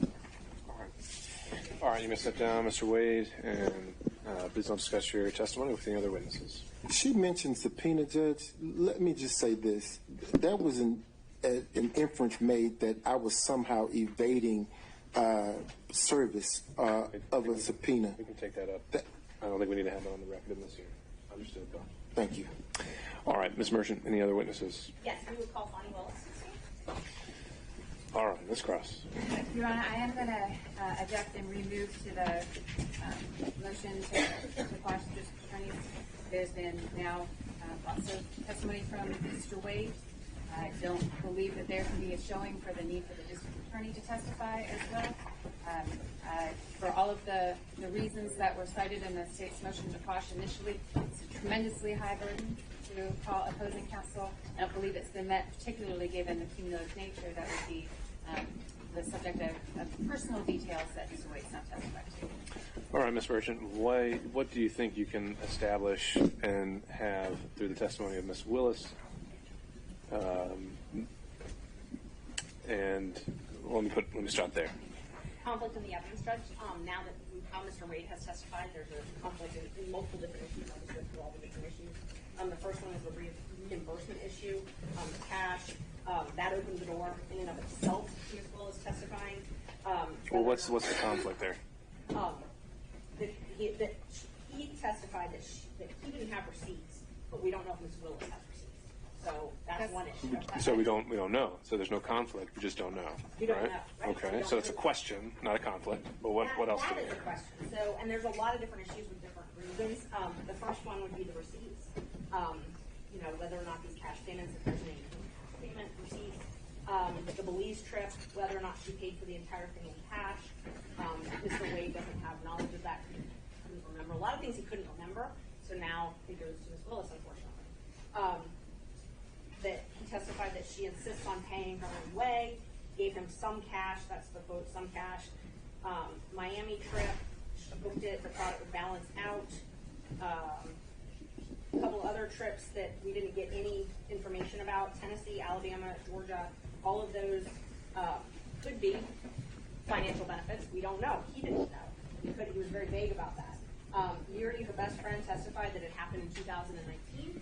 And now Mr. Wade has testified that a relationship began to become romantic in 2022, I think is what his testimony was. So that is a conflict in and of itself. Right there, that's a big conflict. We've also got more receipts. But the biggest thing about the conflict is when the relationship started. He said he talked with Willis in the conference room after we filed our motion.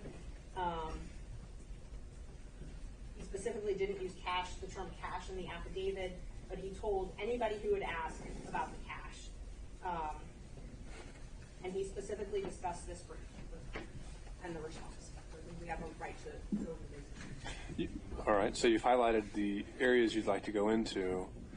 I think the central question may be, what is it, other than, I'm just really curious what she has to say, you have to put on the record? And so that's what I'd like to go through. Ms. Cross? I think you've identified, Ms. Merchant hasn't itemized inconsistencies for you. She's identified areas of inquiry. The testimony in the record from Mr. Wade is not inconsistent, it's unrebutted. Excuse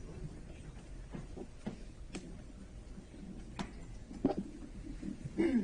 And so that I don't believe, given the testimony of Mr. Wade and the extent of the questioning of him, that there is any reason at this point to go into the district attorney herself.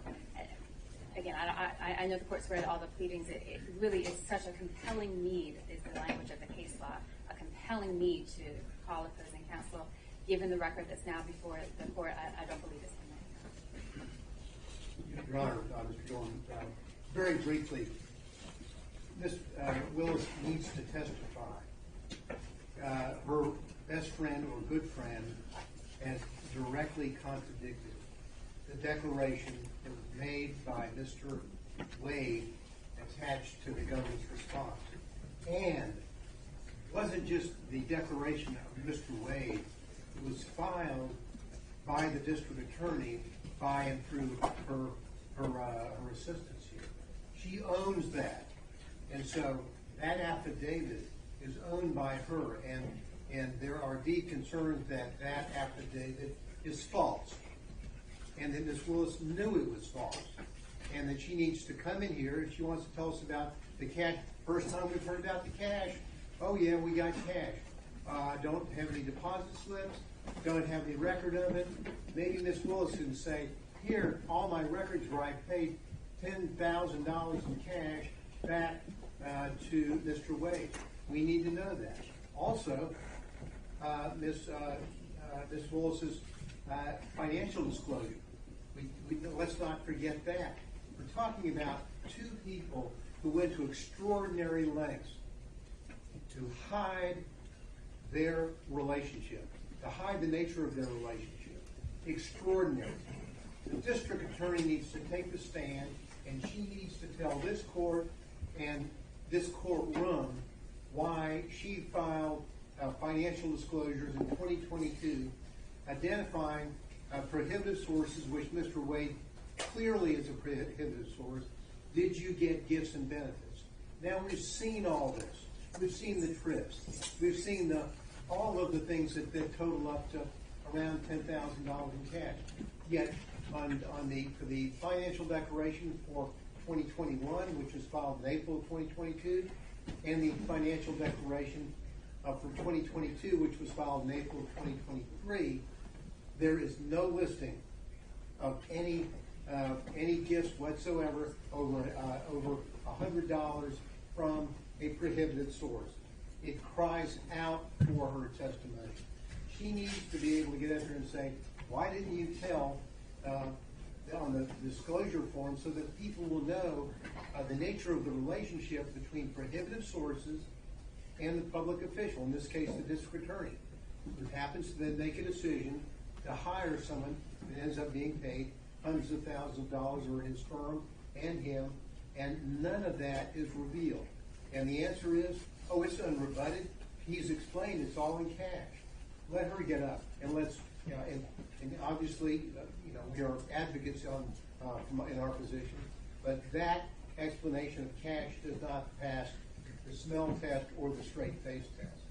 She needs to go on the record. She filed this motion with his declaration. We've seen what happened here. Now, I'll just 2 or 3 more sentences. We need to have the full picture, as we've gotten from Mr. Wade, of his false interrogatory. Serious business for a lawyer or anybody. And then suddenly he's changing it. She files her financial declarations, same problems. We need her in here to go over all of this and to explain exactly what happened. So we would ask the court that the court allow Ms. Willis to be called and interrogated on these matters. And I would too, Your Honor. Just a moment, Ms. Willis. So, Ms. Cross, I don't know if you want to speak with Ms. Willis now. It's sounding like maybe they're withdrawing the objection to the motion. I believe the motion to... Or does Ms. Willis want to take the lead here? We'll withdraw the motion to quash Ms. Willis. Based on the rule. I'll make that. Okay, so the position of the district attorney at this point is that she's no longer contesting the subpoena. Ms. Merchant has called her as the next witness.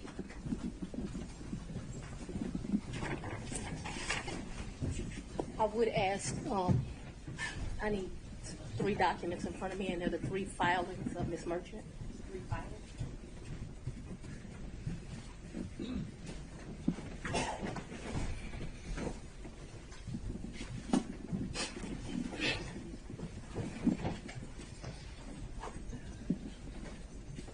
Does anyone have the 3 filings of Ms. Merchant? Does the court have the 3 filings of Ms. Merchant?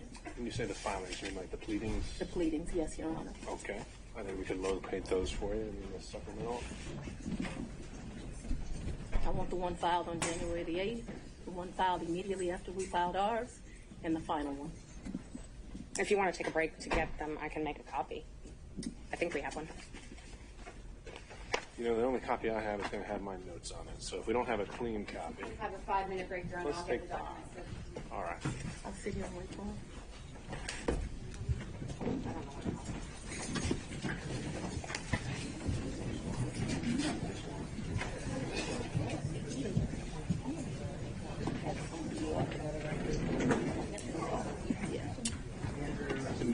Did we elect someone who's actually making the copy? You got it? Okay. Ms. Cross is with us. Here.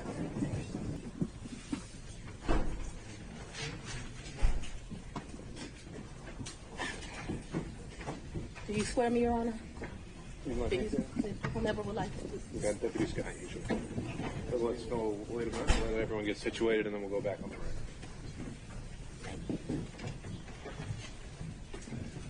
Sir, do you have like tissue in here?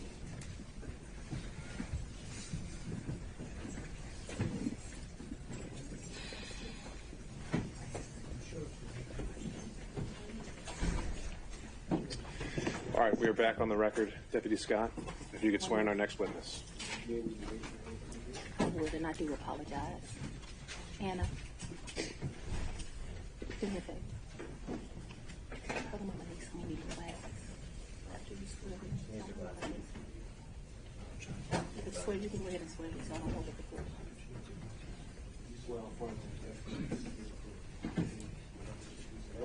Yes, Chelsea. District Attorney Fani, F-A-N-I. Last name is Willis. Ms. Willis, how did you know to come into the courtroom right then?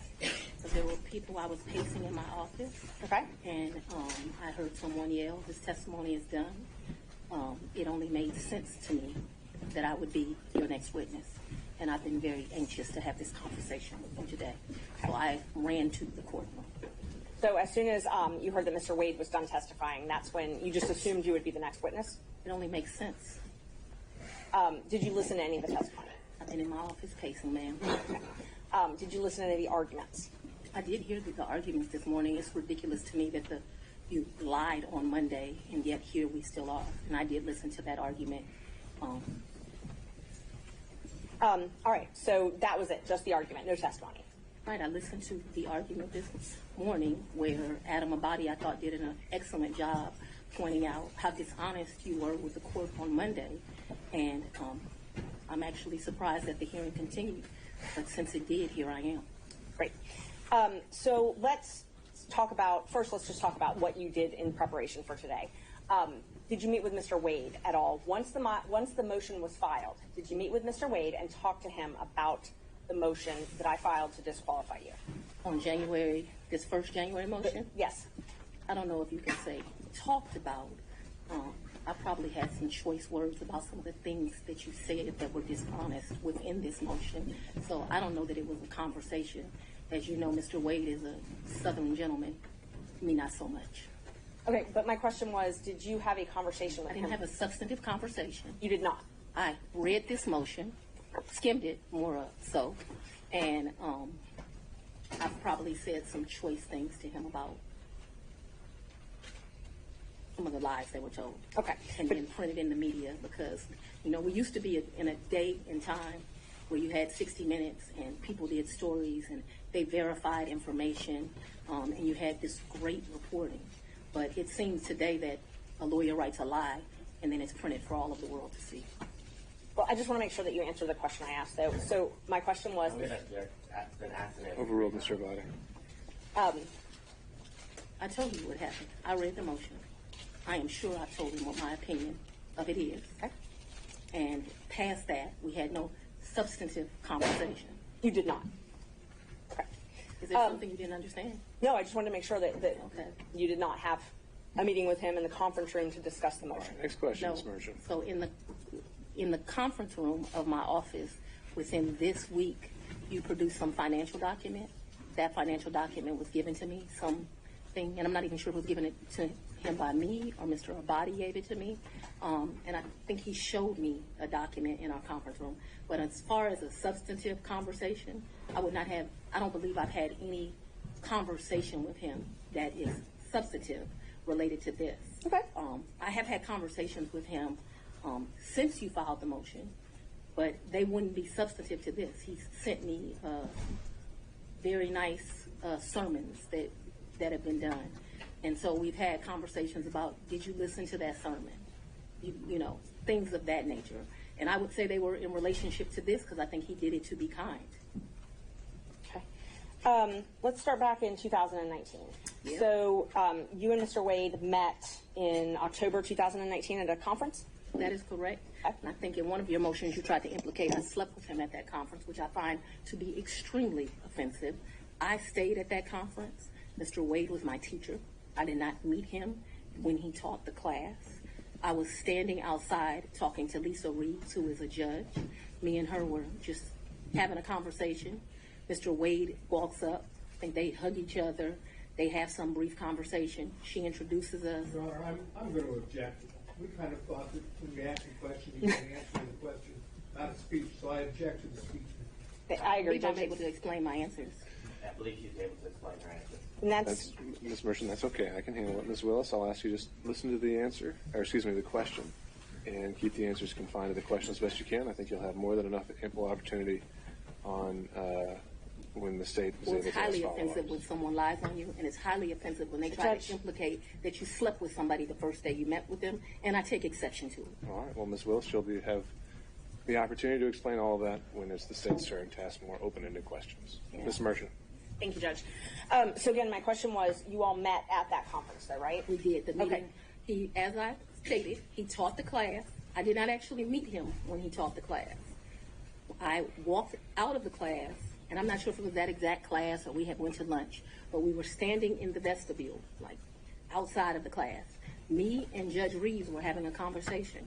She had worked at a law firm I worked at back in 1996. We're getting way afar. I mean, I don't mind her explaining her answers, but I literally just asked if they met at that conference. She's explaining how she met Mr. Wade, which was exactly the question asked by Ms. Merchant. These answers are more than appropriate. Ms. Merchant, if you want more concise answers, perhaps you could lead the witness. I will. Thank you, Judge. Isn't it true that you met Mr. Wade October 2019 at a judges conference? We haven't gotten to the point where Ms. Willis should be treated hostily. I think we And have. I'm very much want to be here, so I'm not a hostile witness. I very much want to be Not here. so much that you're hostile, Ms. Willis, it'd be an adverse witness. Your interests are opposed to Ms. Merchant's. Ms. Merchant's interests are contrary to democracy, Your Honor, not to mine. All right, let's Judge, proceed. just ask that We can keep things moving. Ms. Thank Merchant, you. next question, please. Okay, so we've confirmed when you met. After that, isn't it true? No, I need to explain this, and I think I get to explain my answers. When I met him, Judge Reeves introduced us.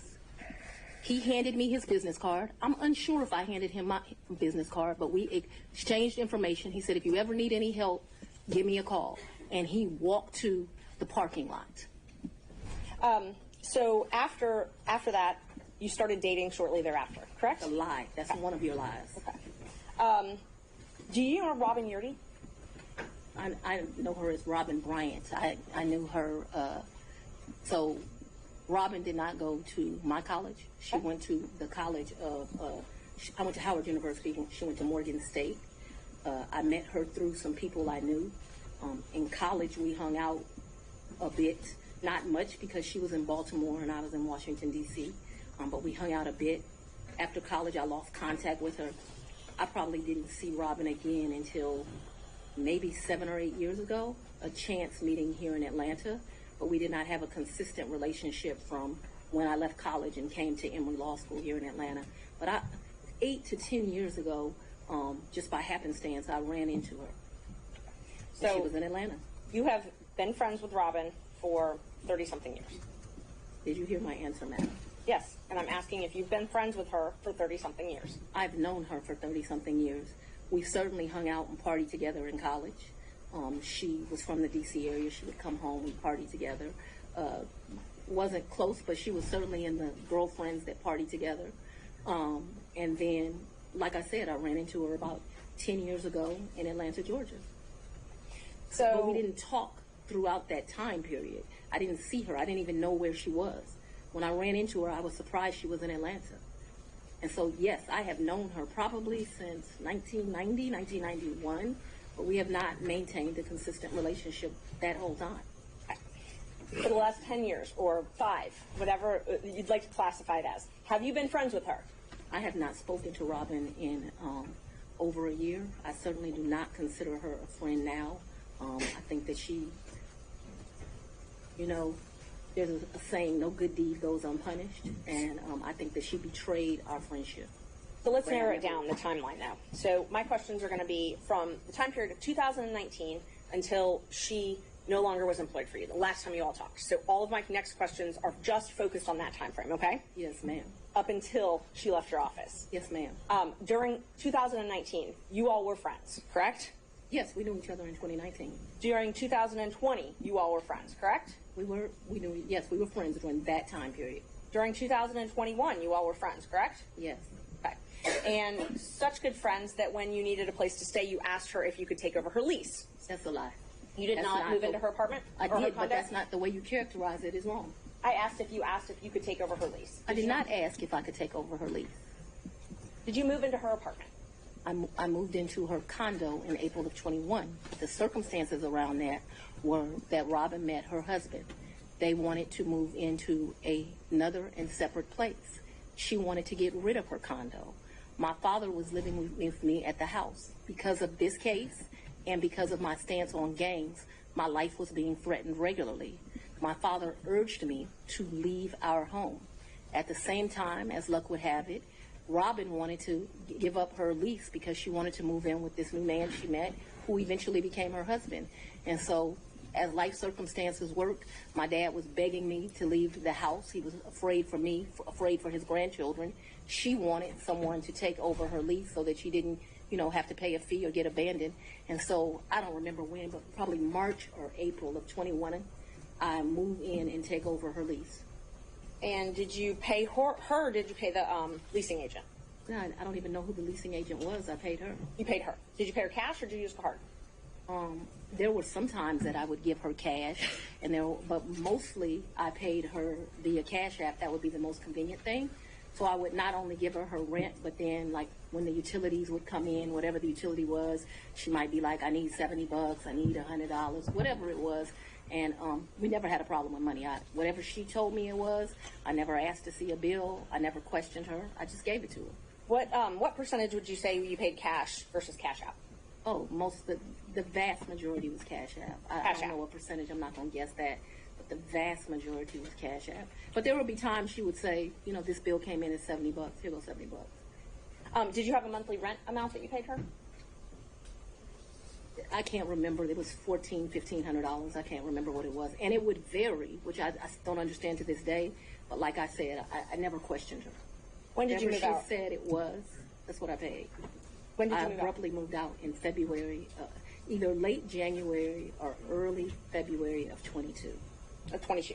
Yes, February 2022, is that what you said? January, February of 22. I believe it is January, but I paid her half the rent of February of 22 is what I remember. And because I was offering to pay the whole rent, even though I didn't live there, I didn't think it was right. And I ended up just paying her half the rent. So that's after you moved out. You said you paid her half of that. Okay. And the time that you said you had to move out of your house because you were scared, did your dad stay there at your house? My father was concerned. Yes, we were both concerned. Okay. But he remained there. My father's 80 years old. He would have been 79. He was scared to death of COVID.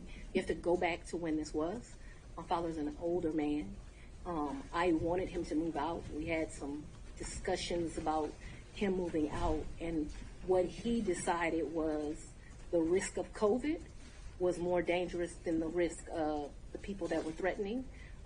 Typical man, more worried about his daughter and his grandchildren than his own safety. You'll get to meet him, and you'll understand he doesn't scare too easily. So his grandkids were living at the house as well at that time?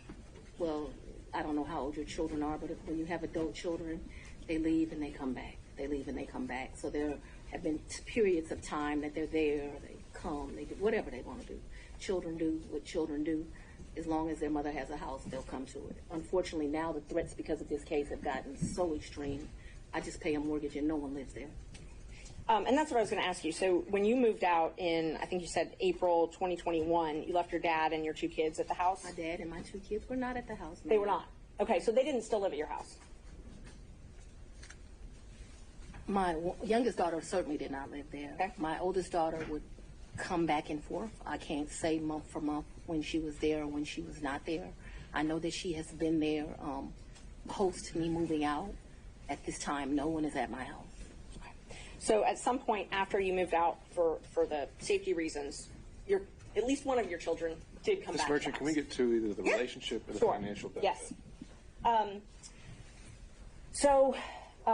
Let's see, we were back at 2021. So you were still friends with Miss Yeardy then. Were you also friends with Mr. Bradley? I've never been friends with Mr. Bradley. You've never been friends with Mr. Bradley? No, I don't consider us to be friends. I don't dislike Mr. Bradley, but I don't consider us to be friends.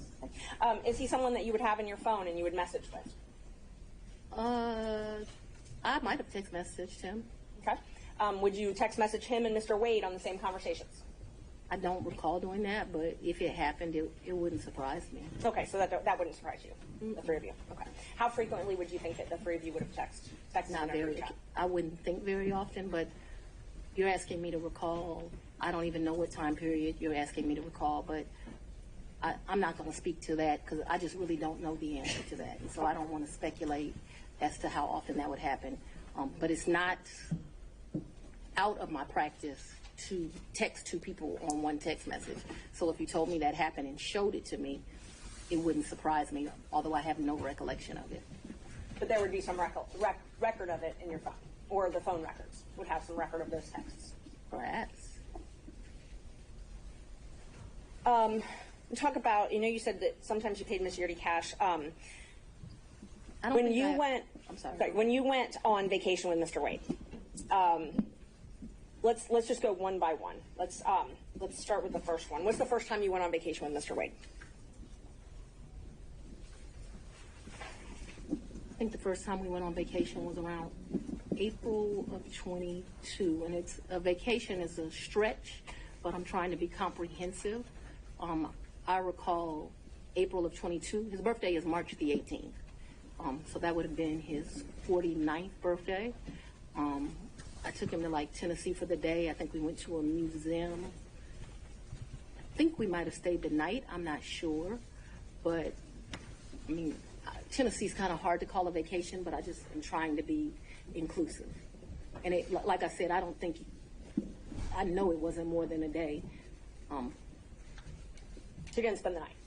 I think that we did. That's what I'm telling you. I think that there's a possibility that we stayed that night in April of 22. Who paid for the hotel?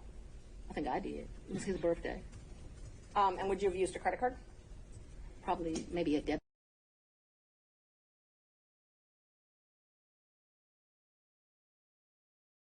And you all when did you start dating?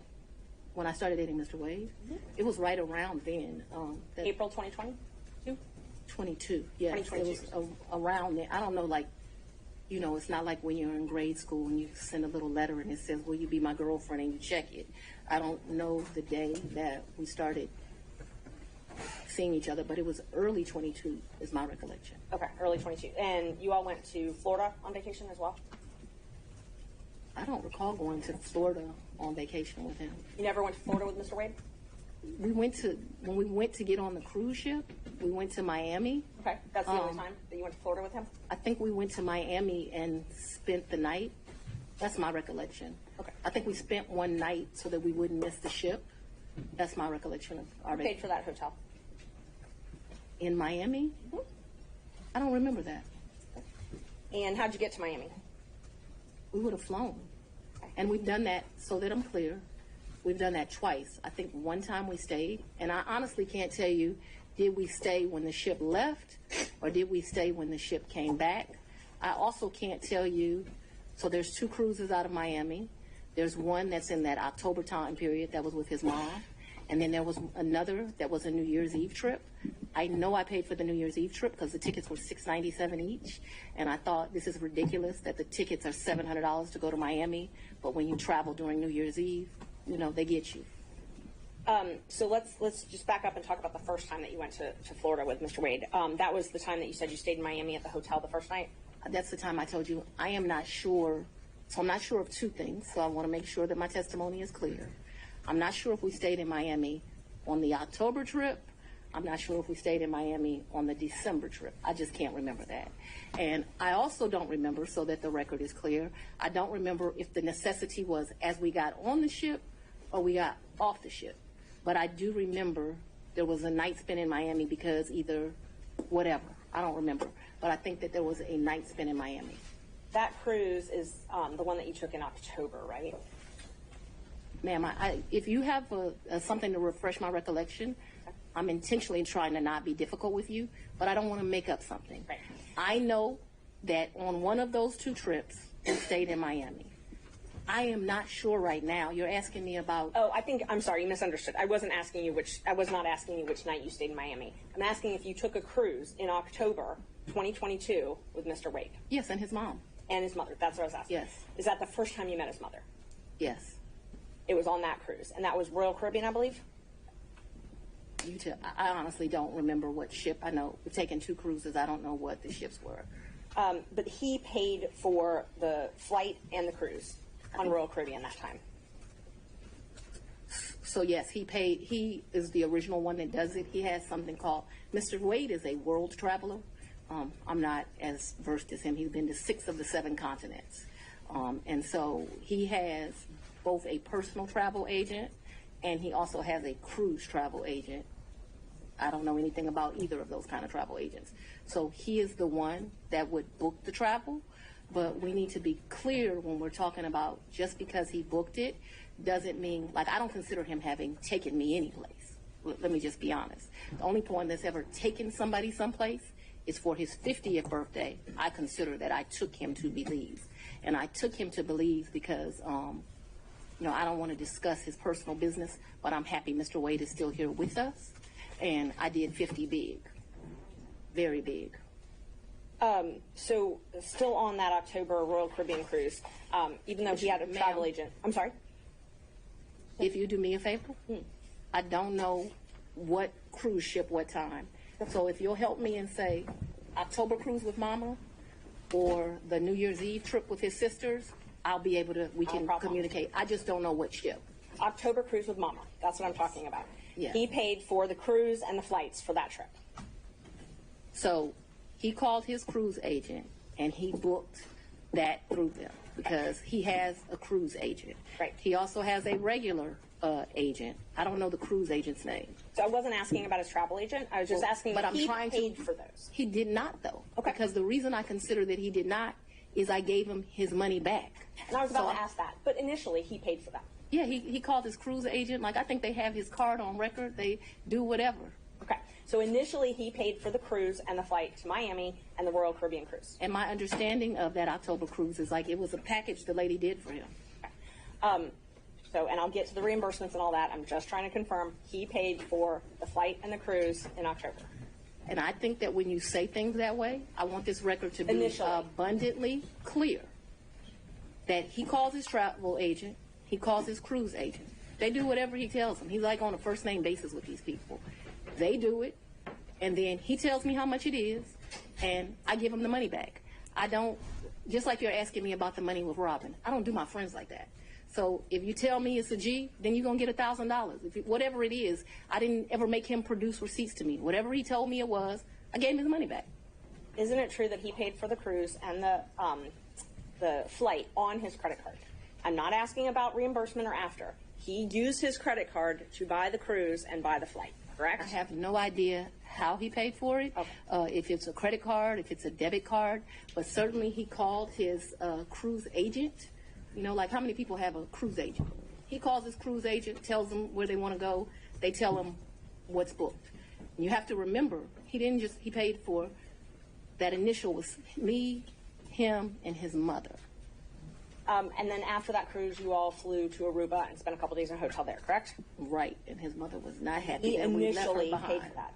He initially paid for that. For Aruba, yes, ma'am. So let's talk about both of those. I know he initially paid for it. Did you pay him back? For the cruise and for Aruba, yeah, I gave him his money before we ever went on that trip. You gave him cash before you ever went on the trip? Mm-hmm. Okay. And so when you got cash to pay him back on these trips, would you go to the ATM? No, lady. You would not go to the ATM? No. Okay. So Fulton County pays you direct deposit, I assume? Yes, Fulton County and the state of Georgia both pay me direct deposits. Okay. So the cash that you would pay him, you wouldn't get it out of the bank? I have money in my house. You have money in your house. So it was just money that was there. When you meet my father, he's going to tell you as a woman, you should always have, which I don't have, so let's don't tell him that. You should have at least 6 months in cash at your house at all times. Now, I don't know why this old black man feels like that, but he does. When we were growing up, my daddy had 3 safes in the house. So my father's bought me a lockbox, and I always keep cash in the house. Now, I don't do it to the degree that my father would do it, so he would probably be ashamed with me, but I always have cash at the house. That has been, I don't know, all my life. If you're a woman and you go on a date with a man, you better have $200 in your pocket, so if that man acts up, you can go where you want to go. So I keep cash in my house, and I don't keep cash as good in my purse like I used to, because I don't go on many dates, but when you go on a date, you should have cash in your pocket. So my question was, where did that cash originally come from, if it didn't come out of the bank? Cash is fungible. We've had cash for years in my house. So for me to tell you the source of when it comes from, when you go to Publix and you buy something, you get $50, you throw it in there. It's been my whole life. When I took out a large amount of money on my first campaign, I kept some of the cash of that. Like, to tell you I just have cash in my house, I don't have as much today as I would normally have, but I'm building back up now. So you just put money in. It's a very good practice. I would advise it to all women. So you can't identify when you came into this cash or where the cash came from? I didn't say I couldn't identify it. No, nobody gives me anything. I am sure that the source of the money is always the work, sweat, and tears of me. What you asked me for is, when did the money go in there? What I am trying to tell you is, so I got divorced in 2005 from my husband. No, it's important. You said, where did the money come from? And I need to tell you where the money came from. And so for many, many years, I have kept money in my house. That money in my worst days has probably only been $500 or $1,000.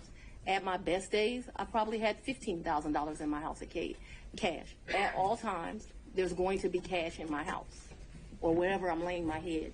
The money that you paid Mr. Wade, the cash, in October of 2022, you do not know where that money came from. I do know where it came from. It came from my sweat and tears. You know which job it came from. Did it come from Fulton County or did it come from a private job? It came from, what are you talking about? So it could have come from a private job because before I was DA, I was in private practice. So I earned money during that time period. It's probably in there. You don't know could have. What do you mean I don't know where it came from? I understand the situation. We can move on. Okay, thanks. Same with Aruba. You don't know where that cash came from either, right? Ma'am, you are mischaracterizing my testimony greatly. I'm not going to allow you to mischaracterize my testimony. I know that I keep money in my house. The amounts of money I gave Mr. Wade, it was never that serious. I don't think I've ever handed him more than $2,500 in a reimbursement. So we're not talking about $20,000 in cash. I don't have $20,000 in cash right now. The most I ever gave him, I know I gave him $2,500 when we went to Belize because we went to one hotel and then we went to a second hotel. That $2,500 I actually gave him while we were still in Belize. I know that the Aruba trip, the one that you described with his mom, I think I gave him about $2,000 for that trip for like total. His mom went to Aruba with you?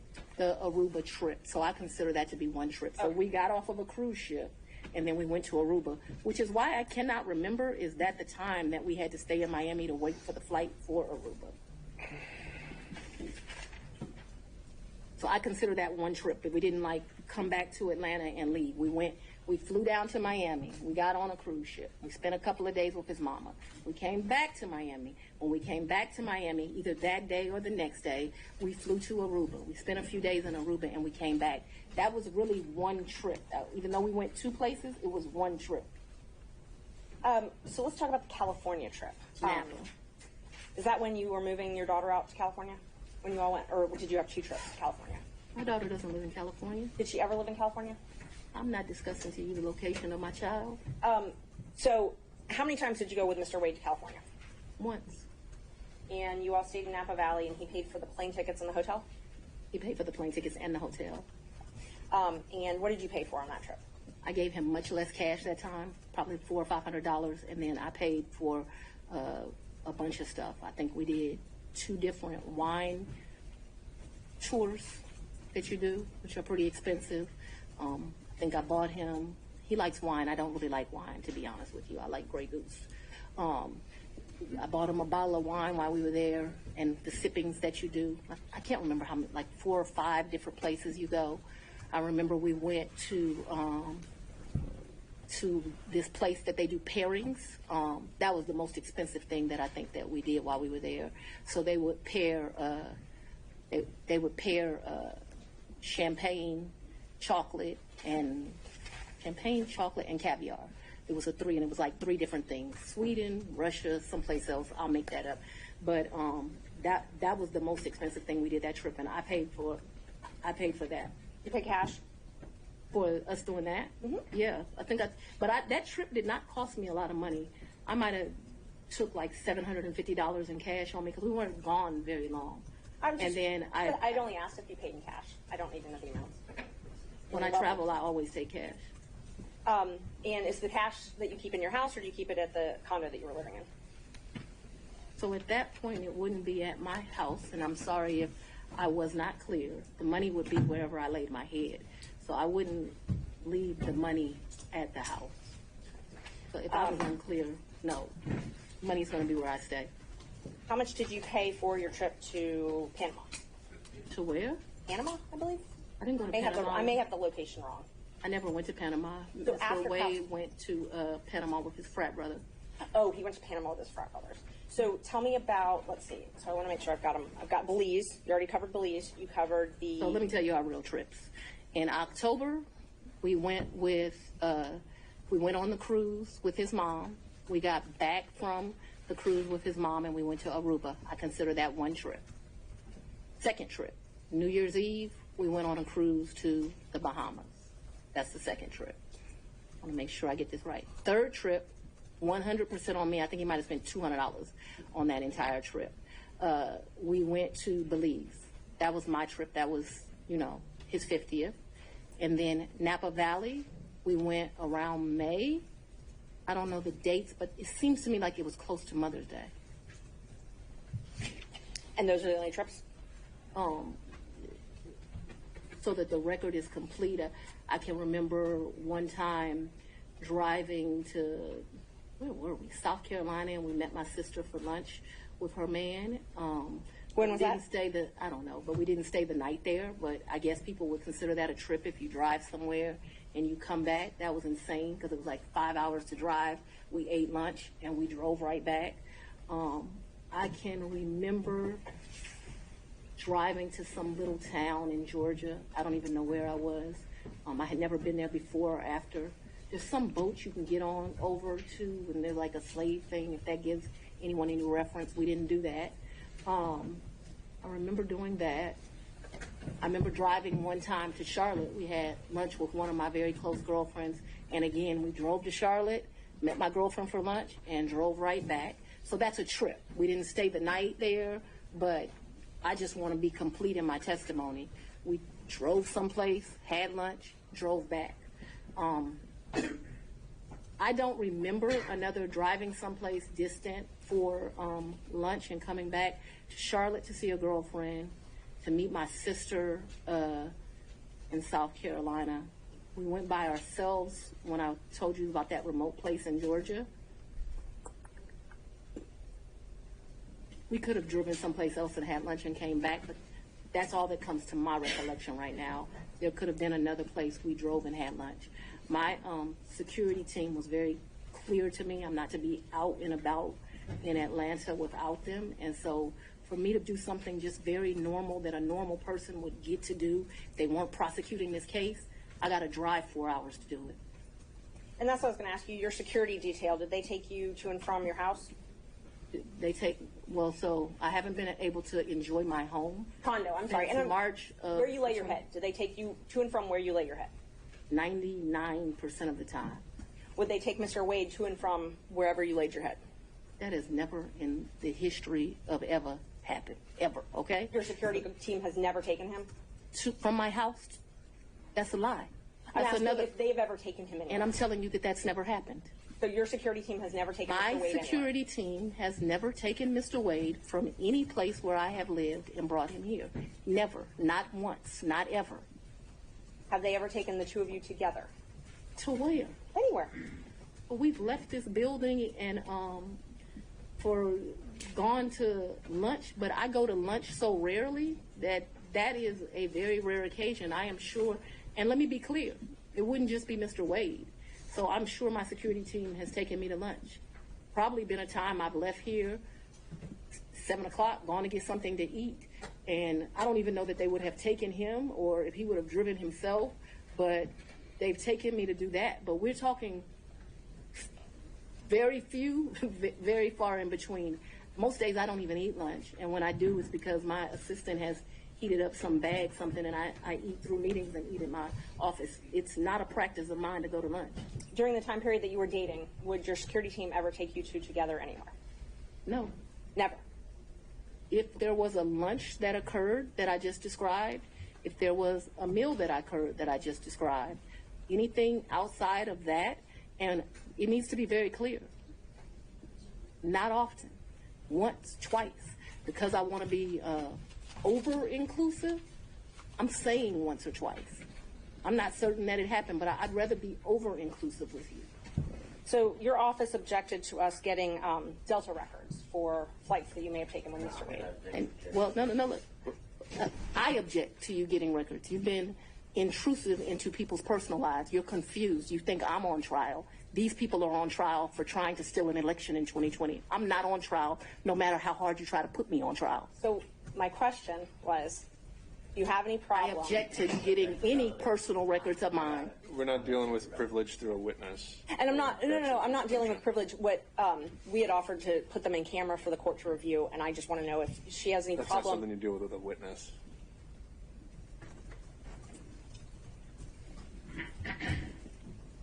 Okay, you have to file as part of your job something called an income and financial disclosure report, correct? That's correct. And you filed your first one, so you filed 2 today, is that right? Is it 2 or 3? I probably would have filed 21, 22, and maybe I haven't filed 23 yet, because isn't it due like June of the next year? April, I believe. So you filed, let's see, you filed your first one, it looks like April 15th, 2022, and your second one, April 17th, 2023. Does that sound familiar? That I don't remember the dates, but you're an officer of the court. I hope you're telling the truth now. May I approach the witness?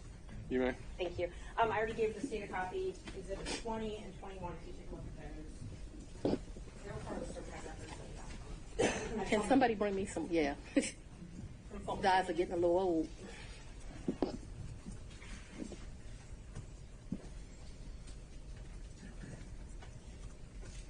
Yes. Okay. Yes, so ma'am. Those are the ones that you filed. This looks like me for sure. Yes, ma'am. Yes, ma'am. Judge, we'd move to admit 20 and 21. I think you need to delineate which one's which 20 one's which. is 2021, so it accounts for the time period, Your Honor, January the 1st, 21 through December the 31st, 2021. That is Defendant's Exhibit 20. Defendant's Exhibit 2021, it accounts for the time period January the 1st, 2022 through December the 1st of 2022. All right. Any objection to Exhibits 20 and 21? Nope. Sorry. From other counsel? Admitted without objection. Yeah. When did your personal relationship with Mr. Wade end? Our personal relationship ended in this year. So let's be very clear so that we don't mix words. I don't want to mix words in here. Mr. Wade is my friend right now.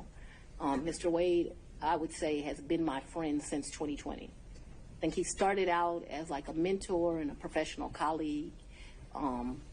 He became my friend and somebody that I really respected. I feel very indebted to Mr. Wade for taking on the task of this job. And he is certainly my friend and one of the people that I respect the most. So if you ask about a personal relationship, I consider myself to have a personal relationship right now, Mr. Wade. I consider myself to have a personal relationship with Anna Cross. I consider myself to have a personal relationship with Mr. Abadi. I consider myself to have a personal relationship with Andrew Evans. Okay, let me just clarify that. I have a personal relationship with him as we speak right now. I don't think that's what you're asking. I think that's what you're asking. When did your romantic relationship with Mr. Wade end? Did it end?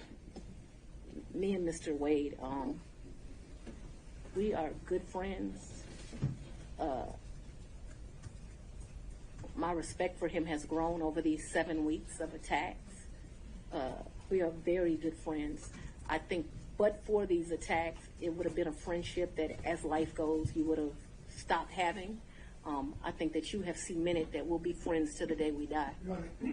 Let's. Could we just have an answer to the question? I can handle Mr. Seda. Let's have it. She asked about a personal relationship. She asked when the romantic relationship ended. That's the question. It's sometime in, I'd say late summer of 2023. So I don't believe me in, this is what you're really asking about. This is the salaciousness of all of this, right? No, I'm just asking about your romantic relationship, when you stopped dating. I think that me and Mr. Wade, so he's a man, he probably would say June or July. I would say we had a tough conversation in August. And so that men in relationships at the end of physical intimacy, women in relationships when that tough conversation takes place. And where, when did he come to, I guess, the condo? I'm not sure what you called it, condo apartment. Would he come and stay at that condo or visit you there? I'm sorry, visit you there. What condo, what apartment? I want to be clear. So not your house. I know you classified one as house and one as condo, so I'm trying to use those terms. So but there's been more. See, what you don't understand is because of this case, I got to move. And so Ms. Merchant, if you could ask a more precise question. Yes, please, give me the time period. Mr. Wade visits you at the place you laid your head. When? Has he ever visited you at the place you laid your head? So let's be clear, because you lied in this. Let me tell you which one you lied in. Right here. I think you lied right here. No. This is the truth, Judge. And it is a lie. It is a lie. All right, Ms. Willis. You see. Mr. Sena, thank you. We're going to take 5 minutes. Be back in 5. May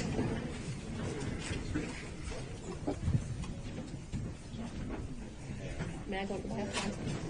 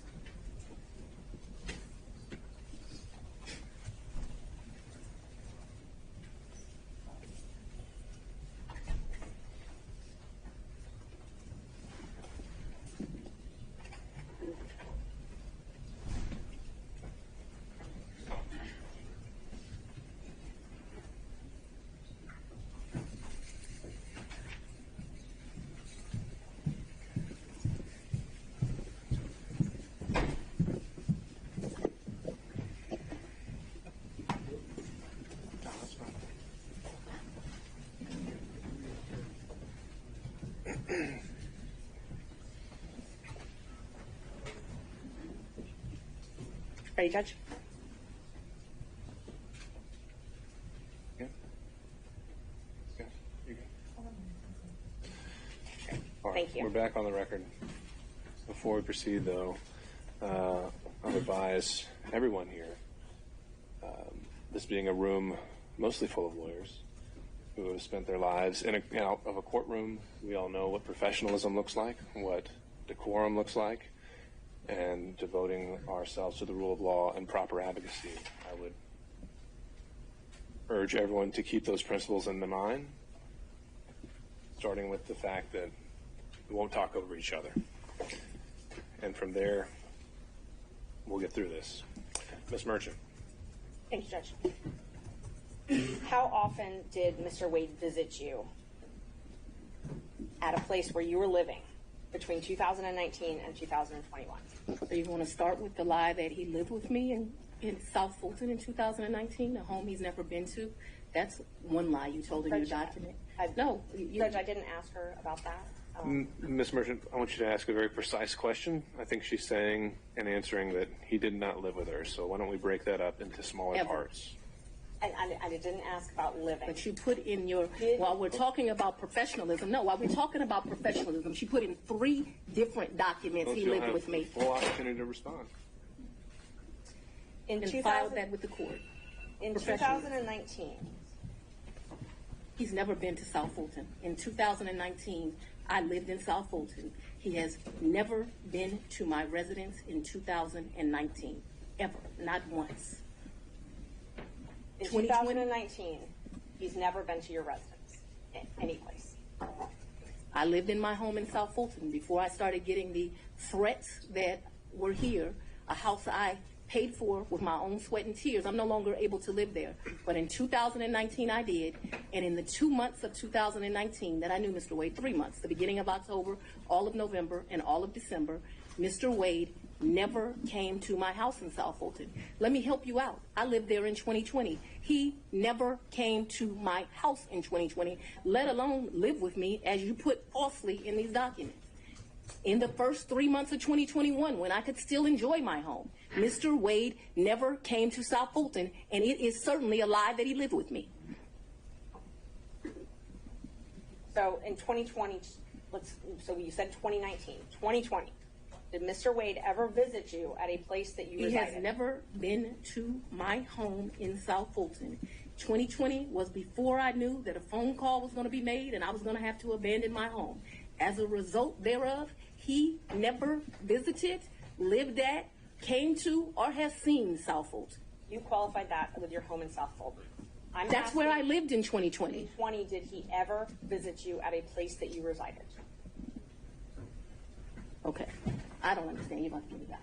In 2020, I lived in South Fulton. Okay. That's the only place I lived in South Fulton. That's before I had to abandon my home, Judge. All right. And at my home in South Fulton, he never came there, okay?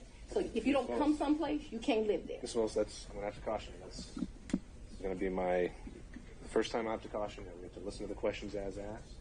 And if this happens again and again, I'm going to have no choice but to strike your testimony. So we need to break this down. Ms. Merchant's question, I believe, was asking whether you lived anywhere other than South Fulton. I did not live anywhere but South Fulton, Georgia in 2020. That is before I began my prosecution of this case, and it was my plan to only live there. Did Mr. Wade ever visit you at the condo that you leased from Miss Yurdy? He visited that condo, yes. He did? Yes. Did he ever spend the night at that condo? No. Just visited? Yeah, but he did visit for sure. Did you ever go out to eat together, other than the lunches you talked about, during 2019 or 2020? I would think that we probably went to lunch, but it wouldn't have been, let me think, 2019. I'm going to say, I don't know, I'm going to say we probably broke bread someplace in 2019. I don't remember it, but it seems like we would have broke bread sometime in 2019. So I'm going to say yes, although I have no recollection. But it seems to me like I go out to eat and drink with pretty much everyone, so I'm going to say yes. So outside of the vacations that we've already talked about, did you ever go out to dinner with Mr. Wade? I mentioned to you that I'm going to object as to what time period. We're asking very vague questions. I thought we were treating the witness as hostile under 611. We're no longer doing that. So we're going to go back and forth. We need to be more specific with our questions if we're going to treat her as hostile. All right, Ms. Merchant, it's not so much. I think you can elect between leading and open-ended questions, but I think we are still wondering about, and I think we need to get back on track of focusing on the financial benefit or the relationship. And my next question about if you did go out to dinner, who paid when you went out to dinner? He paid. I paid. You both paid. Okay, so let me be real clear. We didn't say, oh, the bill is $102. You give $51, I'll give $51. I don't operate like that with my girlfriends. I don't operate like that with anyone. He caught the bill, I caught the bill. Whomever. Did you ever pay him through Cash App? No. You only ever paid him through cash? Well, yes. We're talking about, I'm very confused You've now. never given Mr. Wade money through Cash App? No. The only money you've ever given him outside of a contract is cash. I didn't give him money in a contract, so that was cute, but I didn't give him money outside in a contract. What happened is, no, we're going to answer it since you said it. He worked more hours than he was paid, and the county paid him for the work that he did. So don't be cute with me and then think that you're not going to get an answer. And I will ask you about the contract in a minute. I asked you about cash. Did you ever pay him anything? And I'm trying to qualify my questions. I'm not talking about the contract with Fulton County that was paid. I'm not talking about that. I'm talking about outside of that. Did you ever pay him anything other than cash? I've only given him cash a few times in the course of what we're talking about. So you've if never we used would a go to credit card? dinner, Let her finish her answers. if we would go to dinner, I wouldn't give him cash because he paid for dinner or I paid for dinner. I've given him cash only a few times in life, probably 4. Okay. Probably the most money I've ever handed him is $2,500. The least amount of money I've handed him, probably between $500 and $1,000. You never wrote him a check? Ma'am, I don't have checks. Okay. So you have no proof of any reimbursement for any of these things because it was all cash, right? The testimony of one witness is enough to prove a fact. So my question Are you telling was, do me you that have I'm any lying proof? to you? Is that what you're intimating right here? I'm asking if you have any proof that you paid him any of these The monies. proof is what I just told you. You have no written proof. Is that correct? So I have some, probably some transactions like in Belize. I probably spent $500 on my card in Belize. I spent I can't remember, $900 on each of our tickets to go to Belize. I did the $700. I probably got some minor expenses in Aruba that would be on a card. But for the most part, for those trips, other than, so the 2 cruises, I gave him money for those before we ever left because they were pre-booked. Let me answer. Well, the question was if you had any written proof. And so I've answered you that I've had written proof. We can move to the next question. If you've answered if you had any written proof, and that was my question. I want to make sure that we're clear that for the 2 cruises, Judge, I asked if she gave him written proof. We're not going to talk over each other. Ms. Merchant, she answered your question, so we can ask the next question. Ms. Willis and Ms. Cross will have plenty of opportunities to let you clarify your answers when it's her turn. Thank you, Judge. Knowing your role as district attorney, you know that public funds are scrutinized and money is scrutinized and things like that. You understand. I'm sorry, go ahead. You understand you're under a microscope. You have reporting requirements, all of those types of things. You have no record other than your testimony of the money that you've given Mr. Wade. You've already asked that question. Let's keep going. When you took office, you had a tax lien of $4,600. Did you pay that with cash when you made that tax lien whole? I probably paid through however you pay. Okay. But you were saying that you had amounts of cash. You still had that lien in 2022 when you were dating Wade and going on these trips. So the cash that you gave him, that could have been used to pay the tax lien off? You going to tell me how to pay my I'm bills? going to object. This is not relevant as it relates to why we're here today. Ms. Merchant, are you trying to establish that she was insolvent in some way? I definitely was trying to establish that she did not have these mass amounts of cash that she's talking about, yes. All right. Re-ask the question. You You had a tax lien in 2022, $4,600. Did you say I did? And you did not use this cash that you had to reimburse Mr. Wade to pay that off, correct? No. Okay. I went shopping too and I didn't pay it off. And you talked about, you gave a lot of interviews to some authors of a book called Finding Books, right? I would not characterize it as a lot. I probably have spoken to them No, I'm 2 or 3 gonna- times. My question is relevant as to. I think it's already come up that finances are discussed in the book. I'll overrule that. Thank you. Ms. Wilson, you can continue your answer. What came up with Mr. Wade as it relates to hearsay statements that he was asked about in relation to what Ms. Willis may or may not have said in relation to an author. So it's not relevant to the testimony that's occurring at this time. I think Ms. Merchant has said that inside the book she also makes a statement as to her own finances, and that's that issue. So you gave interviews to the authors of this book, correct? Once or twice. Okay. And 3 times, just to be comprehensive. I don't know if it was 3 times, 2 or 3 times, I think.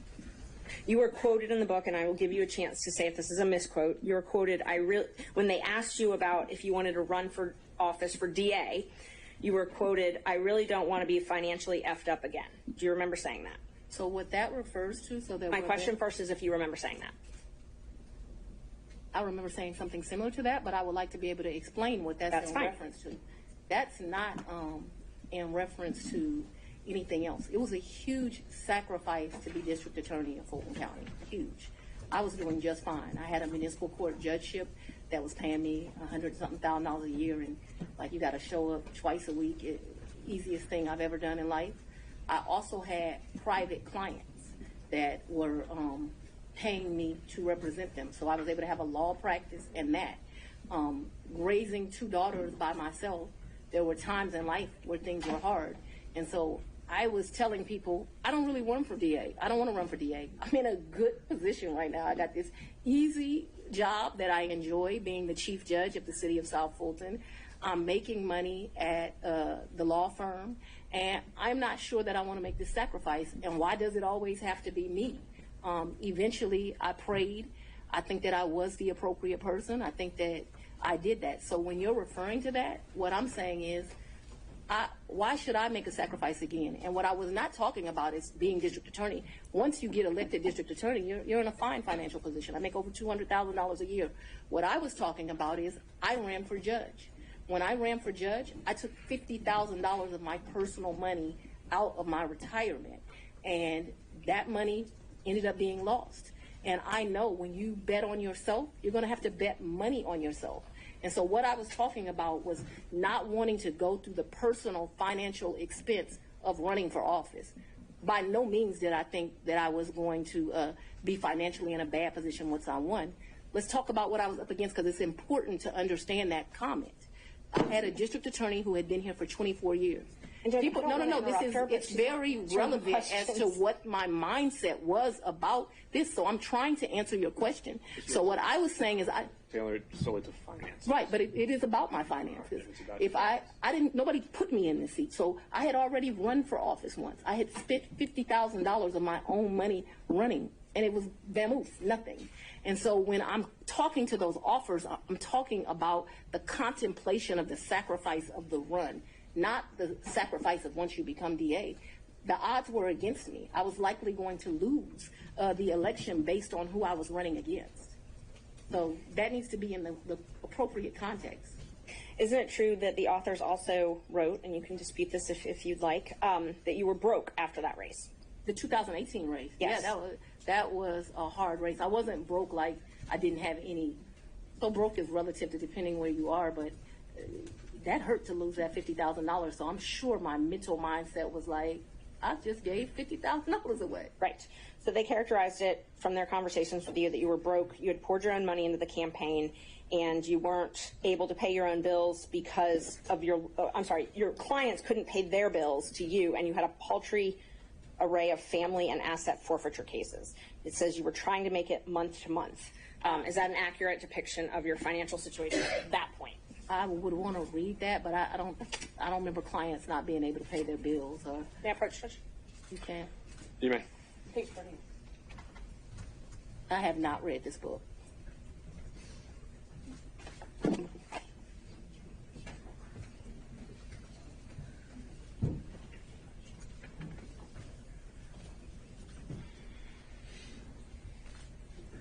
So like this fact here, her ex-husband Fred had run into a financial. I have no information I about didn't that. ask you about that. I just asked about if what they represent from their interviews with you, that you were broke and that you had clients that weren't able to pay their bills. Can you show me where that is? Because this is where you put the tab, so that's where I read. Broke, couldn't pay their bills. Yeah, I'm sure I characterized myself as broke as leaving that $50,000. I don't know that I had her nascent law practice at Poultry Rep. Well, you just I didn't have. Ms. Merchant. I thought I had a law practice.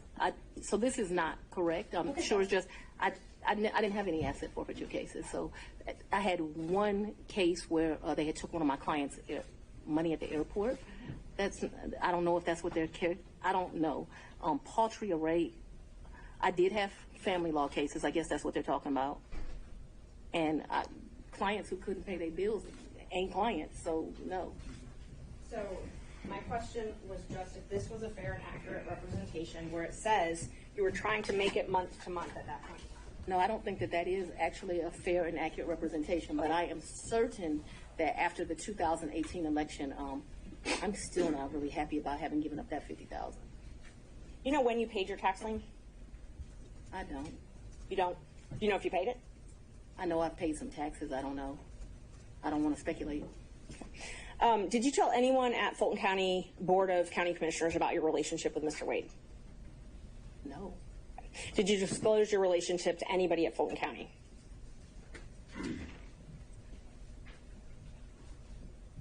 No, I don't think so.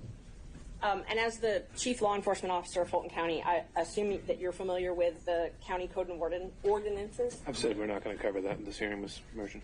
I'm sorry, Judge? We said we weren't going to cover the county regulations. Okay, and I won't. Let me ask you this then. So are you aware that you're required to disclose any relationship with someone that you contract with in Fulton County? I'm going to object to the court prior ruling that you made this morning. Would this be different because it's a potential for impeachment? Yes. What did you ask me? Ms. Merchant, if you could re-ask the question. Okay. Are you aware that Fulton County requires you to disclose any relationship with someone that you're doing business with? I'm not aware, and I know often that things are confused with state constitutional officers in county, but I'm not aware. Okay. So it's not so it's your understanding that you don't have a duty to disclose the relationship? She's answered that question. Let's keep going.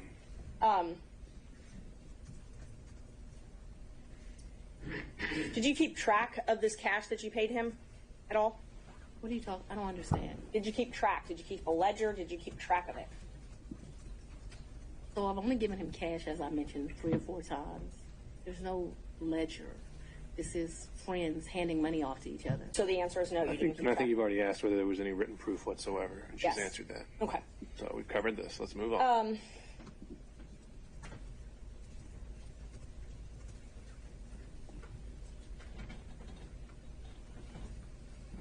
Who are you referring to when you suggested that Mr. Roman's motion to disqualify was racially motivated? We already said we're not talking about the forensic misconduct that's been alleged. And just so the record is clear, I don't believe I said that his motion was racially motivated, so I don't want that to stay there. I've never said his motion was racially motivated, so that should not be true. I think it would be best if we don't need to go down that road. We're going to save that for argument. You once said that you would not engage with a personal relationship with anyone that worked for Fulton County. Is that correct? An employee? Anyone that worked for Fulton County. I think I said an employee. Okay.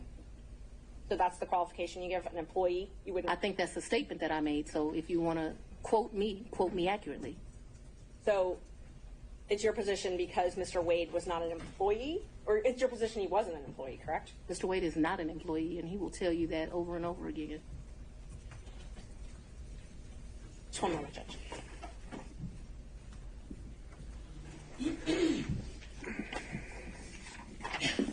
I'm sorry, the statement, just so I make sure I accurately quote you. What you said was you won't sleep with people who work under you. Do you not consider Mr. Wade working under you? I consider Mr. Wade to be an agent. Agent? Yeah. All right. An appointee is what I really think of him as. Your point, whatever merit it has, Ms. Merchant, is on the record. Next question. All right. Do we need any moments in a minute? Mr. Sadow.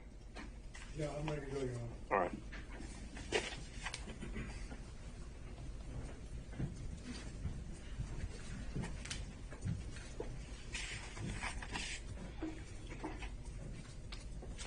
I'm going to try to ask you questions that you can actually answer without having to explain, okay?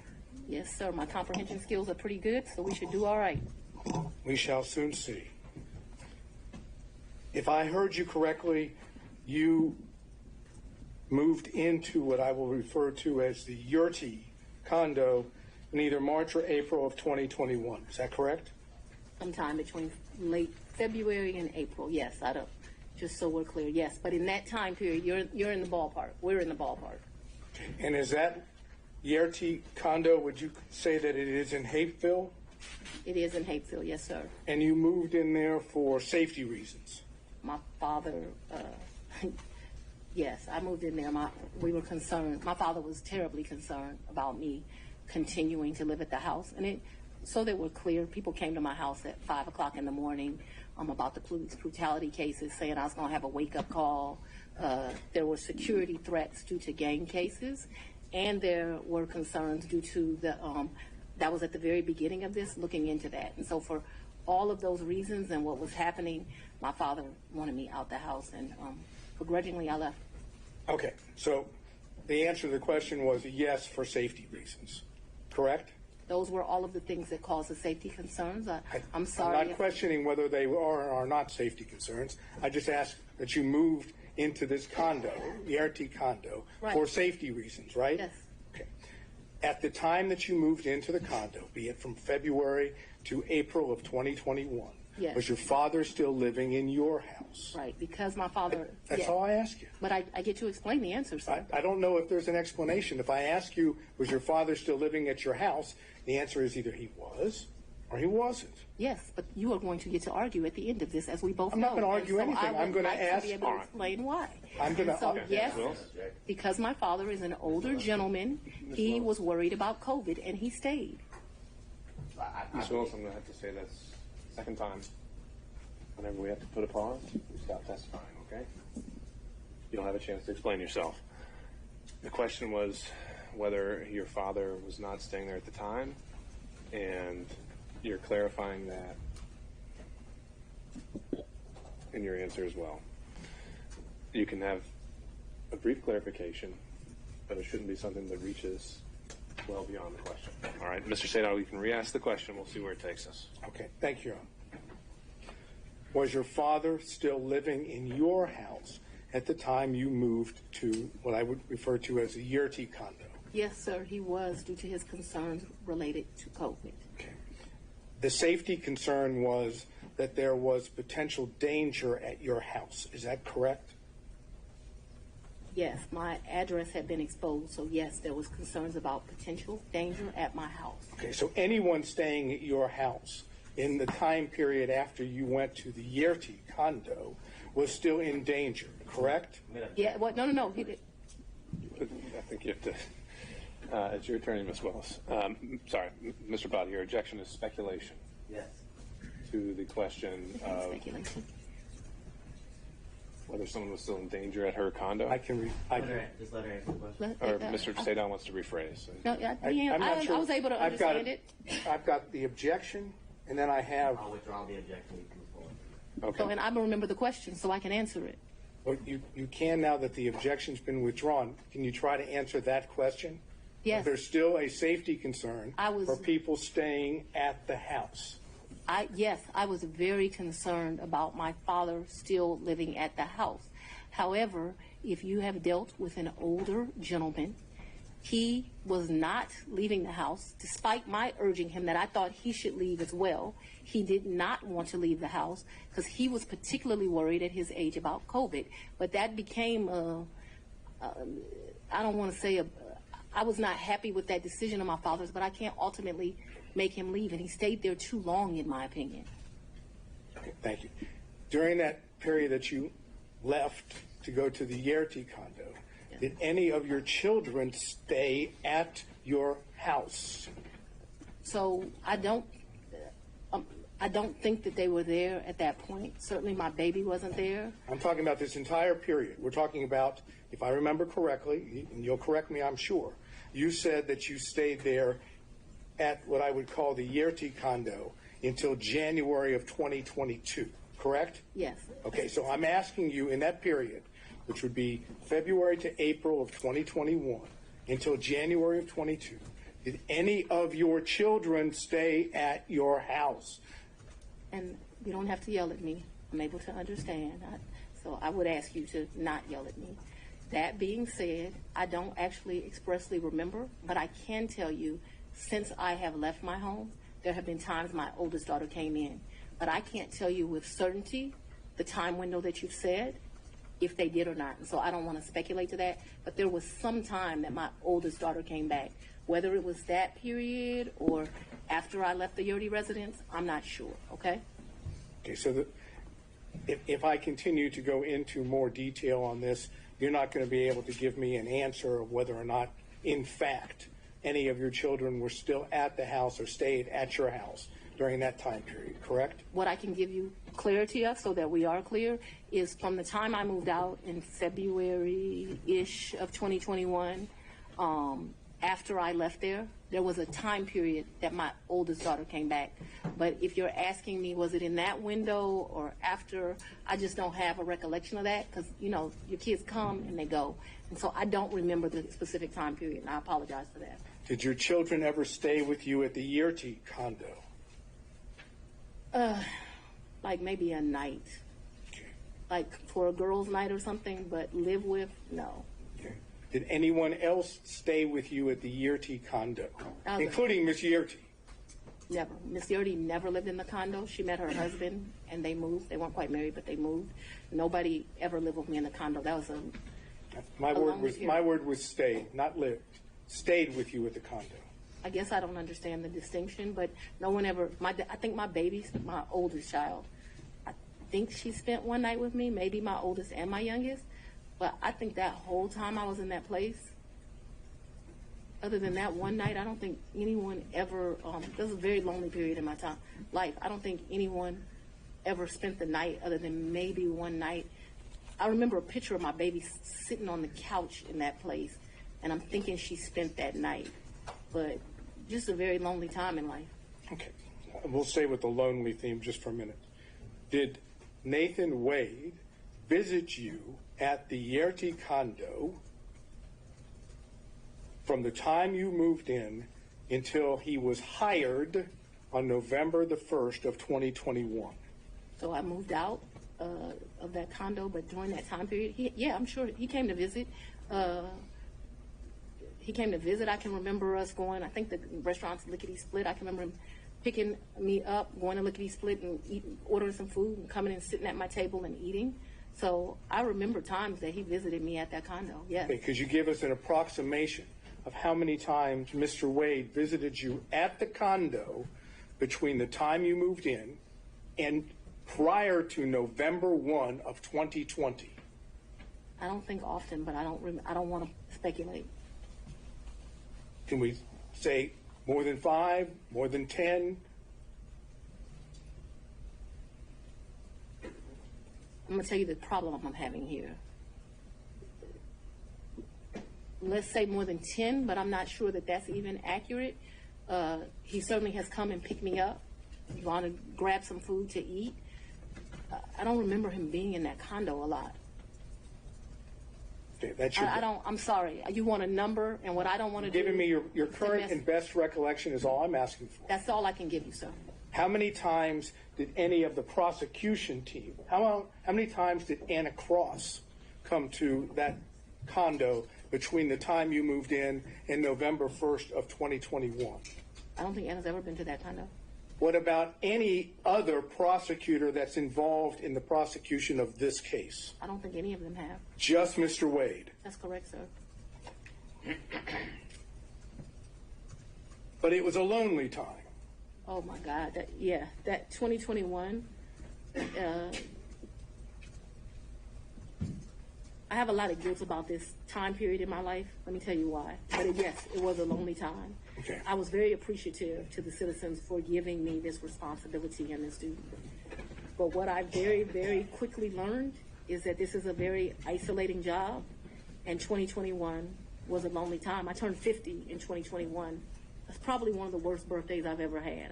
I spent it alone. So I have a clear recollection of 2021 being lonely. Okay. Did Mr. Wade ever visit you at the condo, the time period I'm talking about, prior to November of 2021, when Ms. Yerty was at the condo? So Ms. Yerty and me, we didn't share the condo at the same time. So the answer would be no. Well, we never stayed there together, so it's an impossibility. It's an impossibility. Yeah. Okay. Now, Ms. Yerty, because we need to get clarification on this. Ms. Yerty stayed in that place. There may have been a time that me and Mr. Wade visited, like went and saw Ms. Yerty, but me and Ms. Yerty never lived there together. Just so we're clear. Well, maybe that was clear, but I'm going to have to try again. Okay. Was Miss Yerty still living in the condo when you moved in? Not a day. Okay. So what I'm talking... Another misrepresentation in this. We never lived together. I never lived with Miss Yerty. My question, though, I'm trying to understand Okay. that after you moved in to the condo, Miss Yerty she was out of the condo, right? She got a house. That's all I'm asking. She's not in the condo. We never stay, Miss Yerty and I never stay a day together in the condo. All of her stuff was out of the condo, and all my stuff, some of my stuff, not all of it obviously, was moved into the condo. So we never stayed there together. No, sir. All right. So when I asked you about Mr. Wade visiting the condo, when you were staying there, yes, Miss Yerty wasn't staying there, correct? that would be correct, yes. She wouldn't be at the condo, correct? No, she would not have been. It would be you and Mr. Wade alone at the condo, correct? Yes. That is, there weren't any other witnesses to Mr. Wade and you at the condo, correct? Yes. No security, none of your security detail. An object. She said it was just her and Mr. Wade. You made your point, Mr. Sadow. Let's move on to the next one. Yes, Your Honor. Who in the prosecution team, prior to, I guess, the motion being filed by Defendant Roman, who in the prosecution team knew of your personal relationship, and now I'm talking romantic, with Mr. Wade? So, sir, I am extremely private. All I ask is who knew. It's not. If the answer is no one knew, that's fine. No. I ask you who knew. Answer it and then explain, Ms. Willis. I am very private. When I supervised Mr. Body and Mr. McAfee, they didn't know who I was dating, but I can assure you I was dating somebody. So that I kept something private, that's my private life, is not any mystery to anyone. It's like a woman doesn't have the right to keep her private life private. And I'm speaking on this because there have been all these intimations. You still haven't answered the question, Ms. Willis. I'm sorry, what was the question then, Your Honor? Is there anyone else who knew about it? And then you can explain. I don't know. I don't think so. I certainly didn't go out telling my business to the world. Okay, so, the best of your recollection, you didn't inform anyone on the prosecution team that the individual that you had chosen to lead the prosecution team had a personal relationship with you. So is that correct? That's inaccurate. Your question is inaccurate. What? Because you stated that the person I chose, we had a personal relationship. So we had a friendship. We have all these distinguishing factors. Remember, when I chose him in November of 21, first of all, let's get this straight. Mr. Wade was not actually my first choice. That's no insult to him. Your Honor, no, it is you because of the way you phrased the question. You said, when I chose him, I didn't inform people of a personal relationship. We have defined personal as romantic. It is an inaccurate way to state the question. Then I will certainly restate it so it is very accurate. Okay, and please do not yell at me. You hired Mr. Wade for the first time on November 1st of 2021, correct? November of 2021, yes, Okay. sir. Your testimony is, whether one accepts it or not, your testimony is that at the time you hired Mr. Wade, there had never been a romantic relationship with Mr. Wade before you hired him, correct? Yes, my testimony is that we were very good friends, but not. But we're talking about the sex, so let's just don't. Well, No, I'm not talking about. I'm saying romantic relationship doesn't necessarily have to be just sex. Well, It can I be don't- dating. It can be holding hands. It can be any of those things that one might call romantic. I'm asking you whether or not prior to November 1st of 2021 there was a romantic relationship with Mr. Wade. That's very simple. It's either a yes or a no. I don't consider my relationship with him to be romantic. Before that, I'm not a hand holder, so no. That's fine. Now, let's move beyond November 1st of 2020, Yeah. 2021, excuse me. If I understand your testimony, there was no romantic relationship with Mr. Wade until early in 2022, whether it be January or February or March, early in 2022, correct? I would say sometime between February and April. Yes, sir. All right.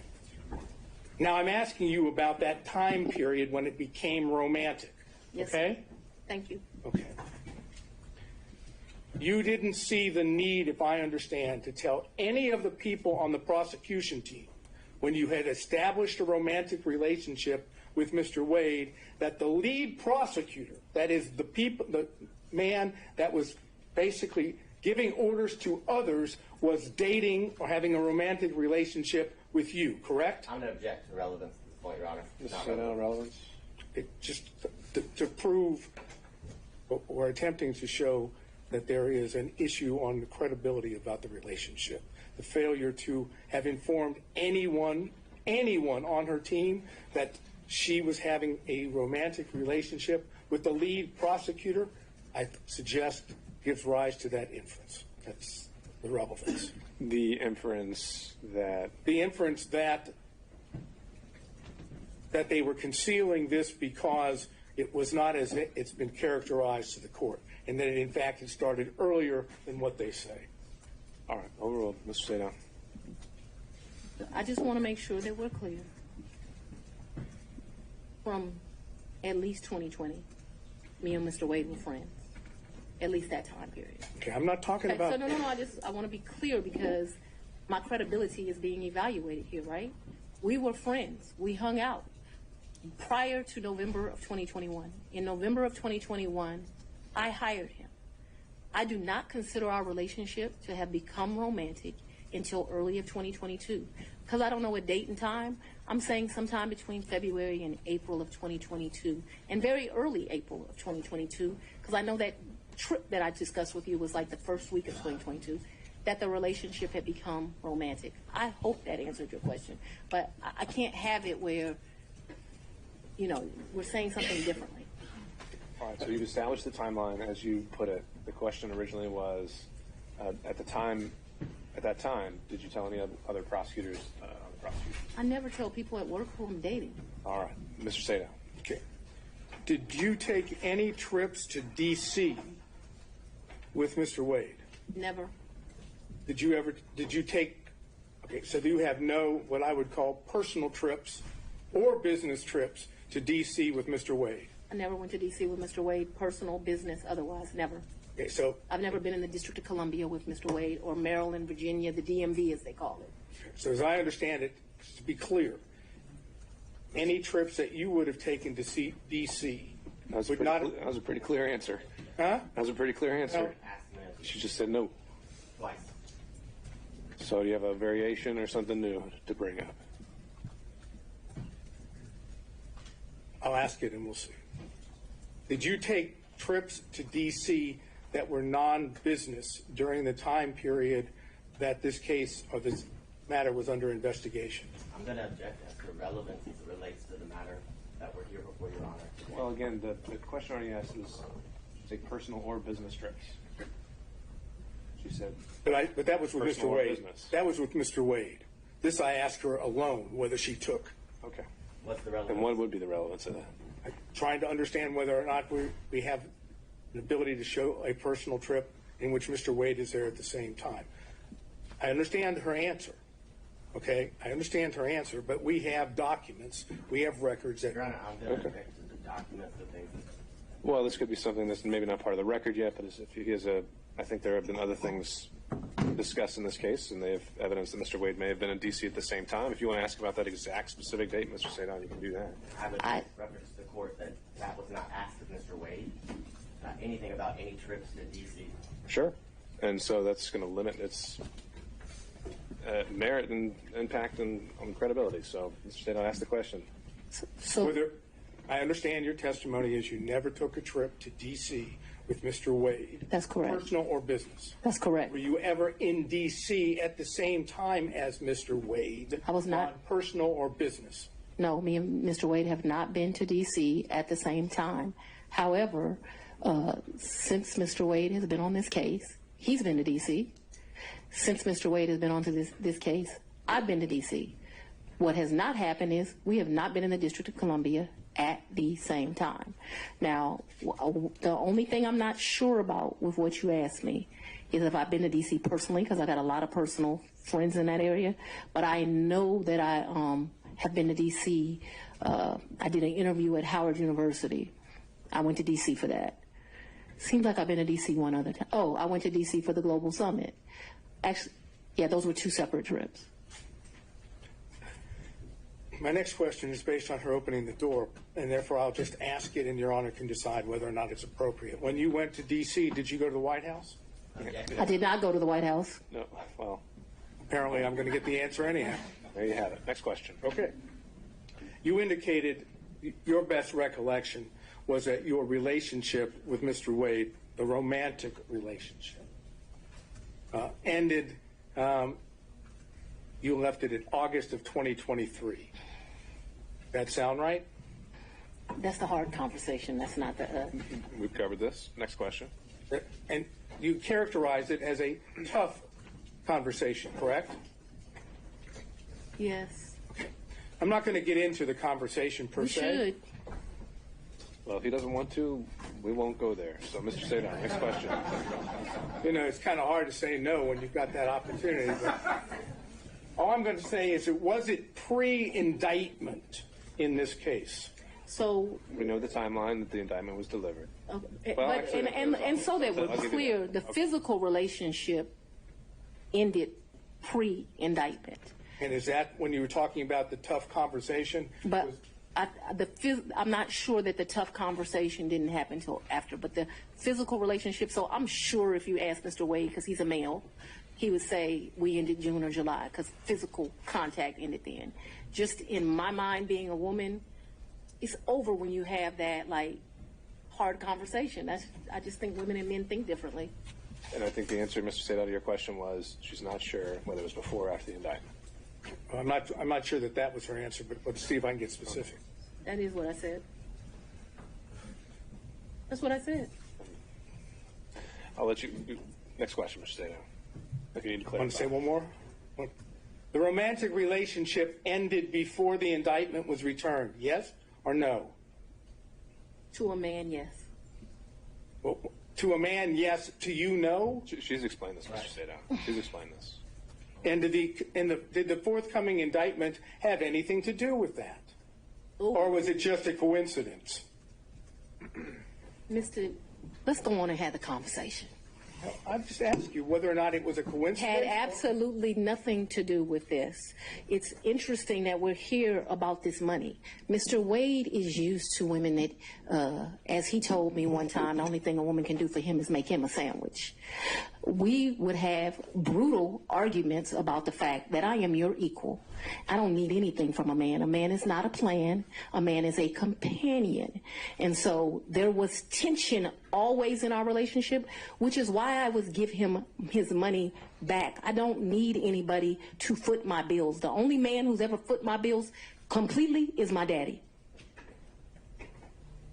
Is there anything else you would like to add to that? No. Sure. But I'm sure we'll talk about it further. No, we're not going to talk about it further. All right, no back and forth, Mr. Sadot. Next question. My next question is something that that has to do with what I've characterized as the church speech. Let me just tell you what the question is, because I know that's not something. Preserve it for the record. Huh? You can preserve the questions for the record, but then we'll move on. That's correct. Thank you. When you gave what I've referred to as the Martin Luther King weekend church speech. You know what I'm referring to. A great honor of mine. That's a historic African-American church. Yes, I do. Okay. Did you have handwritten notes with you that you were reading from during the speech? And on second thought, Mr. Sadov, because you might have a number of questions about this, why don't we just bullet point what you would want to cover on this to preserve for the record, and then we'll move on to the next topic. Okay. Since I had laid out before that the forensic misconduct isn't a subject So of the do I evidentiary not hearing. get an answer for that? That's right. Okay. Did you read your speech? Well, no, Mr. Sadov, for everything related to any forensic Oh, you just want me to misconduct stay out of it now? We're just not. We can do it in a bullet form if you just want to cover what you would have asked, but it's not in a question and answer format. Okay, so I should do that at this point, or do it when you're ready? We can do it right now, so it's fresh on I'm your going to ask her about, did she prepare the speech? Did she have notes on the speech? Did she read the speech? When did she do this? When did she write the speech? Who was she referring to when she was talking about others? Who was she referring to when she said they? Who she was referring to when she spoke in terms of their, that is, their, I would love to answer those questions. Well, Ms. Willis, you could certainly do that in some other format, but for today, that's what we decided we're not going to cover. Who was she talking about that was playing the race card, and why she didn't tell the people at the church that she had had a personal / romantic relationship with the, all due respect the way it was characterized, the black man that she was referring to, and was the black man she referring to, was that Mr. Wade? Okay. That's that area of inquiry. Noted for the record, Mr. Sadov. Next topic. Okay.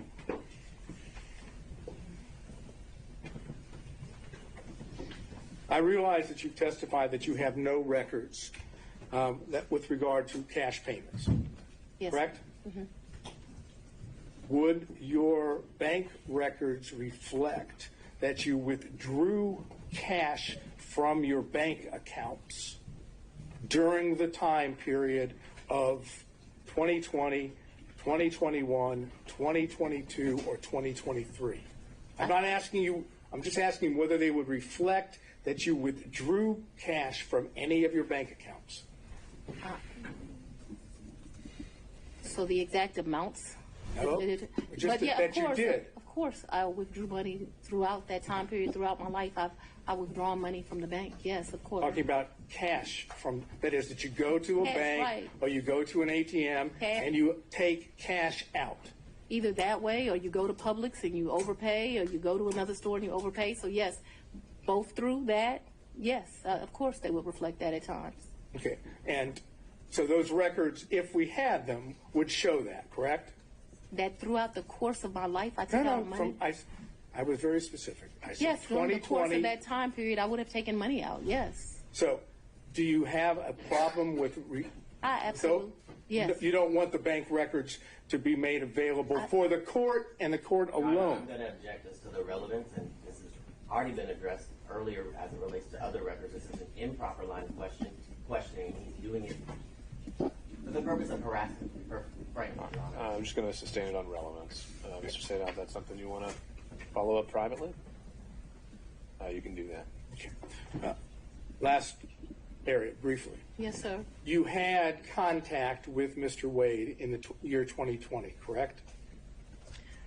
Ooh, I had some contact with Mr. Wade. Would you explain when you say some contact? Please tell us, talking about 2020.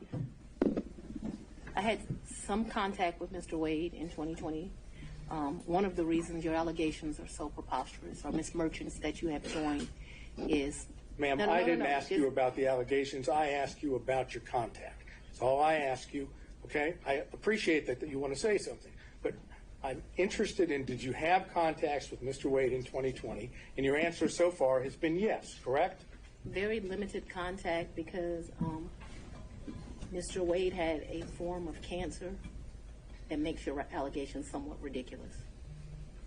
I do appreciate the I'm not characterization. going to emasculate a black man, but I'm just telling you. I'm sorry, what? I'm not going to emasculate a black man. Did you understand that? All right, So I don't let's think get we should back on discuss track. further. Mr. Sadov, next question. Trying to, Your Honor. Would you tell us on the occasions in 2020 that you had contact with Mr. Wade? I'm sorry. I thought I had answered that. Yes, sir. There were times in 2020 I had contact, but 2020 was a year I was running for office. It was a year that he was going through some serious medical issues, and I did not have much contact, but I certainly had contact with him in 2020. Did you go out to eat with him? Maybe. Probably. Did you visit him in any location, his office, or did he visit you in your office in 2020? I am sure I'm sure. Ooh, that's a very good question. I'm sure he came to 750 in 2020. 750 was my office. Okay. Not often, but maybe once or twice. Maybe I went to his office once or twice, but maybe once. And the purpose for going to his office would have been what? Maybe we would have went to Mellow Mushrooms for pizza, or maybe he would have come for lunch. I'm sure we went by each other's office, though, but not often, not a lot. We both grinding, trying to make a living. Wait, I understand what you've said about the cancer, and I'm not going into that. But when you were going out with him to restaurants, or when he would come to your office, right? Those were not sterile environments, were they? Oh, very sterile, because it was... The restaurants were sterile environments? A lot of times we wouldn't eat there. We would pick up something and go in, but they were... I'm listening to you. You pick up and take it to where? Maybe eat at our office, but it did not happen much. That's what I'm trying to explain to you. And my office in 2020, nobody was coming in. I was stir crazy, so I would still go into my office. You remember when I started this, I said, I am not even sure if we came to each other's offices, but I am trying to be over cautious. So I think I can recall him at 750 a couple of times. I just think I can recall him at 750 once, but let's say twice. I have seen his office. I remember all the awards in the lobby, but I'm not sure in 2020 I went. I'm not even sure I went in 2020 at all. I just want to tell you yes, because I'm not sure. But I have a distinct recollection of him at 750. I actually don't have a distinct recollection of me at his office in 2020. But maybe I went to his office in 2020. Maybe. Did you have ongoing phone conversations during 2020 with Mr. Wade? Oh, yeah, I talked to, yes, absolutely. Yes. Yes, no question about that. No question, I talked to him on the phone in 2020. I understood, and this is, maybe I was confused. The Belize trip was for his 50th birthday. His 50th birthday, and that was in March. He turned 50 March 18th of 2023. If you look at the dates of the trip, I think we were there about 6 days. We stayed at 2 different locations.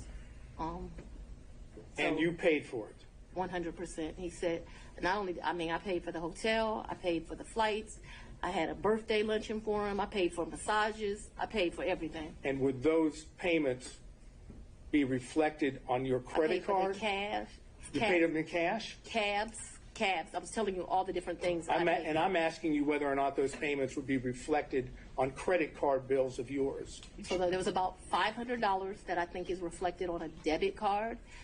What my recollection is, I took about $4 in cash with me to that. 400 or 4,000? 4,000. But I remember I handed him $2,500, and then the rest was just the money we spent. I probably gave $300 or $400 to this guy who was a taxi driver. He would drive us every day around the 2 or 3 days we went. Took him to eat like it was my trip money. And you had, to be clear, to end this up, the 4,000 that you've just told us. But I didn't give it all to him. Remember, I only gave the $2,500 to him. I didn't ask you that. I was going to ask you that 4,000 is part of your, my words, cash hoard that you had collected over time. Cash what? Hoard, H-O-R-D-E. Oh, I thought you said something different, sir. No, I'm afraid I wouldn't say that. Any circumstances to you or in court. All right, back on track. The hoard, cash hoard. I would not classify it in that way, but I have money at my house. Yes, sir. And the money, when you had money at your house? I'm speaking too loosely. I had money wherever I was staying. So I was not referring to my house in 750. I'm saying I had money wherever I was laying my head. Yes, sir. that was my fault that I wasn't clear. So when you were at what we said the Yerty condo during the time period we've always discussed, that's where you would keep your cash. When I say there, yes. Okay, that's all I have. Thank you. All right, I want to see if we can get through a few more defense counsel if possible before breaking for today. Mr. Stockton.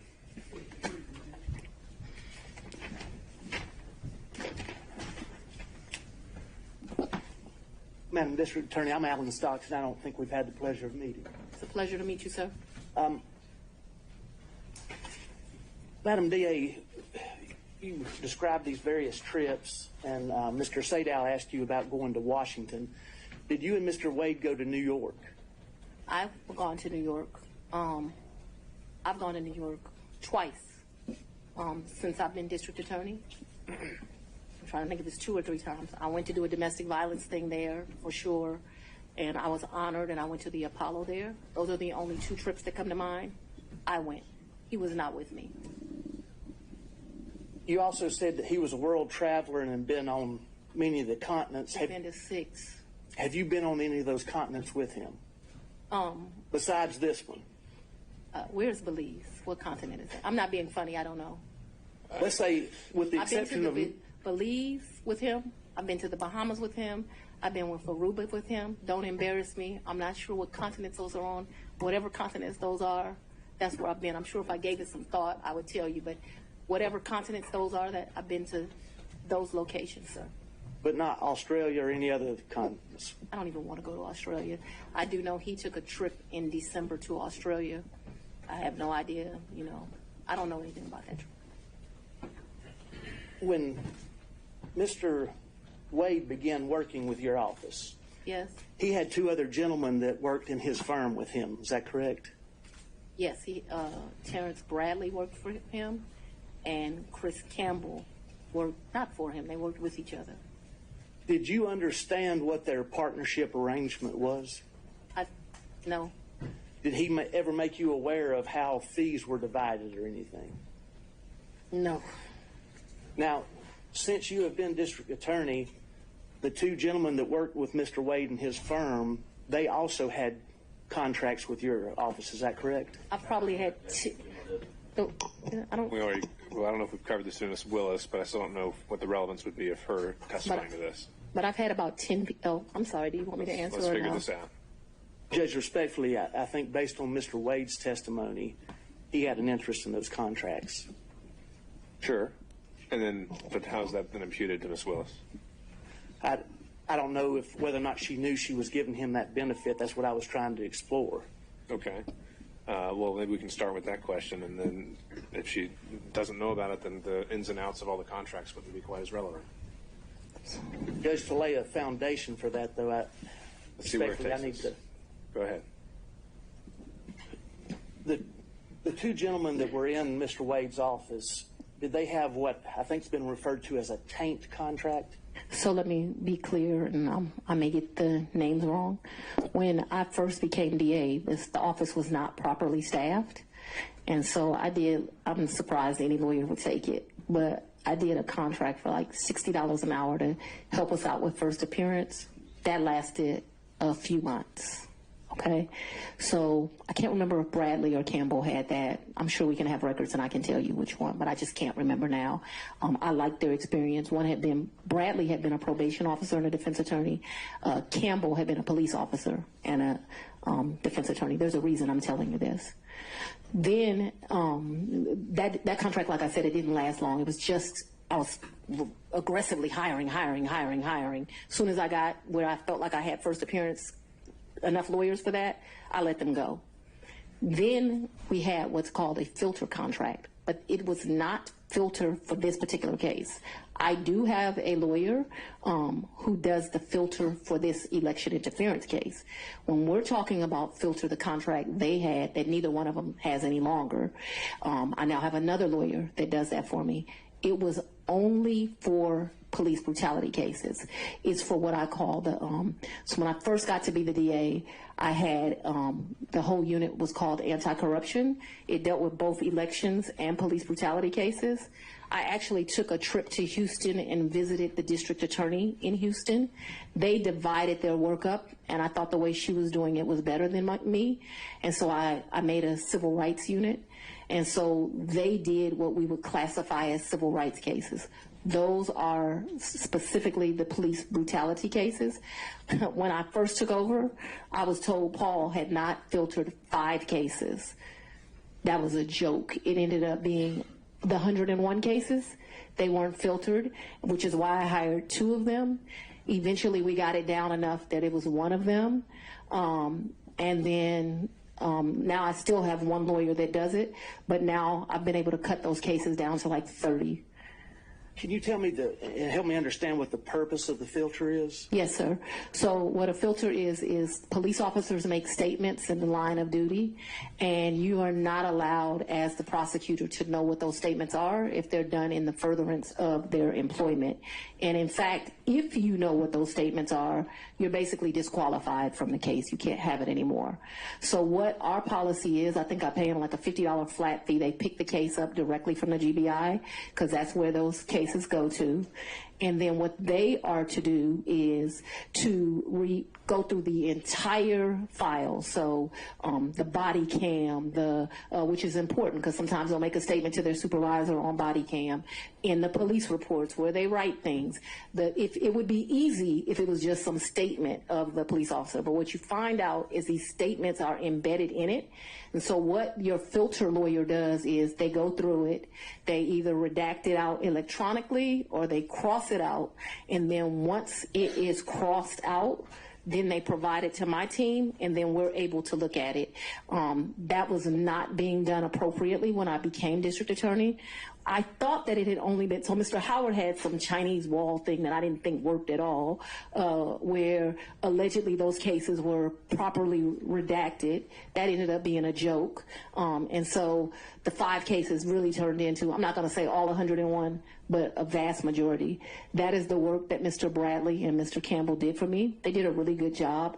All of those cases that we originally came with, they're done. Those cases they're not just done for Mr. Bradley and Mr. Campbell, they're done through my office.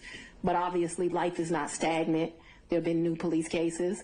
I do have a lawyer that is doing that work now. That doesn't work for me. That's same kind of deal. I have another lawyer that does filtering for this case, completely separate. So in the same private office, you had a filter contract, then you had somebody else handling first appearances and so forth, and then you had a special prosecutor. Is that correct? I'm just not. Ultimately, the answer to your question is yes, but I'm not sure that they did it at the same time. The first appearance contract was either $60 or $90. I don't know really how I convinced them to be able to take that, but I think because it was for such a short amount of time. And then I think I pay my filter lawyers, which I still don't know how I get away with, about $150 an hour. And I want you to understand, the AG pays special prosecutors $1,000 an hour. So I'm a tough negotiator. Paul was paying people up to $375 an hour. I won't pay anyone more than $250 is my max. I have a lot of lawyers for what I have that work at $250, and I cap them every month. You can't go past a certain amount of hours. Would you agree that if Mr. Wade and the 2 other gentlemen that were in his firm were splitting fees in equal thirds, would you agree that he would benefit from the tank contract and also from the other first appearance contract? I would agree he would make money. Yeah, so to make money is a benefit. Judge, that's all I got. Mr. Durham, if you're still with us on Zoom. No questions, Your Honor. Mr. McDougald. I do have a couple, Your Honor, but it's a little awkward from back here. Do you want me to? Yeah, why don't you go ahead and make your way up.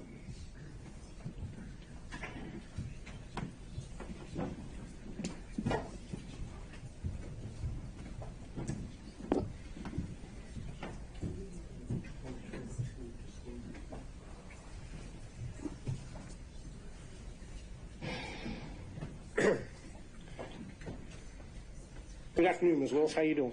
I'm very well. How are you, Mr. McDougall? I think this is our first in-person meeting, correct? Second. Second? Well, I apologize for not remembering you more clear. That's quite all right. I'm referring now to exhibit number 21.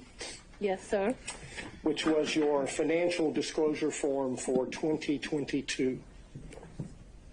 Yes, sir. And it has a question which requires you to disclose any gifts or favors from a single prohibited source in the aggregate amount of $100 or more. Do you see that? I don't, but I believe you. It would be on page 2 in the middle, paragraph number 3. Yes. And what is your understanding of a prohibited source for purposes of this form? I believe there's some classification of somebody you like don't have a personal relationship with that gives you $100. All right, if you look under there at subparagraph 2, Romanet 2, it defines it as someone that you know or should know is seeking to do or is doing business with the county, correct? Yes, but yes. That includes Mr. Wade as of the date you filled out this form, correct? Yes, but he never gave me a gift of $100 or more. The only thing that I would say maybe went over that, but I don't think it ever did, is if we went to dinner and my meal was $100, but I don't think I've ever eaten $100 worth of food at a restaurant, because I would not pay him back if we went to lunch or went to dinner. But trips, I paid him back for. You know, I never thought about the money until y'all brought it up, and I would be less than honest that says I was giving him the money back because I was the district attorney. I didn't take gifts from him for a lot of personal reasons. Anyway, I did not take gifts from him. And so your reason for not disclosing any gifts from Mr. Wade on exhibit number 21 is that the aggregate amount on a net basis was less than $100 in the year 2022. Is that correct? I did not accept a gift of him of more than $100 in 2022. But one exception to that, because I want us to be clear, is we probably went out to eat multiple times in the year. If you're considering eating a meal, you know, because we went out multiple times, that probably went to the level of more than $100. But if we're doing tit for tat like that, I probably paid for as many meals as he paid for. And so I did not receive any gifts from him. The question on the form, I understand the question. The aggregate in excess of $100, and your testimony is that you did not receive in the aggregate more than $100. All right, Mr. McDougall, you can sit down now. I don't believe she answered that question, Your Honor. She answered as to specific individual gifts. And you're not listening to my answer either, so we're done. Very well. Okay. Mr. Rice. No further questions. Mr. Gillen.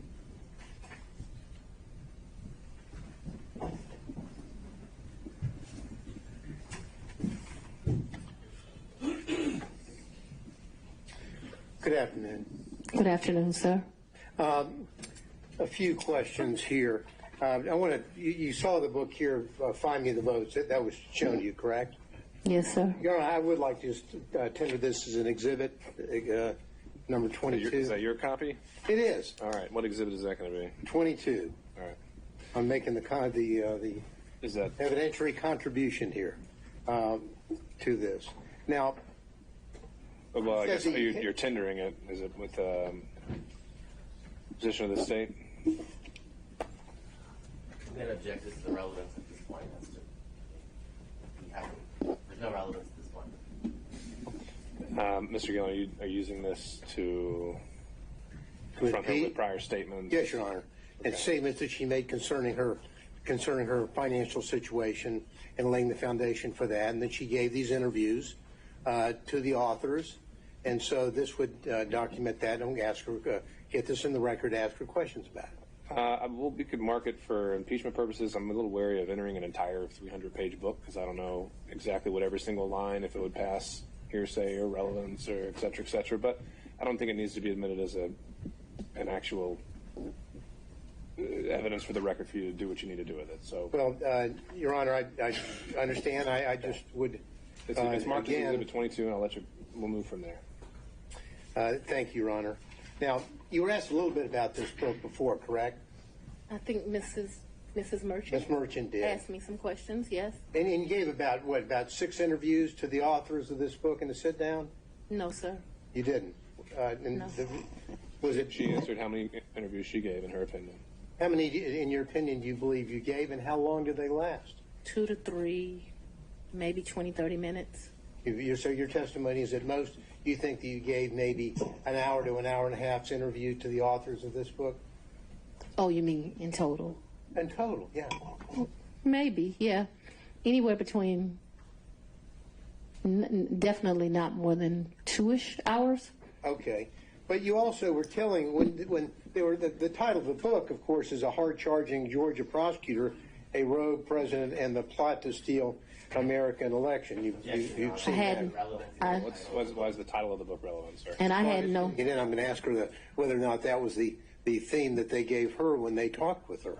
What the thing gave her? What do you mean by that? Well, because they were sat down and they told her why they were there to interview her. And why does that matter? Well, I think it matters because it shows what they want her to give her version of what her life story is. This is almost a life story of her. So that's why it's relevant. But if the court thinks it's not, then... No, it could be relevant to your issue of the forensic misconduct that has been alleged and maybe some of the motives at play when it comes to forensic misconduct, but I'm not seeing, again, what we're here for today was the relationship and or any financial elements of it. Correct. Well, I think it clearly relevant to the forensic misconduct, also relevant to the personal interest in terms of the finances.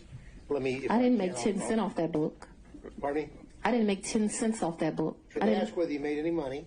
Okay, I just... didn't ask whether you made any money. Do you have any other statements that she hadn't already been confronted with by Ms. Merchant? Well, other than I want to focus on when you were telling them about your financial straits and you're living kind of month to month, that is what your financial status was back in 2018 after your election. Mr. Gallon, we covered that at length. And you're at the end of the line. I'm sorry about that, but we've got to find new ground. Well, let me move on to my point here. So the point is that what you're telling us is that you were in financial straits, but really that your testimony today is you had a cash hoard of maybe up to $10,000 in cash where you laid your head at night so that you would dip out and there would be no record of it, correct? That's not what I'm telling you, sir. That's not at all what I'm telling you. What I'm telling you is that throughout the course of my life, I have always kept cash in my house.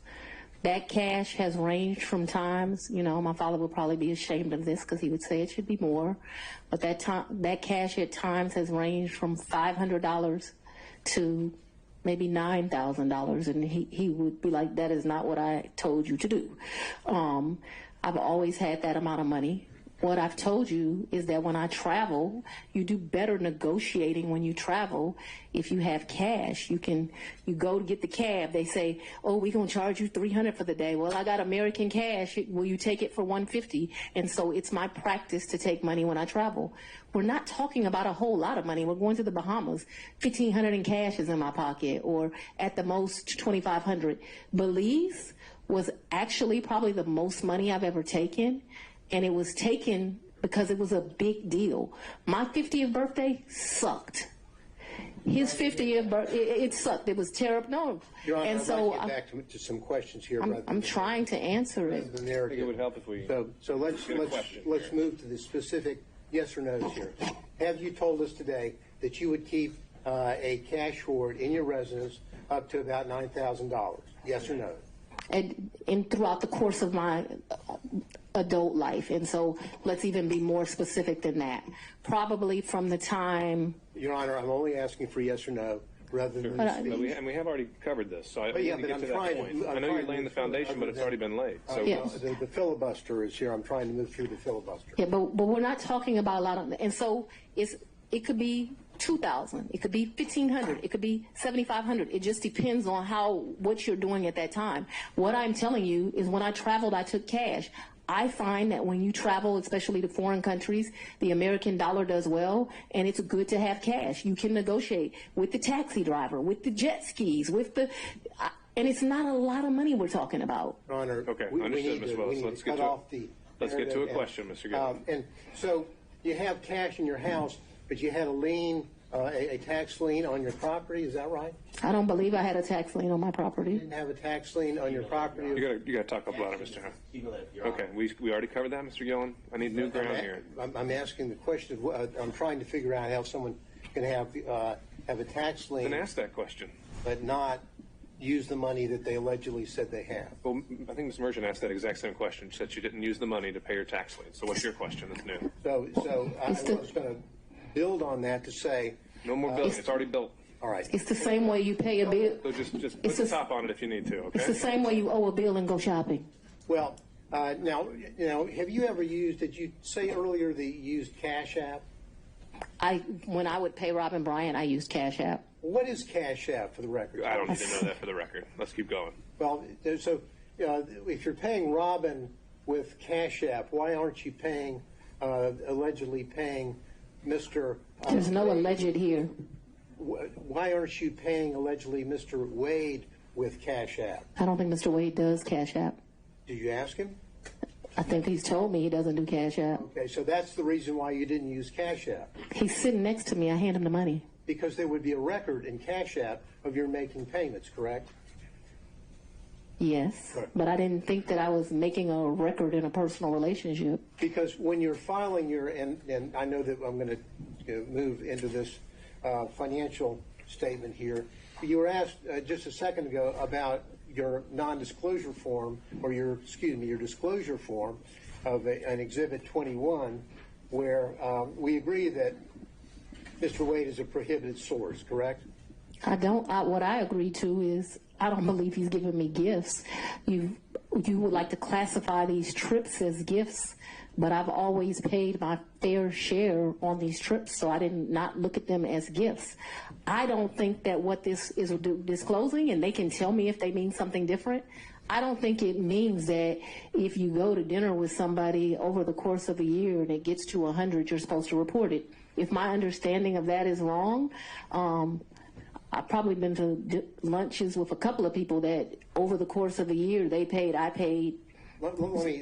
Prohibited source means... We already went over this, Mr. Gillen. Mr. McDougall. Well, Your Honor, I have to lay the foundation here before I can follow up with my next question. I don't know why you have to. Well, it's already, the questions have been made. Then your 2022 disclosure form did not list any of the thousands and thousands of dollars that Mr. Wade paid for on trips that you were on. Isn't that correct? That's because Mr. Wade was paid that money back, or he was paid due to the fact that I bought the plane ticket or I paid for the hotel. There were never money that he gave me. That wasn't the nature of our relationship. You know, there's so many men, and Mr. Wade is one of them, where the nature of the relationship is they're just paying a woman. The nature of our relationship is companionship and friendship. Despite the way people would like to paint certain women, it's just not true. Final question. And not a single solitary documentary piece of evidence showing that you have withdrawn the cash to pay him back. All right. Thank you, Mr. Gillen. That's not accurate. Thank you. Okay, Mr. McCullough, on behalf of Mr. Floyd. All right, and Mr. Cromwell on behalf of Ms. Latham. The great thing about becoming last is most of your questions. I had one question, Ms. Willis. Can you hear me? Yes, sir. In the time period between February of 2021 and January of 2022, while you were staying at the Yurdi condo, did your father ever come and visit you during that time period at the Yurdi condo? He did not. All I have. Thank you, Your Honor. All right. Ms. Cross, I would imagine you have a number of topics to cover with Ms. Willis that'll take more than 10 to 15 minutes? I do. Okay. Then I think we've reached a stopping point for today. And so, Ms. Willis, I'd ask you if we could step down now, and I'd also remind you that you're not to discuss your testimony or that of any other witness until tomorrow morning. We'll be back here, and we'll begin again at 9 a.m. 9 a.m. We'll do 9 a.m. this time tomorrow. Before we recess for today, I want to check in on logistics, and I'll ask Ms. Merchant. Once the testimony of Ms. Willis is concluded, how many other witnesses do you anticipate calling? And then we subpoenaed Delta records that state objected. We can handle that now. Ms. Willis, you can step down. You're done for the day. You want me to leave the courtroom? Or you can sit at the council table. We don't need you in the witness box.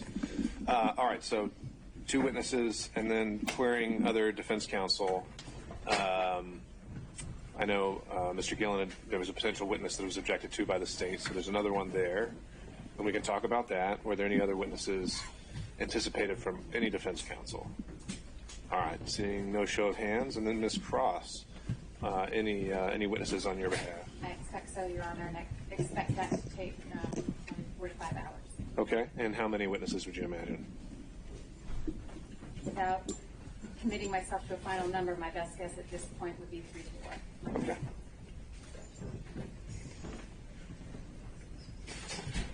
All right. Do you know who? I mean, I gave them our witnesses. I know we're supposed to give witnesses for an evidentiary hearing. I'm guessing that one is John Floyd, but I don't know. All right. No, I understand, Ms. Merchant. However, I don't think at this point there's any statutory requirement. We have the standing order that for expert witnesses, and if state doesn't want to extend that courtesy, then I think you're stuck with it. All right. I'm certainly happy to represent that Mr. Floyd will be a witness, that the other witnesses will be impeaching of Ms. Yearty. Okay. All right. Let's take up these last couple issues here before we break. Then the issue of the Delta Airlines records. The motion to quash was filed by the state on behalf of Ms. Willis, I believe. I did file a motion, Your Honor. Oh, excuse me. But my representation was that I just got notice of them, I think it was yesterday. Okay. And so now that I've had the review of them, I object to the general fishing expeditions. I've introduced a new record today that was from Delta. To my knowledge, that there's going to be no further new production in the Delta records. I don't want to burden the court with anything. If the court wants to take a look at it and see if there's anything different than that, I don't have an objection. I don't like the idea that we're just looking for anything. I don't want to put an obligation on the court, but I'm happy to agree to an in-camera if that's And so, Ms. Merchant, I take it. All right. So, Ms. Merchant, I take it the purpose of the subpoena. I'm going to need you to step out. Step out, ma'am. The purpose is to show travel. Right. Is it because you suspect there are other travel records, or just you think there might be something else in there? It's one is to prove some of the travel records that they traveled together, and so we have no problem. Like I told the state, putting them in camera. I don't even. I mean, what I'm saying is if we've heard about the trips today in detail. Is there anything else that's in these records that you're saying is going to prove some additional trip, or is it just further corroborating what really is kind of uncontested at this point? There may be some additional trips. But you don't know of any specifically. You just think there might be any. Okay. All right. Well, then let's continue with that. Then, if you want to send them or instruct Delta to send them to us in chambers, we'll take a look. And I think essentially, if there's you can tell us, Ms. Merchant, what you think we should be looking for and what you think is relevant, and we'll do that. Okay. All right. And then when it comes to Mr. Schaefer's witness, there was an issue raised about this kind of being a summary versus an expert witness, and so I reviewed the motions, and I think there was the essentially kind of the summary document that Mr. Gillen's witness would the sole purpose of this witness to introduce. Was there something about, I don't know whether it's from Mr. Abadi or Ms. Cross, was there something about this attachment substantively that you think is inaccurate, or is it literally just a summary document? I can't tell because the documents to support it were on a thumb drive, and there's tens of thousands of those documents. And so I don't know whether that is accurate or not. I can point to some characterizations on it that I would quibble with. Sure. I think the result is wrong, but I just can't agree to include the documents or someone testifying from the documents that I just can't verify. It may well be that there isn't anything ultimately, but I can't represent that and I can't agree. The document itself isn't authored or identified as being authored by any particular person. Okay, give me a second while I pull it back up. So what I was provided by Mr. Gillen is a 3-page document. It starts with a timeline, usually dates, events, and sources, and it ends with an Excel sheet with some more figures. And Mr. Gillen, what do you have to say on this? What we would tend to call Bill Selensky as a summary witness, not expert, not giving expert. And what we've done is that we have, we got the bulk of sort of what was in the download we got last week as a chamber team. So what we have here is the source information over here. If we look at that, Your Honor, that's largely, all of this information essentially is material that is material of Mr. Wade's. This isn't something that's some different company or bank account. And largely what it is a situation where, as it now stands, most of these source documents are already in evidence. And so, whether it's 1006 or, frankly, a demonstrative aid under 611. Well, that's what I was about to say. Why couldn't this just be used as a demonstrative? What would the state's objection be then if Mr. Gillen was just to say in closing, hey, I put all these records together and here's my demonstrative? I don't think I have an objection to that. I might quibble with some characterization in some language. Sure. But to call it a summary and to represent that the records is an accurate reflection of the records, I just can't agree to because there are so many records that were disclosed on Wednesday, and I just don't know. Well, except, Your Honor, if you look at the sources, I mean, literally, we're describing things that were introduced today. They've seen all this. And the documents that we have sourced really came from Mr. Wade in his divorce case. So it's not like they're surprised. So we would ask that the witness be allowed to testify and put it in the record and put the summary charts in the record and have them admitted, and that way off we go. This isn't a situation where we have a jury and they're overwhelmed with whether or not there is some kind of factual misunderstanding here. They could look through this probably at lunch and determine whether the source is accurate or not. The second sheet, Fulton County payments, that came from them. So to say that they can't determine or decipher whether the documents they gave to us is accurate doesn't seem to carry the water. This isn't a situation where we have tens of thousands of new and different documents from different corporations, different banks, and then suddenly we've put it on. We've done our best. We got these things last week. I've gone through them all, and we've called it down to what we think is a very concise summary chart for the court's consideration. All right. So, Ms. Cross, what I would ask is, it sounds like most of the morning is likely going to be taken up with the remainder of Ms. Willis's testimony as well as any additional witnesses from Ms. Merchant. And so perhaps we can use that time between then and then the lunch break to take a look and see if these sources are inaccurately cited. I mean, the characterization isn't something that's going to be determinative. I don't think I'm bound by whatever he describes as the event. But if this is just, I really don't really see much of a substantive distinction between a demonstrative and a witness. But if he wants to put it up through a witness, and it's not something that you need to rebut with expert testimony of some kind, then I really don't see this as being much ado about nothing. I'm sure you can understand why I couldn't agree. Sure. No, that's fine. But But I don't know if it's something that we need to bar outright until you've had a chance to look at it, if you see some incredible inaccuracy in it or something like that. All right. Anything else from the state? No, Your Honor. Anything else from defense counsel? Mr. Let me go in order. Mr. Sadow. One quick question. I understand the court and the bullet point where I was going to go. Do we need to put into the record the speech itself in the transcript, or is the court taking notice of what we've already filed? I think it's extensively quoted in all of the pleadings.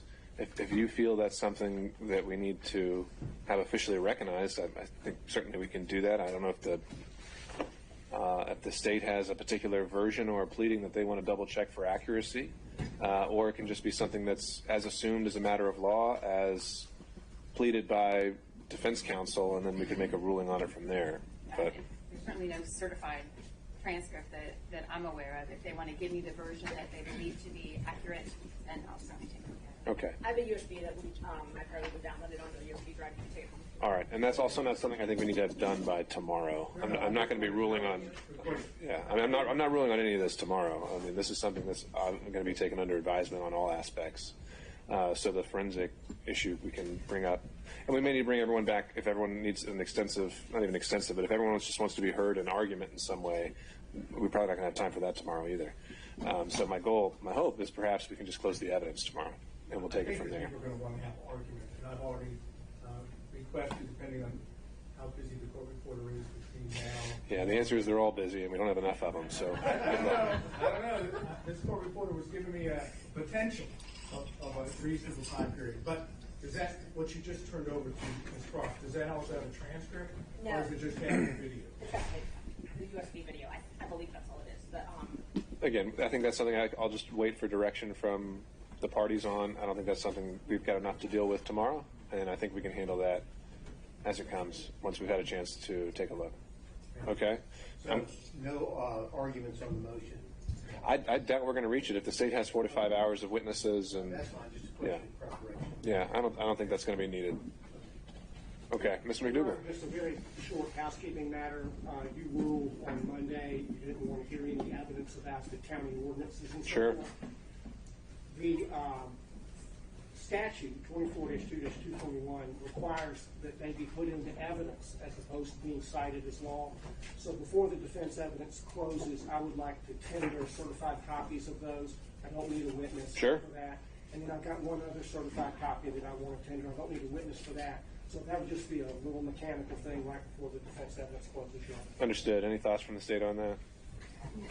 Okay. As the representation, if that's what the exhibits are, then I'd consider it a proffer more than evidentiary, but fine. Okay. I didn't want to upset the court's expectations tomorrow when I did. Okay. Well, Mr. McDougall, my expectation tomorrow will be that when I talk, I get to take prominence, right?